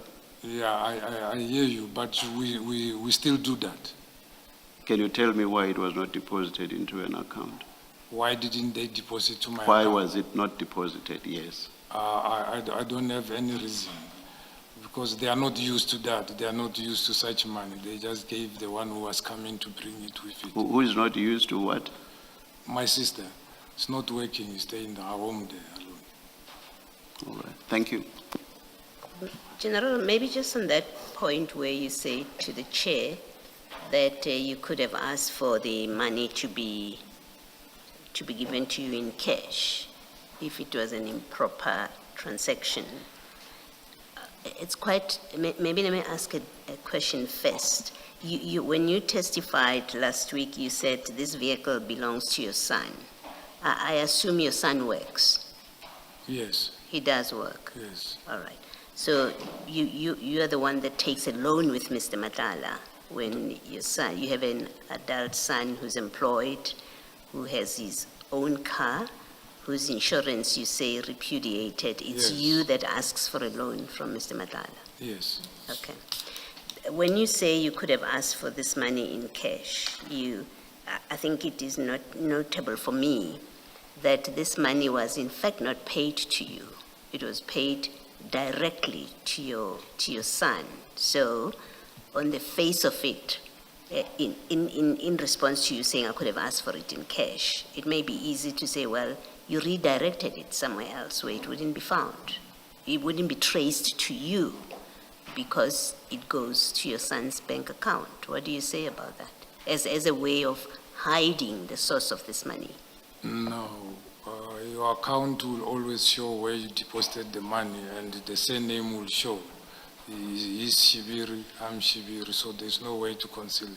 Yes, well, you would have to know that Matlala paid money to Shibiri's son to go and look there. But if we are just looking at your account, if investigators just look at your account, all they would see is you paying Mr. Matlala money and then ask the question, what was this all about?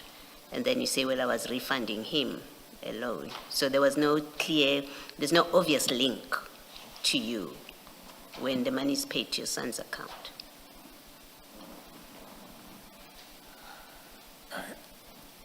Do you accept, let me put the proposition to you this way. Let me put this to you. Do you accept that until you told us in your statement that you had a loan from Mr. Matlala, until you said that, if we had looked at your bank statement, we would not have seen the money come in, we would just see it go out to Mr. Matlala. That's all we would see. And we would have no reason to go and look at your son's bank account until you tell us that, well, I took a loan, that's why I was paying him, and that loan was paid to my son. Do you accept that factually? I don't. You don't? I don't. Okay, explain how we would know that you got a loan from Mr. Matlala if we didn't see the repayment. You see, if you investigate a relation, there will be investigation to my relation with him to check if he gave me money or not.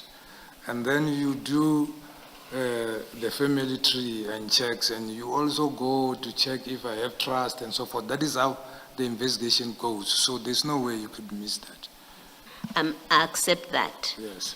But that's not the inquiry. That's not what we are doing here. Here, what we do is we have your bank statement, and then we say, you have this money that is paid to Mr. Matlala. We don't see why you are paying Mr. Matlala. Explain.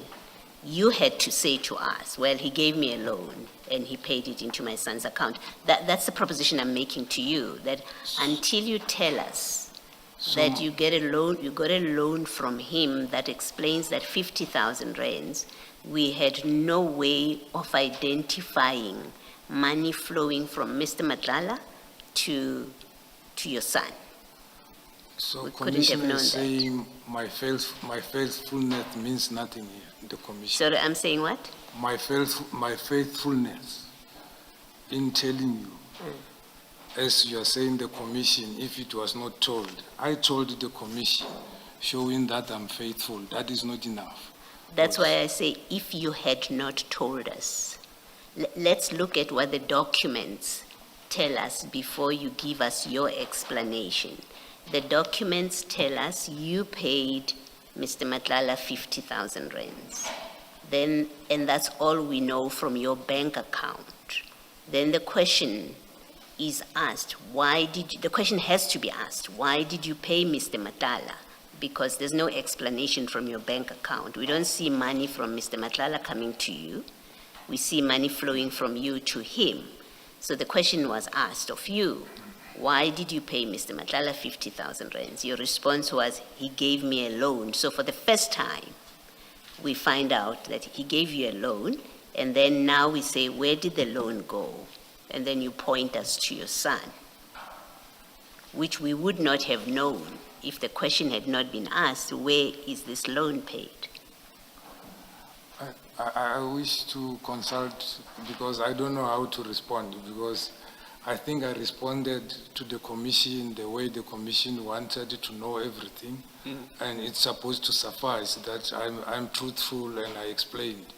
And also the documents from Matlala to my son's bank account and from myself, it shows. So I don't know now how to respond. Okay. I'm defeated now. Maybe let me suggest directly to you that the suggestion really in this scenario that I'm trying to put to you is the payment into your son's account was to hide that Mr. Matlala gave money to you.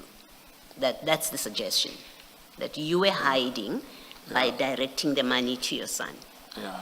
In my language, they say, "Loko ulava uloyi utazibona." So That is what I can say. If you want to see something, you will see it. That is how I see it myself. I'm saying to you that's how it looks. That's what I'm saying to you, that it looks like you were hiding money, the No, source of the money I to was not yourself. hiding anything. Okay, thank you. I just want to draw your attention to the payments, because even your payment, it's not a direct payment to Mr. Matlala. It is a payment to one of his companies. You don't pay to his bank account, you pay to a bank account of his company. And the reference you use is not even Matlala, you simply say Shibiri. So that if the commission had not done its investigations, it would not have seen the link between you directly and Mr. Matlala directly.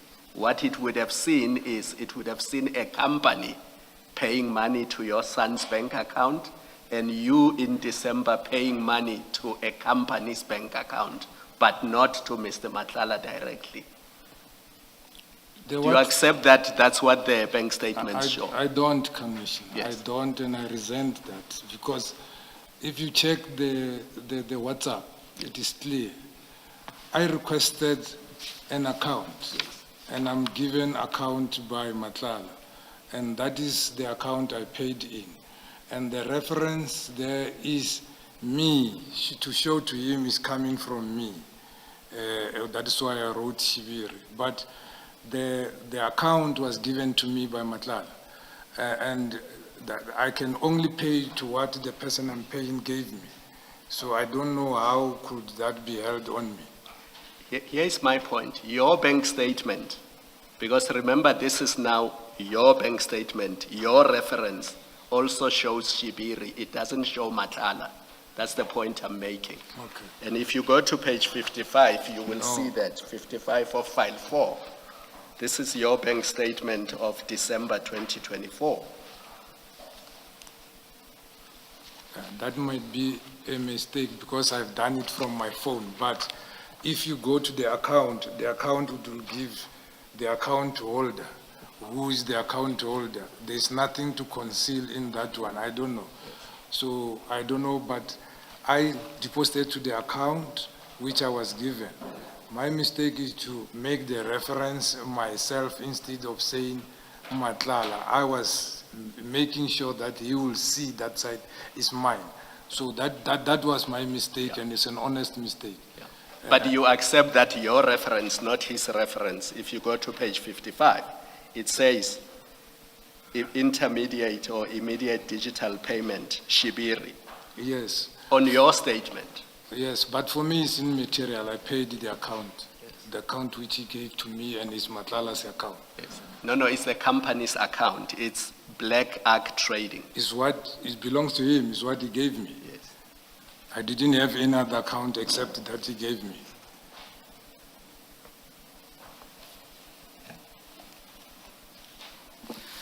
At last, Ms. Bowe. Now that the commissioners have nudged me, not even thrown me into the loan, let's go deeper into this loan situation. General, if you have regard, you testified that at the party, when you had a conversation with Mr. Matlala about this, you indicated to him that you had a need for the money. That's correct? Yes. And he had indicated that if you don't come right, he will advance you that money. That's correct. Now, let's go to your bank statements. File 4, let's start at page 43.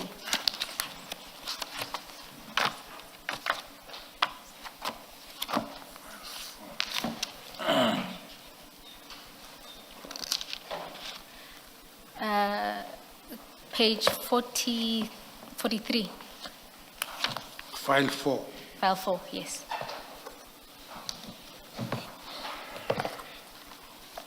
General, and did I understand your evidence correctly that you were in need? I am. That you were in need at the time? You needed the cash advance because you were in need? I don't understand what you actually mean.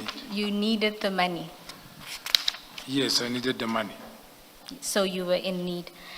Then if we go to page 43, you'll see this section has a series of your bank accounts between June to December. And in particular, if you go to the date on which Mr. Matlala paid you, or paid the amount to your son. If you have regard to the balance in your account at that time. 43 here by me is something. 43 is the beginning of the statement. Are you in file 4? 44. File 4. Yes, 43, there you put something from Vodacom. And then it's 42, then a Vodacom thing, and then 44. Not, It's file 2. Yes. File 2 has your annexures, so file 4. 4. Okay, thank you. Sorry about that. No worries. So you'll see page 43, that's the beginning of your statement. Yes. And that one covers the period 6 September 2024 to 5 October 2024. You see that? And then it gives a net balance for that month. Can you see that? Yes. It's a positive balance of 60,000. And then it also indicates your overdraft limit. Can you see that? Yes. Now, if you go to the next page, right, on page 44, this is now around the 17, 18, when Mr. Matlala advances you the money. You had a positive balance of 50,000. Can you see that? From the 18 years. Yes. And even if you look just what happens at the end of the month is by the time you get your salary, you have a positive balance of 42,000. Can you see that? Yes.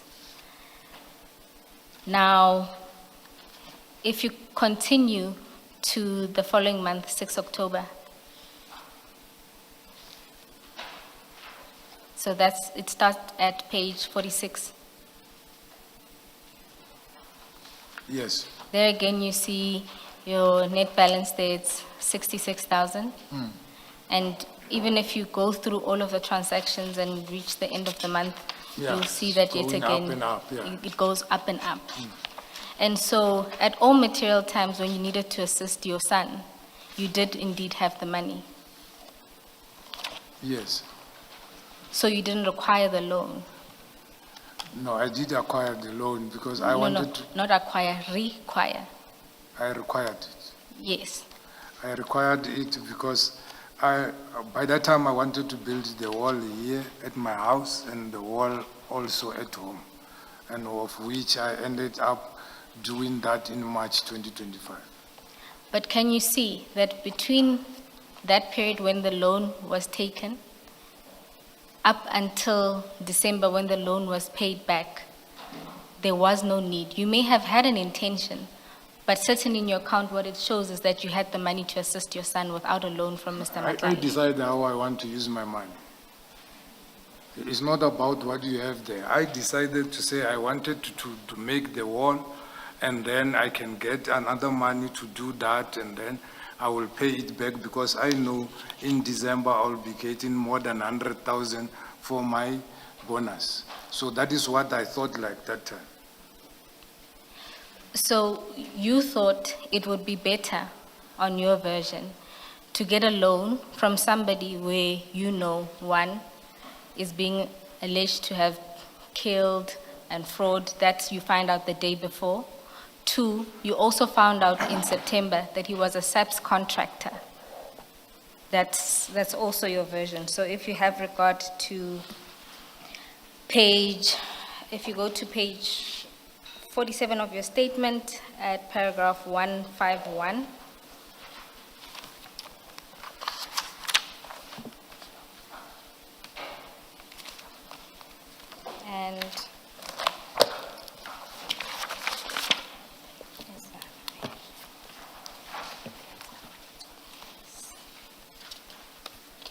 and then if you read that with paragraph 250, you'll see, I'll start with 250. You say, I became aware of the contract between SAPS and Medicare 24 during September 2024 when Mr. Matlala asked telephonically where I was traveling to, and I became amazed at how he knew. Mr. Matlala then indicated that he had a contract with SAPS. Now, when you go to paragraph 151, you will see that conversation when you told Mr. Matlala you're traveling to Limpopo happens on the 18th of September. Yes. So, again, you thought it was acceptable to take the loan, one, in the instance where you found out that Mr. Matlala is implicated in very serious allegations. Two, on the 18th, you also find out that he's a SAPS contractor. So even if you had used for the money for building a wall, you are now faced in that moment knowing these two facts about Mr. Matlala, and you chose to take the money from Mr. Matlala as opposed to defer your plans to build the wall. Yeah, I did take the money from Mr. Matlala knowing he's got a contract. I got nothing to deal with the contract. I don't deal with the contracts, and I think even if it comes to the integrity, it deals with those who are in supply chain and so forth. So for me... General, is your suggestion that there would be nothing wrong with taking money from a contractor as a general within SAPS because you're not in supply chain? Yes, I'm not in contract with him, and that contract is not directly linked to me. In general, are you then aware of the, I think I'll have to go there, the employment regulations that require disclosures of loans and benefits, particularly where there's a relationship between the service and this person? I think Regulation 18 of 20... Yes, precisely. Yes.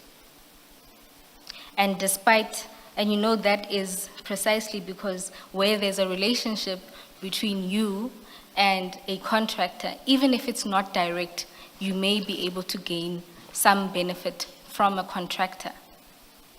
Remember also, Mr. Matlala was doing health risk management, which affects most departments within SAPS, because that's where recruitment takes place, sick leaves takes place, all of that.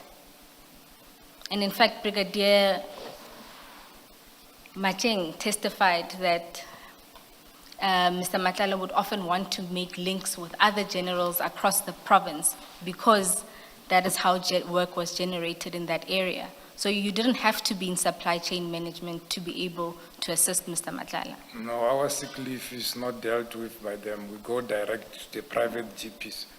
And those from the province he was referring to, is referring to the provinces responsible for LCRC or forensics, not ours. General, even in an instance where it refers to others, you have to accept you're an influential person within SAPS. This is a contractor within SAPS, and there's something inherently wrong with you taking loan from him. Particularly, maybe I should ask, did you disclose this loan? No, we disclose gifts, not loans.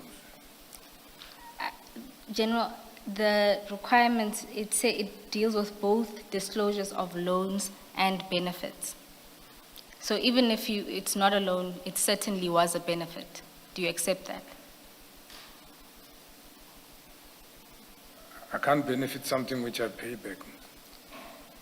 General, you got an interest-free loan.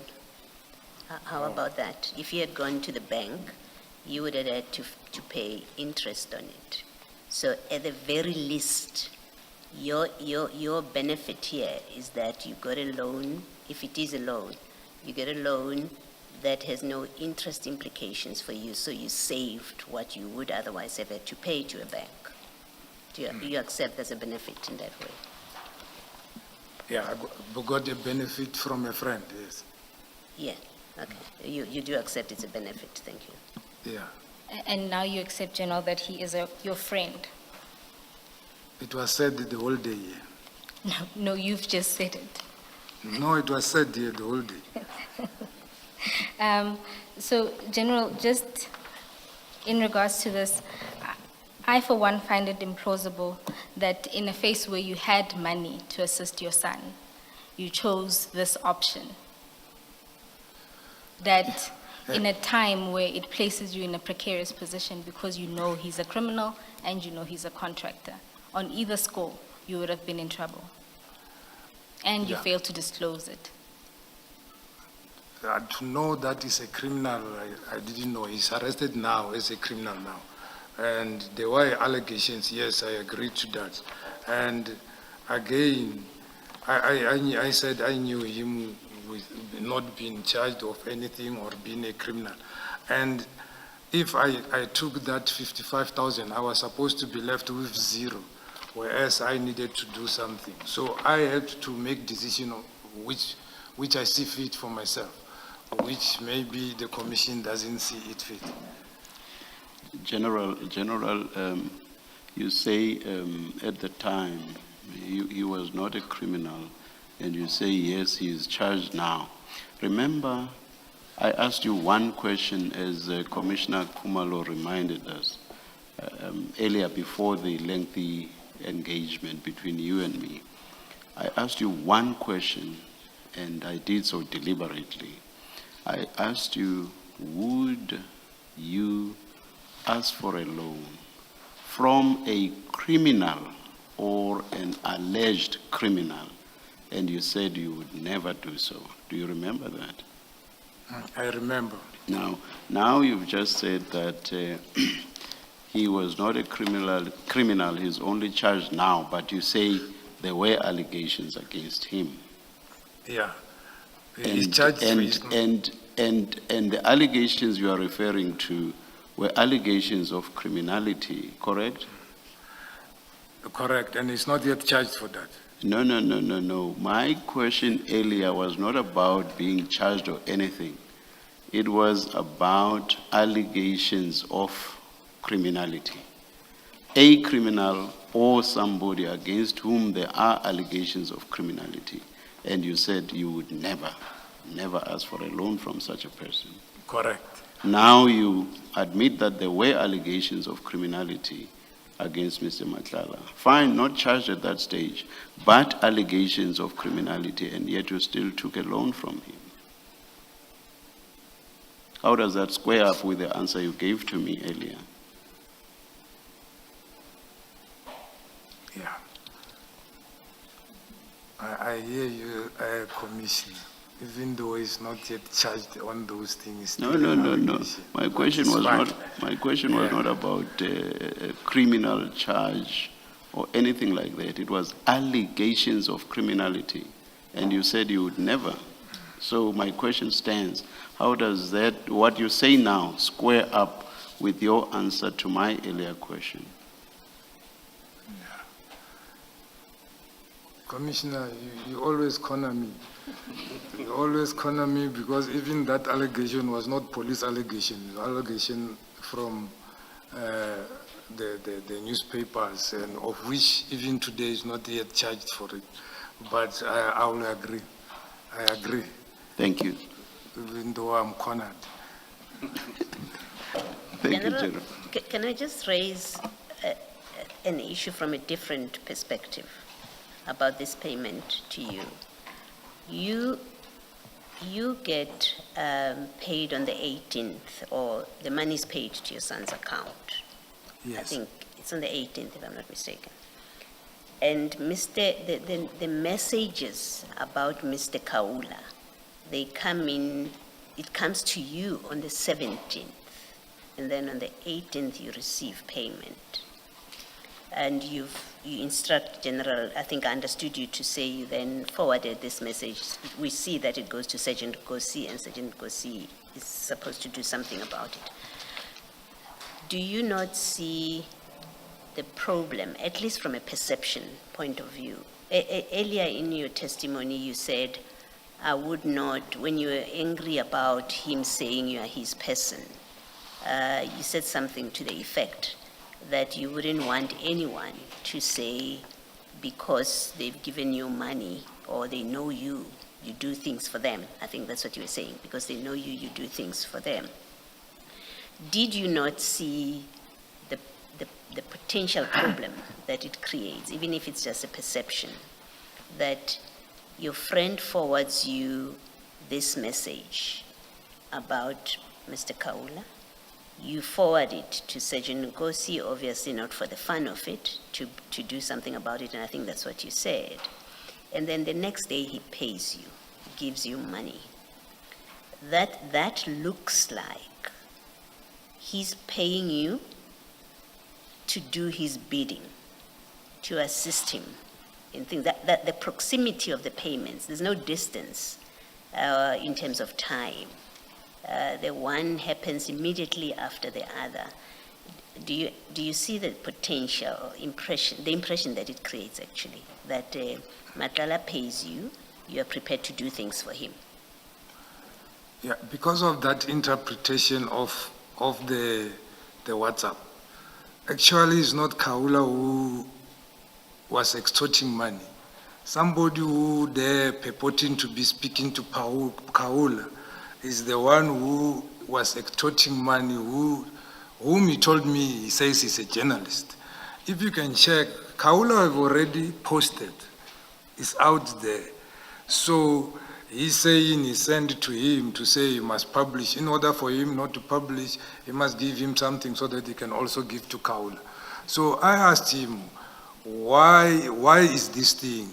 He said, no, it's people wanting to extort me money. I've got nothing to do with these things. But the only two things I knew there on what was written is what I testified about, to say the people who burned the hospital were arrested, the people who made that were arrested. The only thing was that one of the 5 million on top there, that he might be involved on it. But irrespective of that, that person who wanting money is committing a crime. I cannot say because there's an allegation against this one, we cannot help because somebody is extorting money. That is why, commissioners, you heard me, I was no much very happy of the evidence leaders who purported or indicated that I'm the one who said, Chomi to Kaula, you must not do what. So that is why I was saying that. But how it is understood is, it is like the case was about to be about Kaula. It was about the person who claims to be a journalist acting on behalf of himself and Kaula, who wanted money from Matlala to be paid. Yeah, General, just in case I wasn't clear in what I'm putting to you, what I'm putting to you is, you, for your comment, is on the 17th, you get this from Mr. Matlala. Obviously, he wants you to do something about it. You're a general in the subs. He's not sharing for the sake of it. So he sends you this on the 17th. On the very next day, he gives you money. And I'm saying, what I'm proposing to you is, did you not see the impression that it creates? In fact, I want to put to you that if you were minded to act ethically and cautiously, you would not have accepted the money from him because it just looks bad. You may have discussed it earlier. As you say, you discussed it on the 14th for the first time, and then he follows up without any probing from you or any request from you. He follows up on you on the 18th, let it be what it is. But on the 17th itself, he sends you a message. And on the 18th, he follows it up with payment to you. And what I'm putting to you is, but if you were minded to act, to avoid appearances of impropriety, you would not have accepted that law when it came, even if you had accepted it in advance, but you would not have taken the money because it has appearances of being paid by someone that is asking you, and you actually do act on it to do things for you. Yeah, unfortunately, that is how life goes with human beings. You make mistakes. Okay. So I can't reverse that. I couldn't think about that time. I knew I spoken to him on the 14th. He's a friend. I didn't foresee what you are looking at now, and even if it was somebody, it could have happened. Yes, with the head you are having, you have to think all the avenues. But sometimes, as a human being, it happens to you because you are there, you are alone. You're thinking in what you wanted to do. So, yeah, that is what I can say. Yeah, I guess the sum of what you're saying is you saw nothing wrong with it at the time. Yes. When this sequence of events, you saw nothing wrong with No. it. Okay, thank you. General, how much did it cost to fix the car? Do you know? Do you know? I know. It was about 55 when it started. It ended up to 87. Are you sure? Yeah. Do you want us to do the math tomorrow? The math. Are you sure it was 87? Yes, because you see the other things you see there, whereby it will say 5,000 whatsoever. You go to in the job back in the inner city, you buy to these pairs. They don't have the machines. You do the EFT. I was also angry saying you are giving girls money, whereas I borrowed money for fixing the car. So yes, I'm sure. Because it even took longer than we expected, because these mechanics, sometimes other money is get out, you have to go and buy again, yes. General, I did the math because I used the annexure you gave us where you indicated and highlighted the transactions that were related to the repair of your son's car. If you go to page 42 of file 2, which would be your annexures. 42. Yes, RS 8.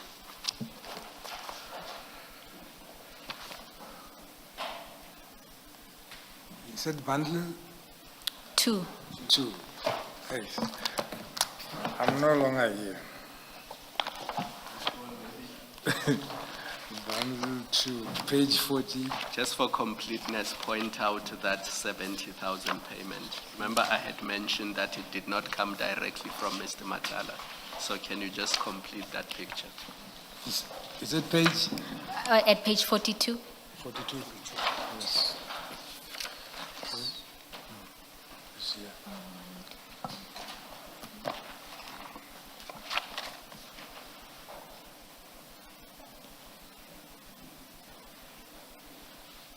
Are you there, General? Yes. You'll see the transaction that Commissioner Kumal is asking me to point out is on the 18th of September. There's a slight highlight or shade. You'll see it was paid from CAT VIP protection. Can you see that? Yes. And that's the 70,000. Yes. Now, if you look, the next payment that you highlighted for us is a payment of 2,800 for headlights. Then you highlighted for us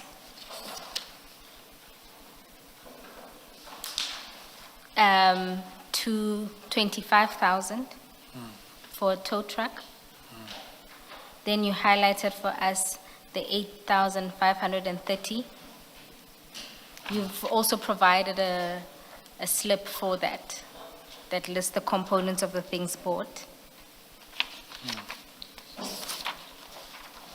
Yeah. And then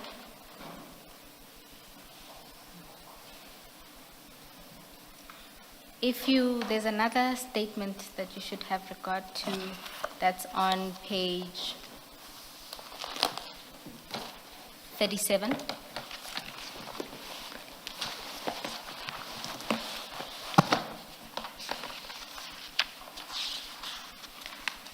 My apologies, let's start at page 35. The highlights are clearer there. You'll see just before the 8,530, there's the 790. At page 35. Yes. 35.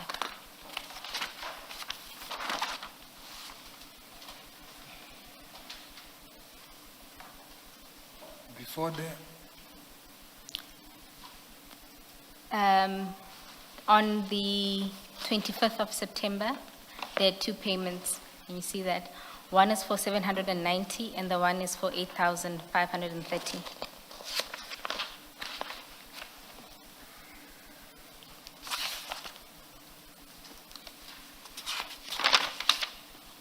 yes, And then if you go to page 37, because those are the last two things you've highlighted for us. That would be on the 10th of October, there are two payments for 5,000 each. Can you see that? yes.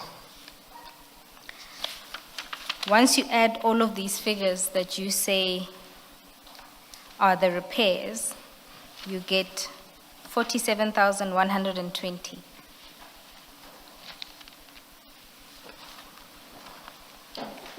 The one of the 25th on page 35, you calculated it, 35 of 25 September. which amount? There is 500 gold wagen on top of it, or it's not marked, and then 790, and then 8,850. When you go down, it says make tape the rental all road 8,875. You said Oh, so you're saying that that 8,000 yeah, is also to be included in the calculation? yeah, and there is McGrill which was bought for 14,000 after, not in the same month, because that is why I said it took longer. So, but the boy can make a list of whatever and try to get all the slips, because that is, all the money was used for that car. Okay, just on the ones that you highlighted for us, that was the total. We'll take into account the 8,875. But if you also have regard to when these payments were made, you'll see that in September, the total amount covered for the repairs was 37,000, was approximately 37,000. Yes. And then in October, this is October. Yes, even the 8,000 would be in October. It would then be the 18,875.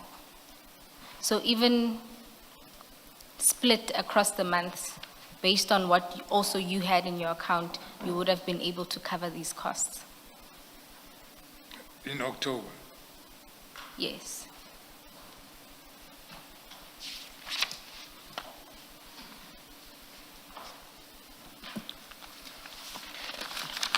Yeah, as I was saying, remember, in October you ended there by the rims, right? The rims where you highlighted the two. General, don't say I ended there by the rims. Those are the transactions you highlighted, and in your statement you say, here is the statement highlighting the transactions that were related to the repairs. I mean the 10th of October. The 10th of October, yes, we did speak about that. About that one. And then I saw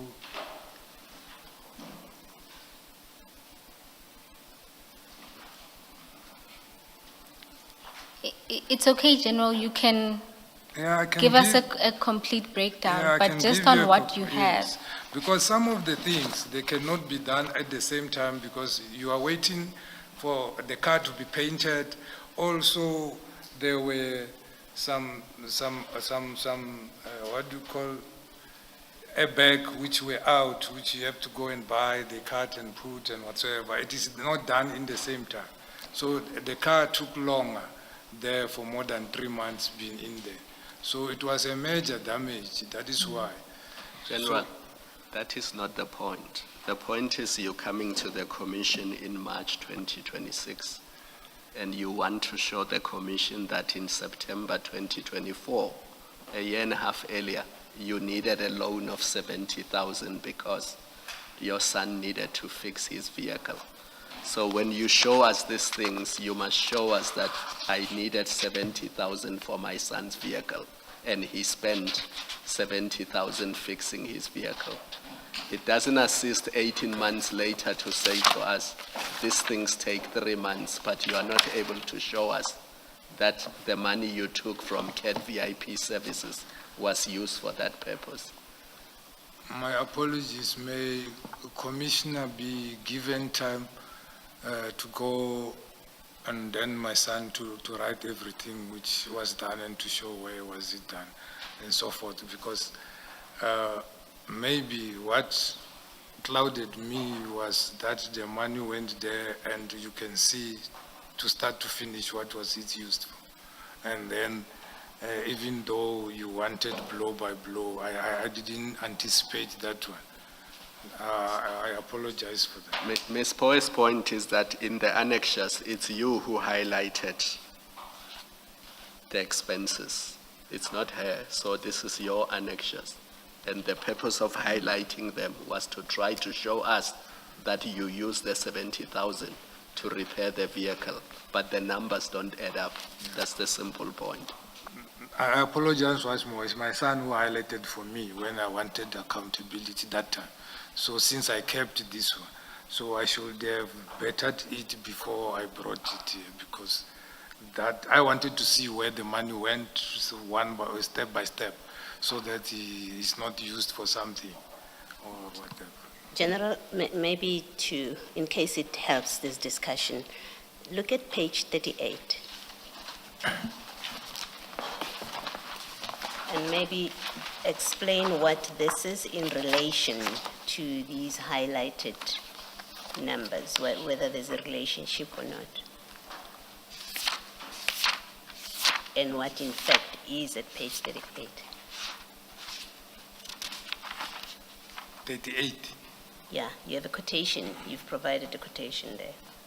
So what I'm asking you is, you're discussing with Ms. Bowe line items in a statement, but we also have been given an estimated quotation. Yeah.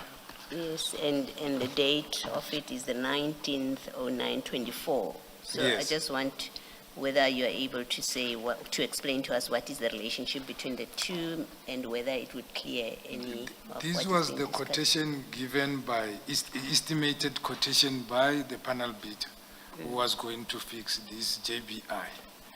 And the 25,000 was for labor, which was paid to him. So I then advised to say, no, if you give this person the whole money, we've got a history of these people not fixing the car. Go and buy the parts yourself. And then as and when they are fixing, then you bring them the parts there. You can go to Goldwagen, he charges you something, you find it there, it is cheaper. And then so that you can have control of it. And that is what happened. Then the 25,000 of labor was given. And other parts which you are supposed to start with, then he went and buy. And as he finishes the others and others are needed, then he goes and buy and buy. So the only thing which was outstanding, which cost 14, was the sump and the grill, and also the airbag at the side, on the roof. Thank you, General. I'm not sure that it's clearing what I was hoping it would clear, but that's where I leave it. Chair, I'm going to move away from the loan. There are two topics. I hope they won't be long. so that the General can proceed with Ms. Siegel's move tomorrow. Are you able to give an estimate, Ms. Bowen? I want to say I don't. I know that's quite difficult. I don't see us taking more than 20 minutes. But, It is the issue of Musa Kawa, which we've already canvassed, and then lastly, the interest in the Medicare contract.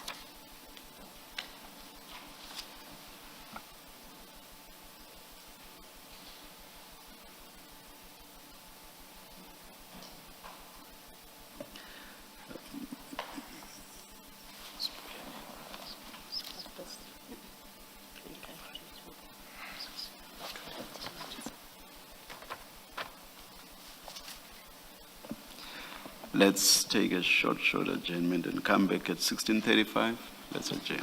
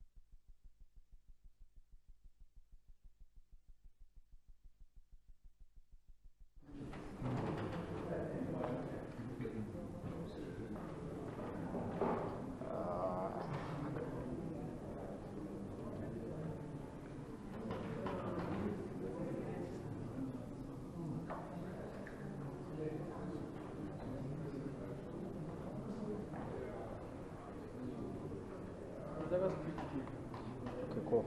You're right.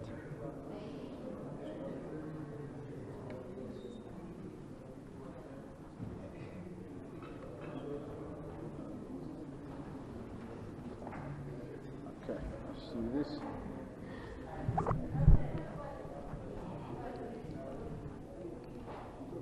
I'm gonna do it next to him. Can you see him? Like, in the distance? Yeah. The commission says it's clear that Shibiri was a close ally of Matlala and part of a group of generals who were against Matlala. Hey, go back. Part of a group of generals. Hey, man, this is lady right.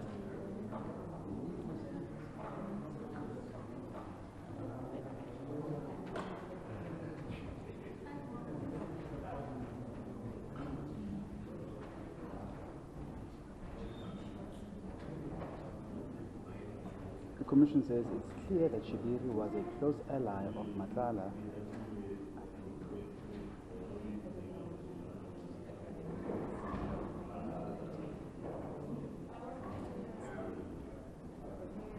Commission says it's clear that Shibiri was a close ally of Matlala and other group of against generals who were against Matlala. Commission is clear that Shibiri was a close ally of Matlala and other group. You're part of a faction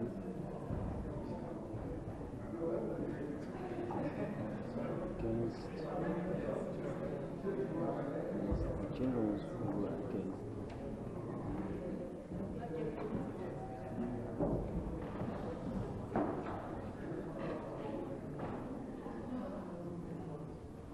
Shibiri was a close ally of Matlala and its police.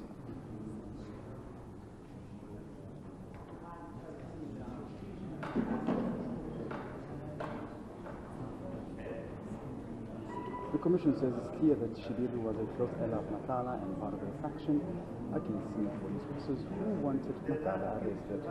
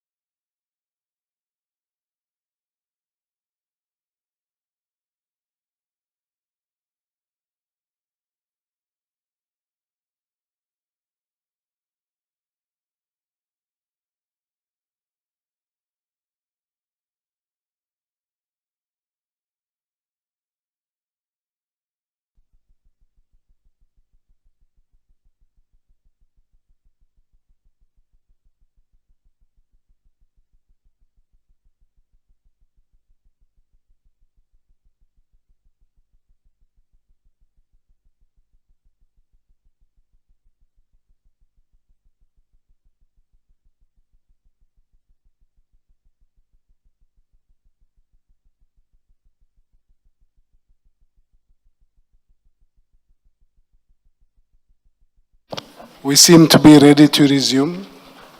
Please make sure your phones are off. It's the last lap for the afternoon. Thank you.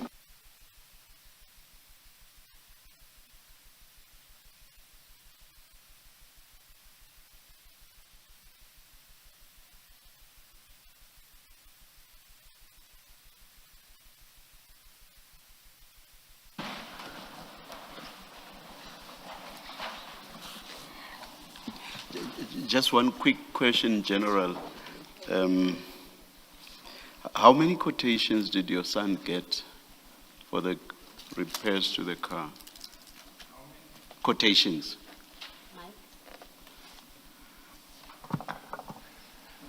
I know of this one. Only this one. I know of this one. Oh, only this one. Okay. So, was it the quotation that gave you an idea of how much it would cost to repair the car, or did anything else give you No, it was. an idea of the cost? Yeah, Commissioner, the car was at the pound of the insurance. When they repudiated, he needed to take it somewhere. And then, so he knew these people because sometimes they were penal beating for his friend. And then What I want to get an idea of, you say you are aware of only this quotation. Yes. So I want to get an idea of, besides this quotation, is there anything else that gave you an idea of what the cost would be? No, sir. Okay. Yes, Ms. Bowen? Thank you, Chair. General, just before I forget this point, earlier you testified that when you were repaying the loan, you went to see Mr. Matlala for the 20,000 at his offices. Yes. And when would this have been? When I do what? When would this have been that you go and see him? Let me refer to my statement because I forgot the date. I don't know if it was the 4th, the 24th. Are you saying 24 November? Yes, let me check on my statement, please.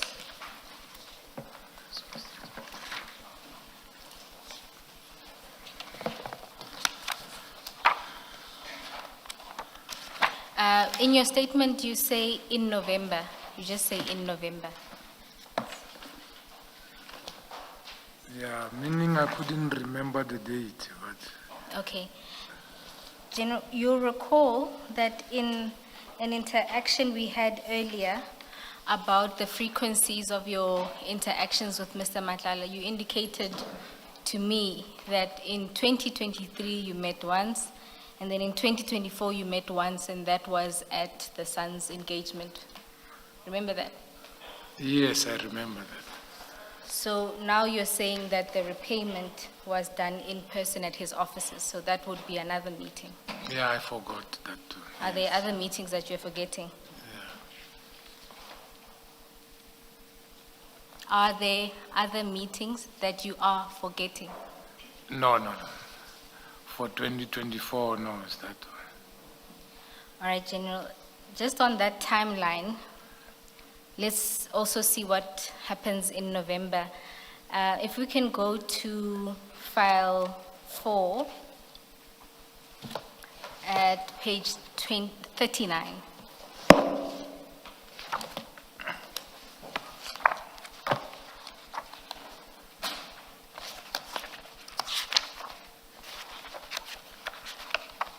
General, let me know when you're there. 39. Yes.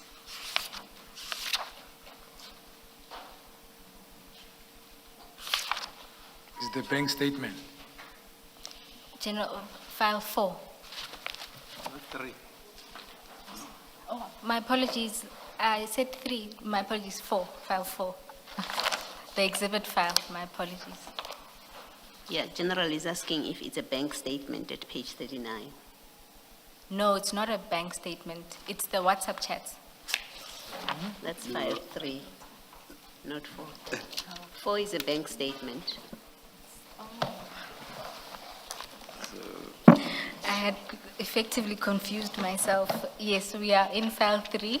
We are at the WhatsApp chats at page 39. And in particular, if you can have regard to chats 4, 5, and 6. Can you see that? So this interaction happens on the Yes, I can. 25th of November. Yes. So Sergeant Gosi sends you 3 pictures. In order Yes. to see the pictures, the first one is at page 107 of the same file. Yes. General, can you tell us what that is? I think it's the invoice for payments for Medicare 24. Okay. And then the next one is at page 108. Can you tell us what that is?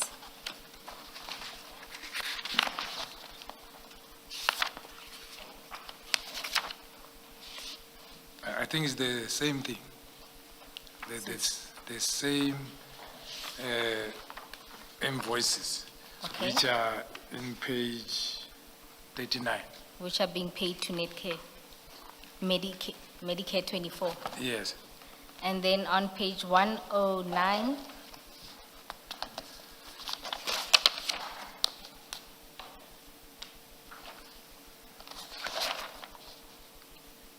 It seems to be going with 107. okay. Now we can go back to the chats, knowing what this is. If we then go to page 40. So Sergeant Gosi sends to you a message that says, maybe it will reflect tomorrow. Seems to be a forwarded message. And then another one that says, yes, it is paid on 24 November 2024, but deposited into account will probably be tomorrow, but I will monitor. You see that? Yes. And you then respond, and your response is, what is the amount paid? Yes. And then, if you look, you then call Sergeant Nkosi twice. Can you see that? At 2:42 and 2:44. Yes. When I guess you don't get a response about what is the amount paid. General, let's start here. Why was Sergeant Nkosi sending you this information?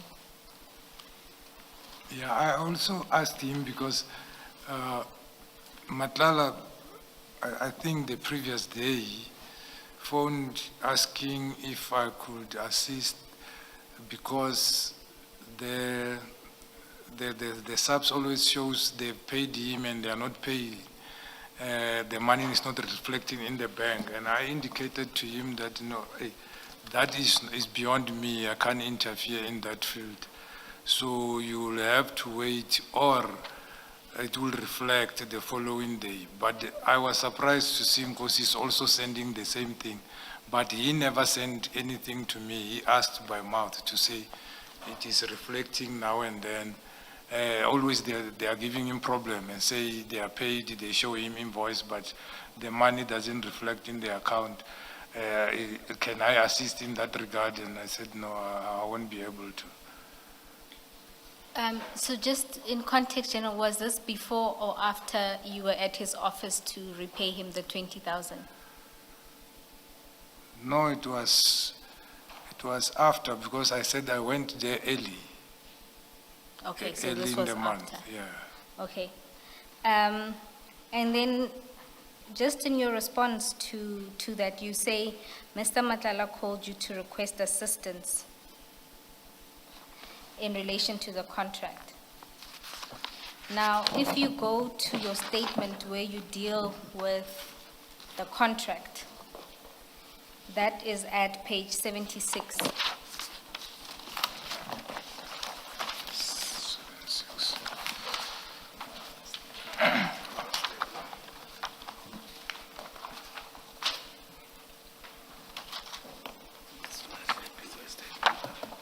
I'm at page 76. You'll see, you deal with the contract at paragraphs 249 and 250. And all you say to us is that, one, you had no involvement in the initiation, procurement, adjudication, approval, negotiation, and administration of the contract. And then two, you say to us that you became aware of the contract in September 2024, and you didn't know the name of Mr. Matlala's company until you received the screenshots in November. But curiously, you don't note that you had a call with Mr. Matlala the day before the screenshots were sent, wherein he was asking you a favor related to the payment of those very invoices. Is there a reason for this? This message, it says 19 May. General, I may have lost you. What is it that you're referring to? 76. 76 What date is it? pages. No, General, page 76 of your statement, paragraph 250. Oh.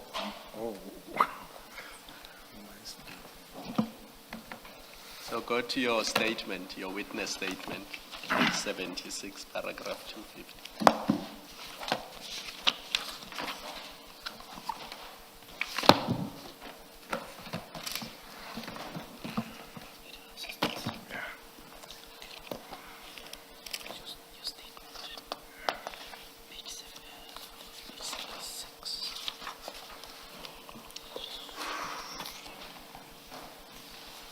Are you there, General?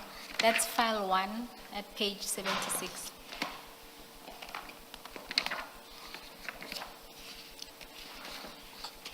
Maybe it will, if it will help, General, it's also displayed on the screens. In your statement, where you deal with the contract, you do so at those two paragraphs. Yes. Do you remember my question, General? Yes. Yes. What's your answer?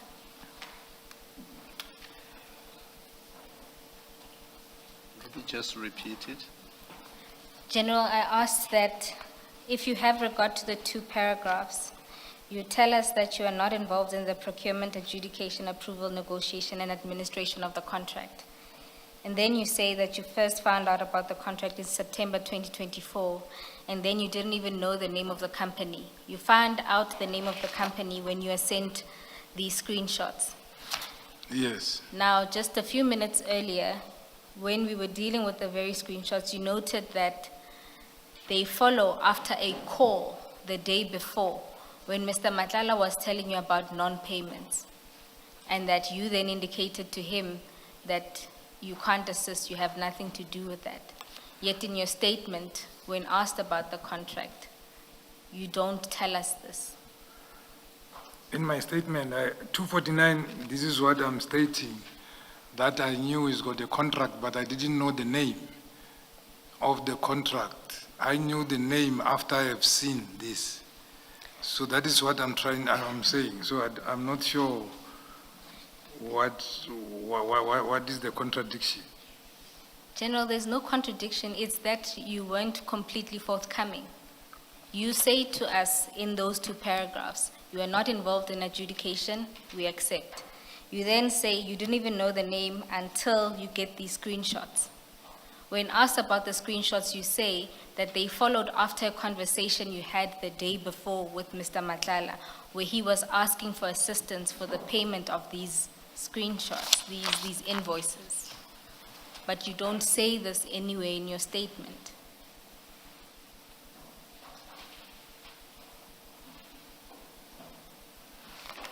Oh, I hear you now. And your comment or explanation?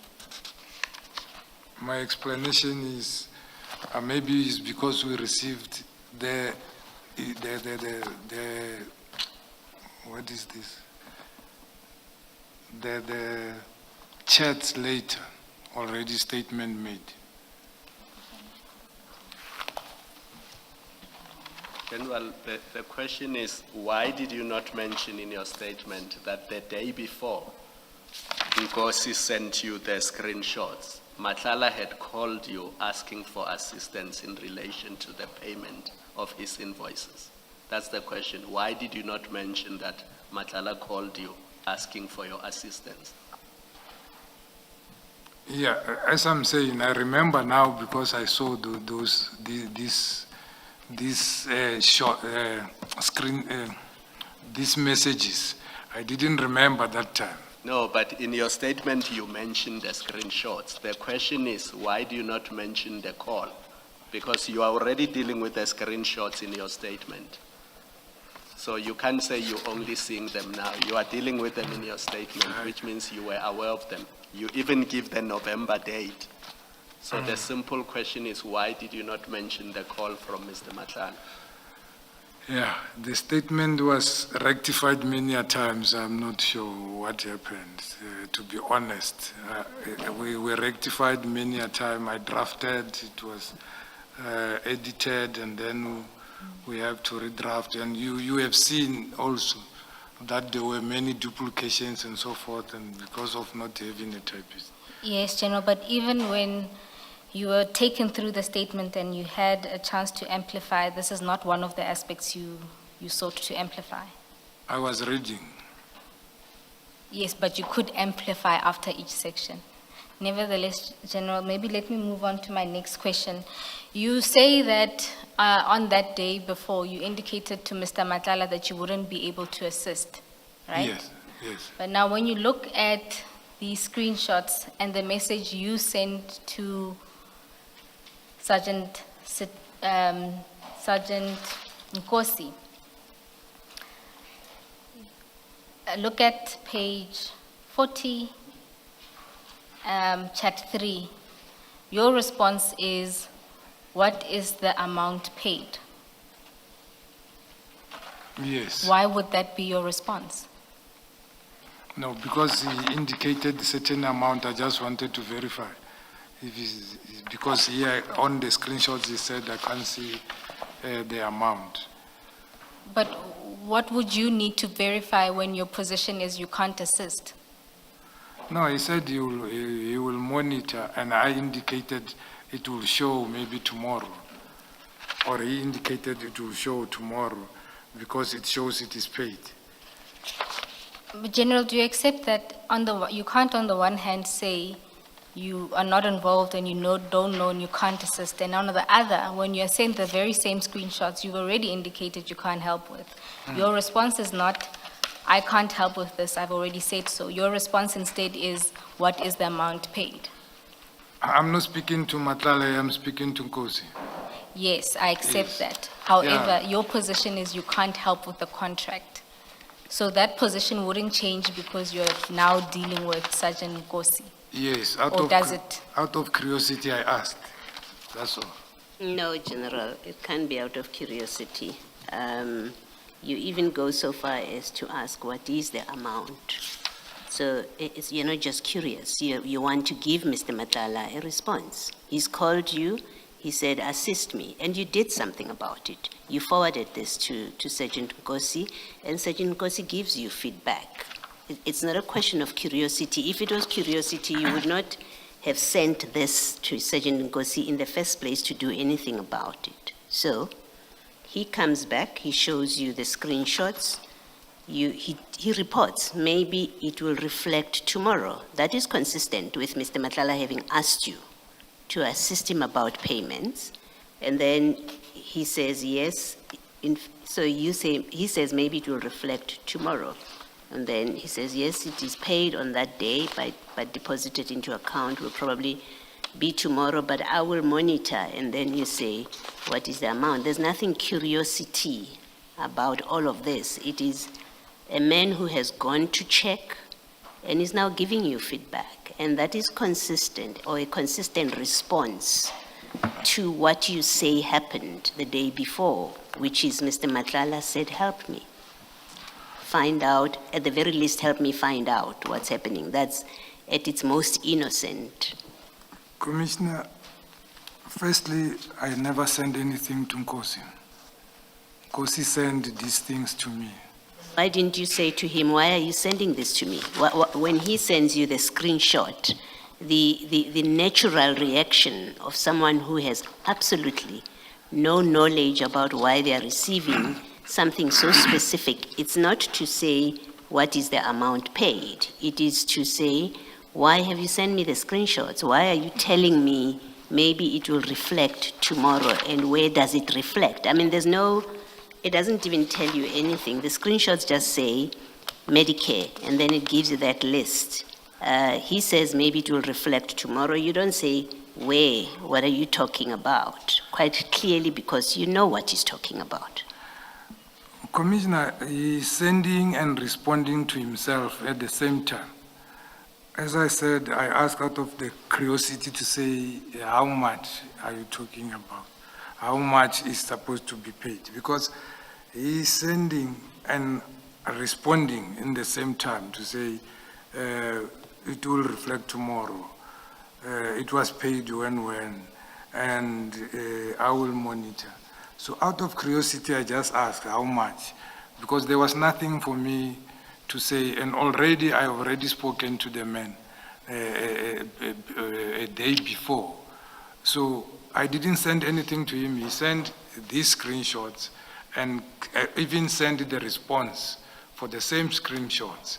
So out of curiosity, I just asked how much. Well, what I'm putting to you, or what I'm suggesting to you, is that this is not a discussion. Given what happened the day before, according to you, Mr. Matlala calls and says, assist me, because I'm not getting paid.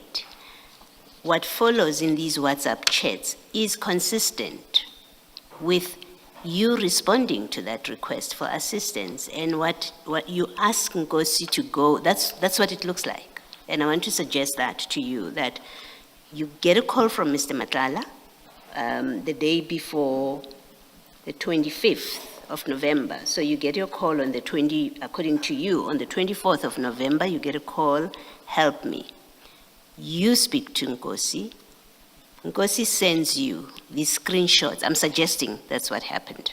Sergeant Nkosi sends you what he's able to pull out from SAPS's system, which he too is not involved with finances, but he gets access to this stuff.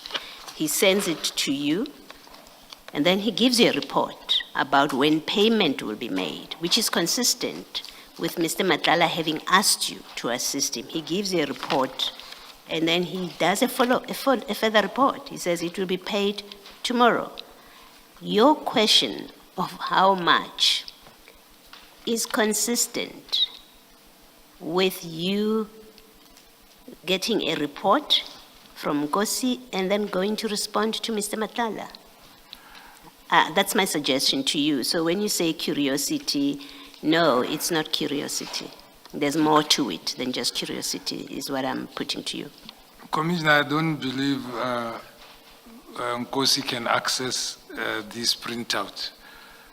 But he did, because he's sending them. You can see where they are. I thought maybe he got it from Matlala. That was my take. But I don't believe he can. I don't want to speak for him, but I don't believe But why would Matlala be asking you for help if Nkosi already has this, or he has this and he has given them to Nkosi? When he asked, meaning he was having, because he said they keep on sending him invoices showing that the money will be paid, but they don't pay. Can you speak to somebody who can assist me to make sure the money is paid? I said, I can't. So that is why I'm thinking he got it from Matlala, because I don't see any way how Nkosi can access the finance document or have access to that one, because it's not even at our finance. Yeah, you should have reprimanded him. You should have said to him, Nkosi, where do you get these documents, because they belong to finance? You should not have access to these documents. What you are doing is wrong. If you are sharing them with Matlala, you should stop. Yeah, earlier on when I was testifying, I did mention for this kind of thing, I did reprimand to say, you get these things, sometimes they will put you into problem because you are not supposed to. And I reference also the other one which was going with it, the one from, which was having confidential on it. I'm talking about these specific ones, General, not in yes. general terms. I'm saying on the 24th or 25th of November, you should have said to Nkosi, you don't work in finance. You have nothing to do with service provider contracts. What are you doing with these documents? And why are you sharing them? Yeah, no, you are correct.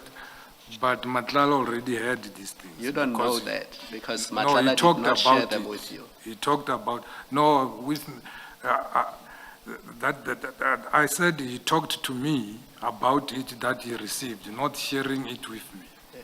So you can't know that he had them if he didn't show you. Unless you say Matlala showed me the screenshots, so I know he had them.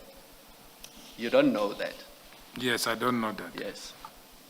Even if on your evidence, your evidence is correct, if it is, that Sergeant Nkosi received these screenshots from Mr. Matlala, even if that were correct, and he somehow forwards them to you without prompting from you, there is this great coincidence, and it would be a coincidence indeed, or a curious coincidence, that he sends them to you the day after you spoke to Mr. Matlala, who said, help me, about payment.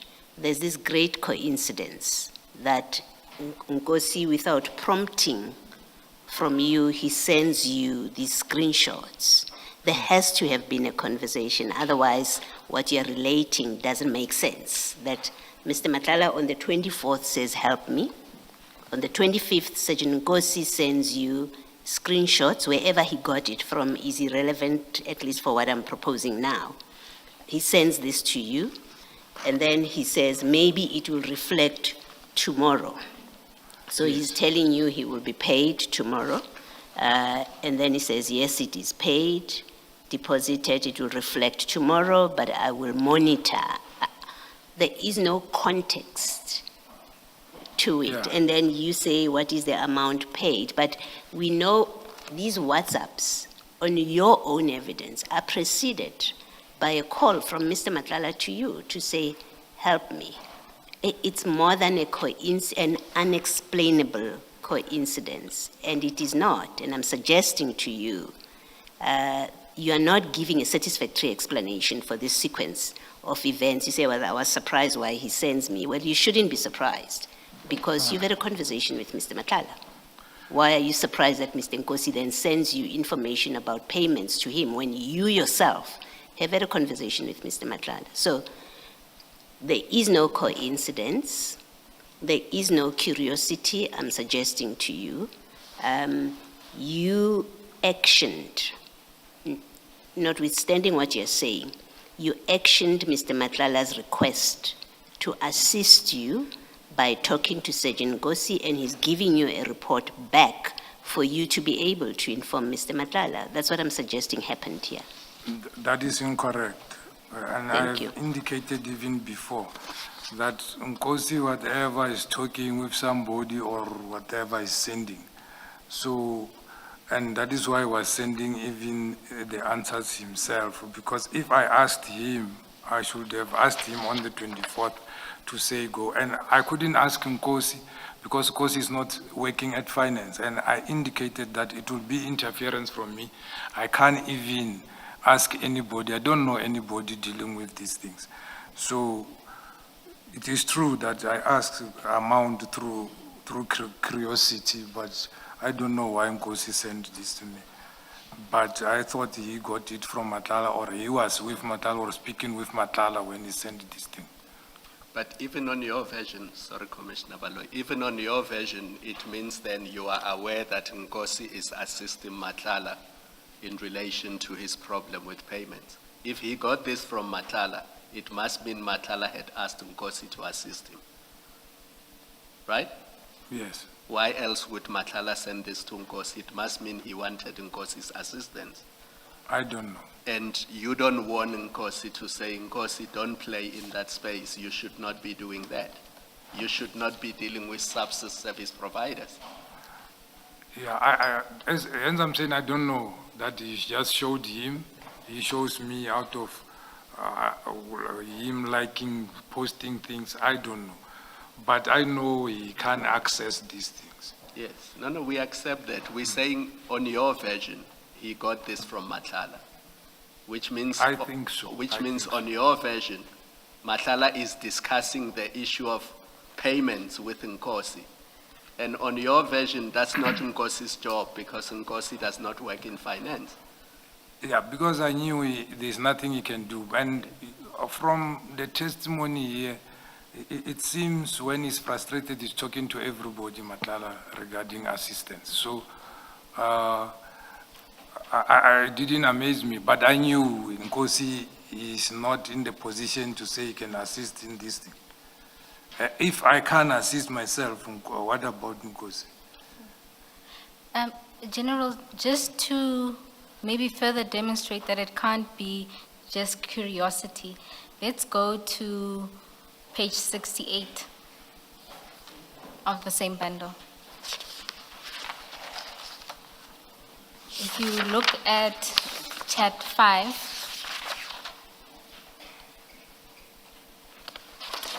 there you'll see a media inquiry about the report that recommended the termination of Mr. Matlala's contract. So that's at chat 5. 63, yes, I'm there. 68. 68.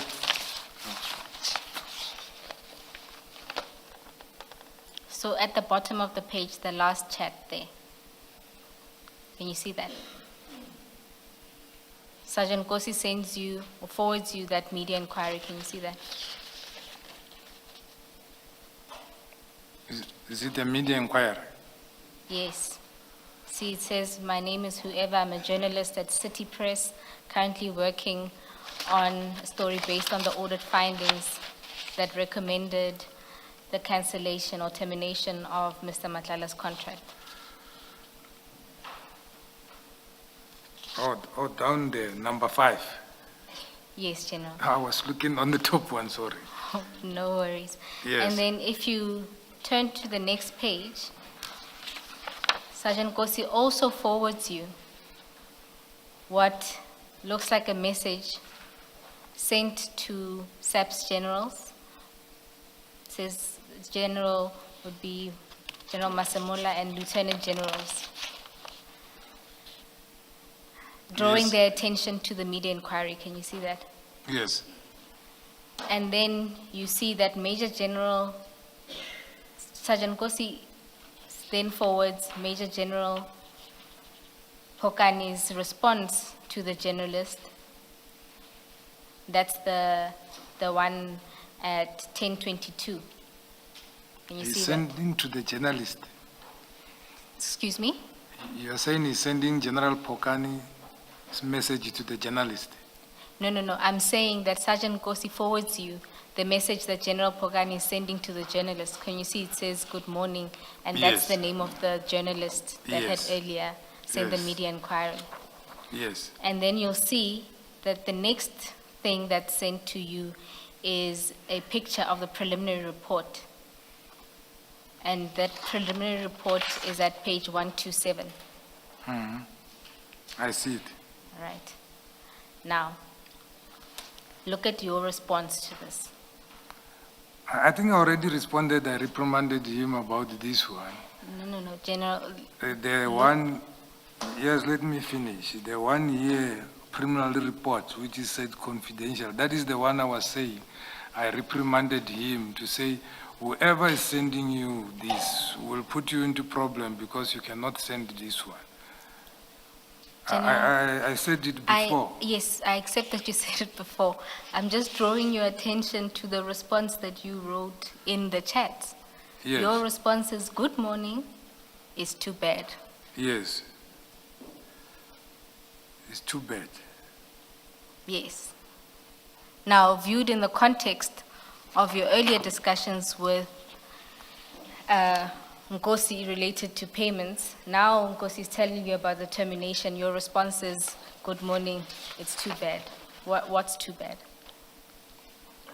It's too bad that the contract is found to be fraudulent and is going to be terminated. And we talked about this. Remember, I indicated to say some of the things I was sending to him was to say, hey, but this guy, it might be a problem in certain things. And this is in March 22. And that other one you were talking about there, it was when? It was in November. In November, yes. So I don't know, you correlating that one to this one. General, That it's, time- that it's other- demonstrating your attitude towards it. So in the earlier part, when we were dealing with a November interaction, you saying that you are merely curious about the amount paid. When you're told about termination, your response is, it's too bad. Yes, it's too bad. And you say it's too bad that his contract was terminated. No, Not I that, said it's too bad because it was fraudulent. It's not only him or here involved, even SAPS is involved.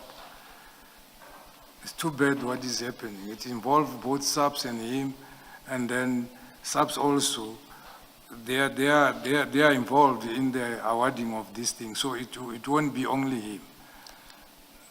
General, in the context of what we now know to be your relationship with Mr. Matlala, your earlier discussions related to the payments and your interest in how much was paid, it seems unlikely that this too bad was directed at SAPS being implicated.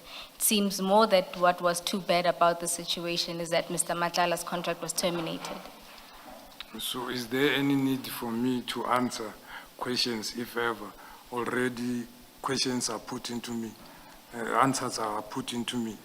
Because I gave my answer has been changed now to say, you can make reference to say, I said how much out of curiosity, that is what I said.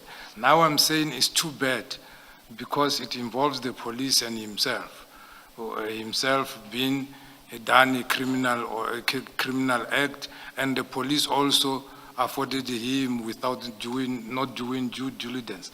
Even if he can go back, when we're talking about General Khan, that is where I commented to say, this is changing our image.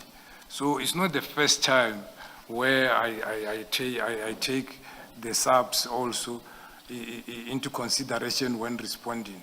So why do you choose that one now? General, when you do respond to say that it's too bad for SAPS, you actually do say that. You say, this is bad, it's not a good look for SAPS. So I'm saying in the context, when you look at your exchanges related to this contract, it doesn't seem likely that this was directed at the SAPS part. It's more likely that it's directed at the contract that you and Sergeant Nkosi were trying to assist Mr. Matlala with. I gave my response. I Say accept what that, I General. meant. Yes. Then, General, let's then move. Sorry. Oh, Sorry. General, Mr.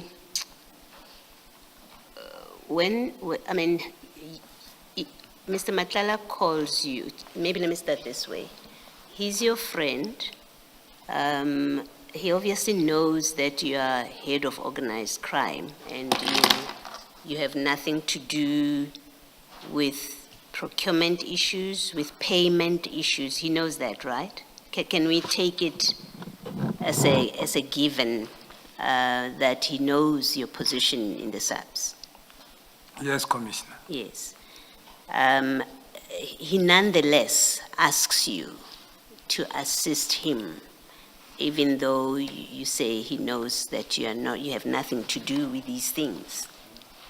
Can you see from that request how he would think you are the person to assist him with problems in SAPS? He asks you about a matter that has nothing to do with your position, and I'm prepared to accept for purposes of this engagement that you told him, I can't assist you because that has nothing to do with where I operate. I'm not quarreling for now with that, what you say you said to him, but can you see how, knowing very well that you're not in finance, how this request to you to assist him with getting payments indicates that he thinks you are his friend or connection? You say the language he used was his person, he's got a person inside. Just from the request itself, that he thinks you are a person that can assist him about matters that have nothing to do with your portfolio. Can you see how he would have thought you are the person to assist him, just from the request? Commissioner, I just indicated that through testimony which was made to the commission, you went to everybody, including to KZN, looking for assistance. He can go to anybody, irrespective of he knows you or not. So when he's desperate, he knocks all the doors. So I can say. Yes, I'm not sure what is the answer to my question. My answer is much more straightforward than asking everybody.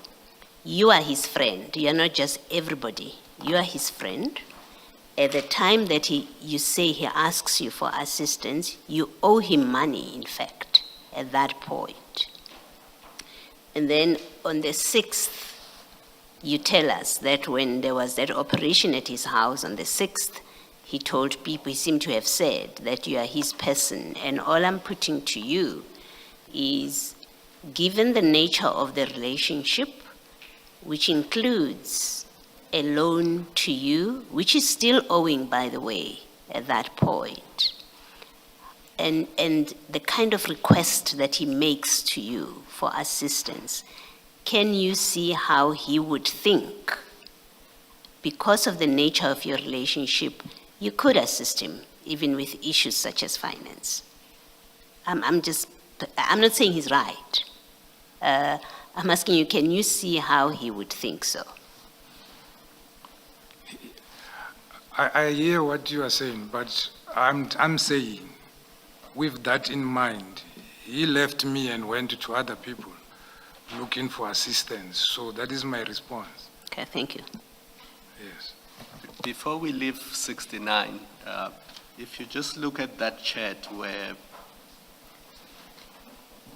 he shares the screenshot with you of the audit report, it's 10:22 p.m. on the 22nd, and then the next chat between you and him is the following day at 10:32 in the morning. When between those two chats did you reprimand him? On this one? Yes. Yeah, in the morning. When between the two chats? In the morning when? Because there does not seem to be any communication between chat 3 and chat 4. There is the chat 5, it is a phone call. So you reprimanded him after you said too bad? Yes. But my question was when between the two chats? So you should have said after. My apology. Sometimes these questions are tricky. I didn't mean to trick you. I just wanted to complete the picture. So after you said Sorry, good morning, Commissioner. too bad. Kumalo, just to be of some assistance, if you look, the call is actually, that comes in after the too bad. It's actually on the 4th. Sorry, it's the the following- 2nd The 4th. of April. On not- the 3rd. No, it's a following month. That's my problem. Yes, It's exactly. not even. So that's why my question was, look at when the chat comes to you, where he shows you the internal audit report. Yeah, it's on the It's 22nd. evening, it's the 22nd of March 2025. Yes. The following day is the 23rd of March 2025 at 10:30 in the morning. All you say to him is good morning is too bad. So when did you reprimand him for sending you what is clearly a confidential internal audit report? Yes, that is why I'm saying it's tricky because we're talking about this, I think only of this. We might have spoken mouth face to face because we are in the same building. But I don't want to say that because it will seem that I'm lying. Maybe to make it easy for you, can we accept that in this document, there is no evidence of you communicating with him about this, other than that too bad good morning? Yeah, on this, Yes. but before even we come to this, I did indicate I spoken to him about it. But the issue is, did I speak to him face to face or according to this? But as they are coming thick and fast, these questions, I concentrate in what I'm dealing with. That is why I went direct to this. I apologize. My But I focus- take what you are saying, Commissioner. My focus is also only on these documents, Thank because you. that's the only thing that's in front of you. Okay, thank you. Yes, so I don't mean to trick you at all. I just wanted to Yes. find out if after you received this, you reprimanded him. And we've accepted that on page 69, there's nothing that suggests that you did. I'm not saying you did not use other methods. I'm just saying the chats that we see don't show that. I accept. Yes. Commissioners, I'll move on to the last topic, bearing in mind that you stole some of my 20 minutes. I'm within my time. General, if we can then just deal lastly with the Musa Kawa issue. And I know here, General, you just wanted to clarify and make it clear that you did not have a conversation with Mr. Kaula. General? Yes. Yes, I'm simply just saying for clarity, because I know this is something that you wanted to set the record straight with. Yes. All right, so now if we can then go to the actual chats exchange. Can we please go to page 191?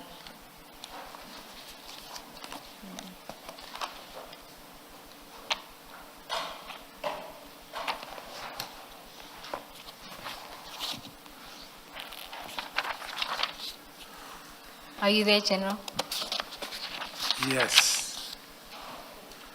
191? Yes, I'm at 191. So you see there on the 17th of September at 8:45 a.m., you send to Sergeant Nkosi a screenshot. Now, the screenshot itself is at page 226. And there it's a post by Musa Kawa talking about Mr. Matlala and making a number of allegations. 226. 226, yes. So that's the actual screenshot.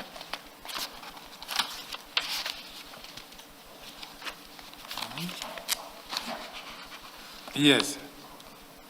So that's just a screenshot of a post by Mr. Kaula setting out a number of allegations against Mr. Matlala and his wife. Yes. Now, if you go back to the chats, so we're still on page 191. Yes. Sergeant Nkosi responds to you with crying face emojis and says, "Ish." Do you see that? Yes. Then you forward to him what you've said is a message from Mr. Matlala indicating that somebody sent this to him demanding money. Yes. You see that? And then this is followed up by a call Yes. at 9:04. There's a call from Sergeant Nkosi at 9:05. And then you forward another message from Mr. Matlala to Sergeant Nkosi saying, somebody's sending stories to Musa Kawa about you. I'm warning him to not even try write about you. So you are forwarding this message, Yes. right? Then at chat 3, you send a screenshot, you forward a screenshot that Mr. Matlala sent to you, correct? Yes. And that screenshot is at page 227.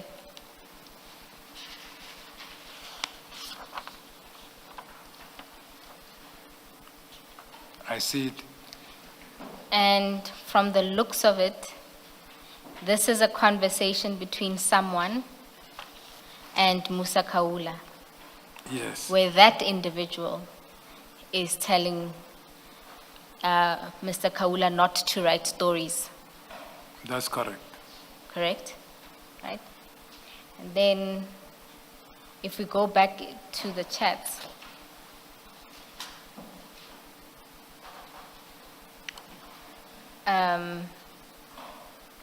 at 9:17, you give Sergeant Kosi a call. So that's at chat 4. You see that? Yes. Now, you say in your statement that after receiving this information from Sergeant Nkosi, you told Mr. Matlala first. Sorry. After receiving this information from Mr. Matlala, you told Mr. Matlala then that you would not be able to assist, that instead you will ask Sergeant Nkosi to assist. Is that correct? Yes. But firstly, I indicated you can go even to the nearest police station. And then he said if Nkosi is not busy, then you can come and assist him with the statement. So just to clarify this, are you saying that the suggestion for Sergeant Nkosi to assist came from Mr. Matlala? Yes, he said if he's not busy. And then I spoken to him to say if he's not busy. I asked him where he is. He said he's around. I said Matlala was having this problem. I forwarded him everything. And then he said, no, you will see him later. He was still busy. That is all. Okay, just to clarify, Mr. Matlala sent you this information. You say to him, you can go to the nearest police station to open a case. He says, if Sergeant Nkosi is not busy, can he accompany me? And you then go and speak to Sergeant Nkosi. No, I phoned him because I was in Kimberley that day. Yes, I mean, so you call Sergeant Nkosi Yes, to further this request from Mr. Matlala. yes. All right. And when is it on that same day that you phone Sergeant Nkosi? Yeah, after I forwarded him all the screenshots and everything. Okay. Now, why would Mr. Matlala require Sergeant Nkosi's assistance, given that you have testified, and I think it's also in your statement, that Mr. Matlala is a businessman, several entities, roots in security industry? One would imagine that he's familiar with the process of opening a case. Why did you think it was necessary to ask Sergeant Nkosi to accompany him? I have already testified that they are close, and sometimes because you could phone me being with him, and that maybe it's for that reason. Now, if indeed they are, if as you say they are close, why did Mr. Matlala send the request through you and not directly to Sergeant Nkosi? I don't know. And you didn't see anything problematic with you forwarding that request to Sergeant Nkosi? I said he was asking for an advice, what can he do? And that is what I testified about, that from time to time you'll do so. You'll phone me asking for advice for certain things which needs police. So you will ask me, what do I do? There is this kind of a thing. And then I advise that you can go to the police station and open a case. Then we can do entrapment for that particular person. And then and try to get the money and see how much he wants and then and so forth. He then asked if Nkosi is not busy, can he assist him? I said, no, I will find out from him. And then I phoned Nkosi. General, I guess I'm trying to determine that Mr. Matlala makes this request of you. You then communicated this to Sergeant Nkosi to do. Were you envisaging doing an operation? Or were you asking Sergeant Nkosi to do this as a personal favor because of his relationship with Mr. Matlala? No, mostly issues of extortion, if you can check even at my statement, is dealt by us as organized crime, doing entrapment and so forth. So even if he went to the police station, they were going to call people from the province and wherever. So you might have done so himself also. Then the curiosity is, why do you tell Sergeant Nkosi to assist him? You've directed him to a police station. Why are you using your position to tell Sergeant Nkosi to go with him to the police station or to assist him in whatever way? You've already sent him to a police station. Yes. Why do you consider it necessary to have Sergeant Nkosi go with him? No, because since he mentioned his name to say, can he assist him? Other than that, it's not the first time that I send members from head office to go and take statement or assist anybody who is complaining. I usually do that. So you reached out to Sergeant Nkosi because Mr. Matlala requested Sergeant Nkosi to help him. Yeah. That's what you've just said now. Yes. Okay, so Mr. Matlala decides, I want Nkosi to come and help me. He speaks to you, his friend, about the same period that he's advancing loans to you, and then he picks, after you say to him, go to a police station, he decides, no, that's not good enough. I want Nkosi to assist me, and you oblige him. You call Nkosi, you say, go with him to assist him. That only makes sense to me if it is you using your position and your friendship with Mr. Matlala to allow him to tell you what he wants. He tells you, I want Nkosi to help me. And you say, Nkosi, go help. It makes sense only that way to me, that here's your benefactor who tells you, I want Nkosi to help me. It's not good enough that you tell me to go to a police station. I want Nkosi to help me. And you oblige him. It's just wrong on the face of it. Yeah, I indicated to him, I'll check with Nkosi if he's not busy, and then to assist him. Because he was busy, then you couldn't have helped him, you could have went to the police station. But anyhow, as I have indicated before, when Nkosi phoned him about it, he indicated that his attorney is dealing with it and he didn't open a case.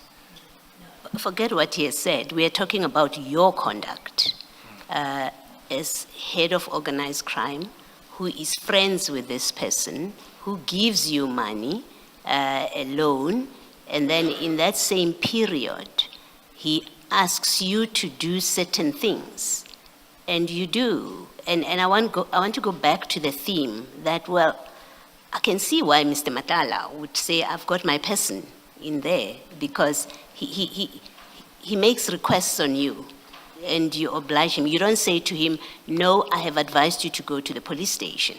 You go to the police station, and if you don't go to the police station, that's it. You don't do that. You say, Nkosi, help him. And Nkosi, as you've told us, he's not just a friend, he's your subordinate. So you've tasked him to go and assist Matlala when he has time. I completely, I think, understand why Mr. Matlala would think, I've got my person inside. I ask him for things, I tell him what I want, and he does it for me. I can see where he comes from. Except that I do so with everybody. I indicated that Nkosi and Matlala, they are known to each other, hence he mentioned the name. And I asked Nkosi if he was busy or not busy. If he's not busy, he can assist. If he's busy, then he will go to the police station. So I don't know, because from what I've indicated, whatever we discussed, it ended by Nkosi phoning him and him indicating to Nkosi that for now my attorney is dealing with it, let's pack it. General, to complete this picture, that's not how it ended. In fact, 2 weeks later, Nkosi shared a warrant with Mr. Matlala, and that warrant was a warrant for Musa Kawa's arrest. And the purpose of sharing that warrant with Mr. Matlala was so that Matlala can assist in the arrest of Mr. Kawa. So, arising from where this whole thing started with you, it ended up with a warrant being obtained, not with Mr. Matlala as complainant, but somebody else as complainant. But that warrant was then shared by Nkosi with Matlala, with the hope that Matlala would assist Nkosi to arrest Mr. Musa Kawa. That's the evidence this commission has had. And Mr. Nkosi himself, Sergeant Nkosi himself, confirmed that. Yes, and I have testified here that I have no knowledge of that particular matter. I was not even involved. I didn't know about it. It was a different matter or matters, as I was informed, that there was this one of the cybercrime, and there was a murder warrant somewhere and so forth. And I was not informed about it, and I didn't know about it. It happened, they executed where they executed it. It happened like that. So to link up with this one, it can goes well, but I have no knowledge of that one. And I'm not seeing it being linked, because Matlala didn't open a case, opted to go with an attorney to deal with this issue. But there were different complainants according to the evidence led here and what Nkosi have said. But I take what the commissioner is saying. And when the arrest happened, you were informed, so you were notified that Mr. Kawa has been arrested? No. By Nkosi, did he not inform No, it's other way around. When the arrest happened, I saw it from News 24. I forwarded to Nkosi. I even indicated to say it was to show him that that particular person who they were complaining about is again now a subject of arrest somewhere. It seems he's a problematic person. In your evidence was that nuisance. You're just telling him there's that nuisance. And I want to explore that further. That I said character, not no, nuisance. You use the word nuisance as a nuisance, and I want to explore that further. You say you had nothing to do and you knew nothing about the cybercrime, and I think the other complaint was crimen injuria. I think there was also a murder. He was arrested for a murder, that one which you saw. It was a murder somewhere in KZN where they said he's still behind bars. So it was not. Be that as it may, it doesn't change what I want to raise with you. Yes. That you had nothing to do with it. You saw it reported, the crimen injuria and cyber crime and the murder one. You had absolutely nothing to do with them. That's what you're telling us. So the only one that you knew and had an involvement with, which is not a case, because you tell us that Mr. Matlala in the end never went to a police station, but the only one you had an involvement with because Mr. Matlala has shared this information with you and you've shared it with Sergeant Nkosi, is this Musa Kawa issue. So when you say whether you say that character or you say nuisance, and I do have a clear memory that you used the word and I noted it, you could only have been referring, therefore, he's a nuisance to Matlala.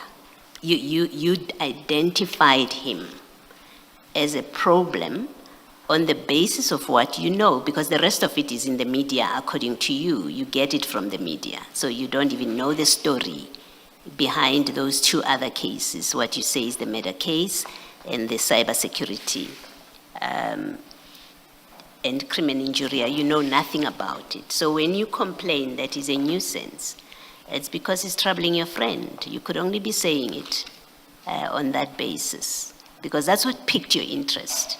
Your interest in this person is because he's creating problems for your friend. And that's why you describe him the way you do. And that's why you share information about him. It's because of the Matlala issue that he has raised with you. Again, I want to go back to my theme that you had a problematic relationship with Mr. Matlala, whether by design or it happened without you realizing the path that this is taking you down to. But you had this relationship with him that he calls on you, but you also act and take positions on the basis that it is your friend who's being troubled. That's what I'm suggesting to you, that your position in the end ends up doing Mr. Matlala's bidding inadvertently or by design, and he's not at fault to think you are his person on the inside, you and others, but you, I'm talking about you now, not the others. Do you want to comment? Or feel free to comment if you want to, General. Yeah, the word nuisance, I don't remember saying it. I said character.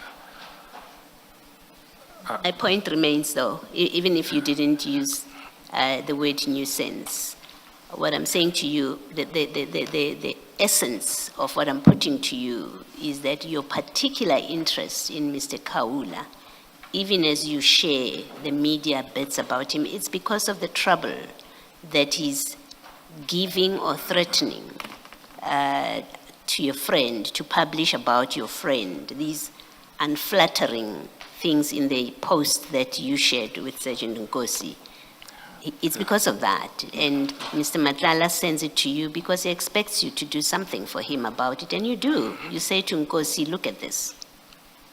There's nothing I can say will change the commissioner, the way he's thinking about this thing. I explained to say, my understanding is the person who was wanted to extort was somebody using the name of Kaula.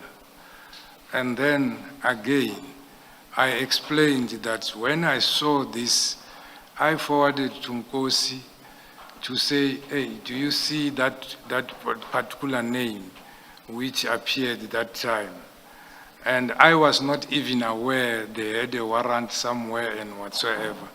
I don't know where does it fit with trying to assist to make sure Kaula doesn't bother Matlala or whatsoever. Because for starters, the person who was supposed to be entrapped there was the journalist who was using Kaula. And then me seeing this name again, or usually we are sharing this thing, and the whole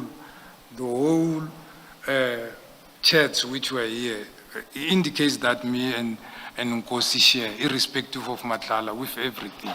So I can't change the commissioner's thinking about what the commissioner have just articulated. But I said what I wanted to say, and I will stick by that.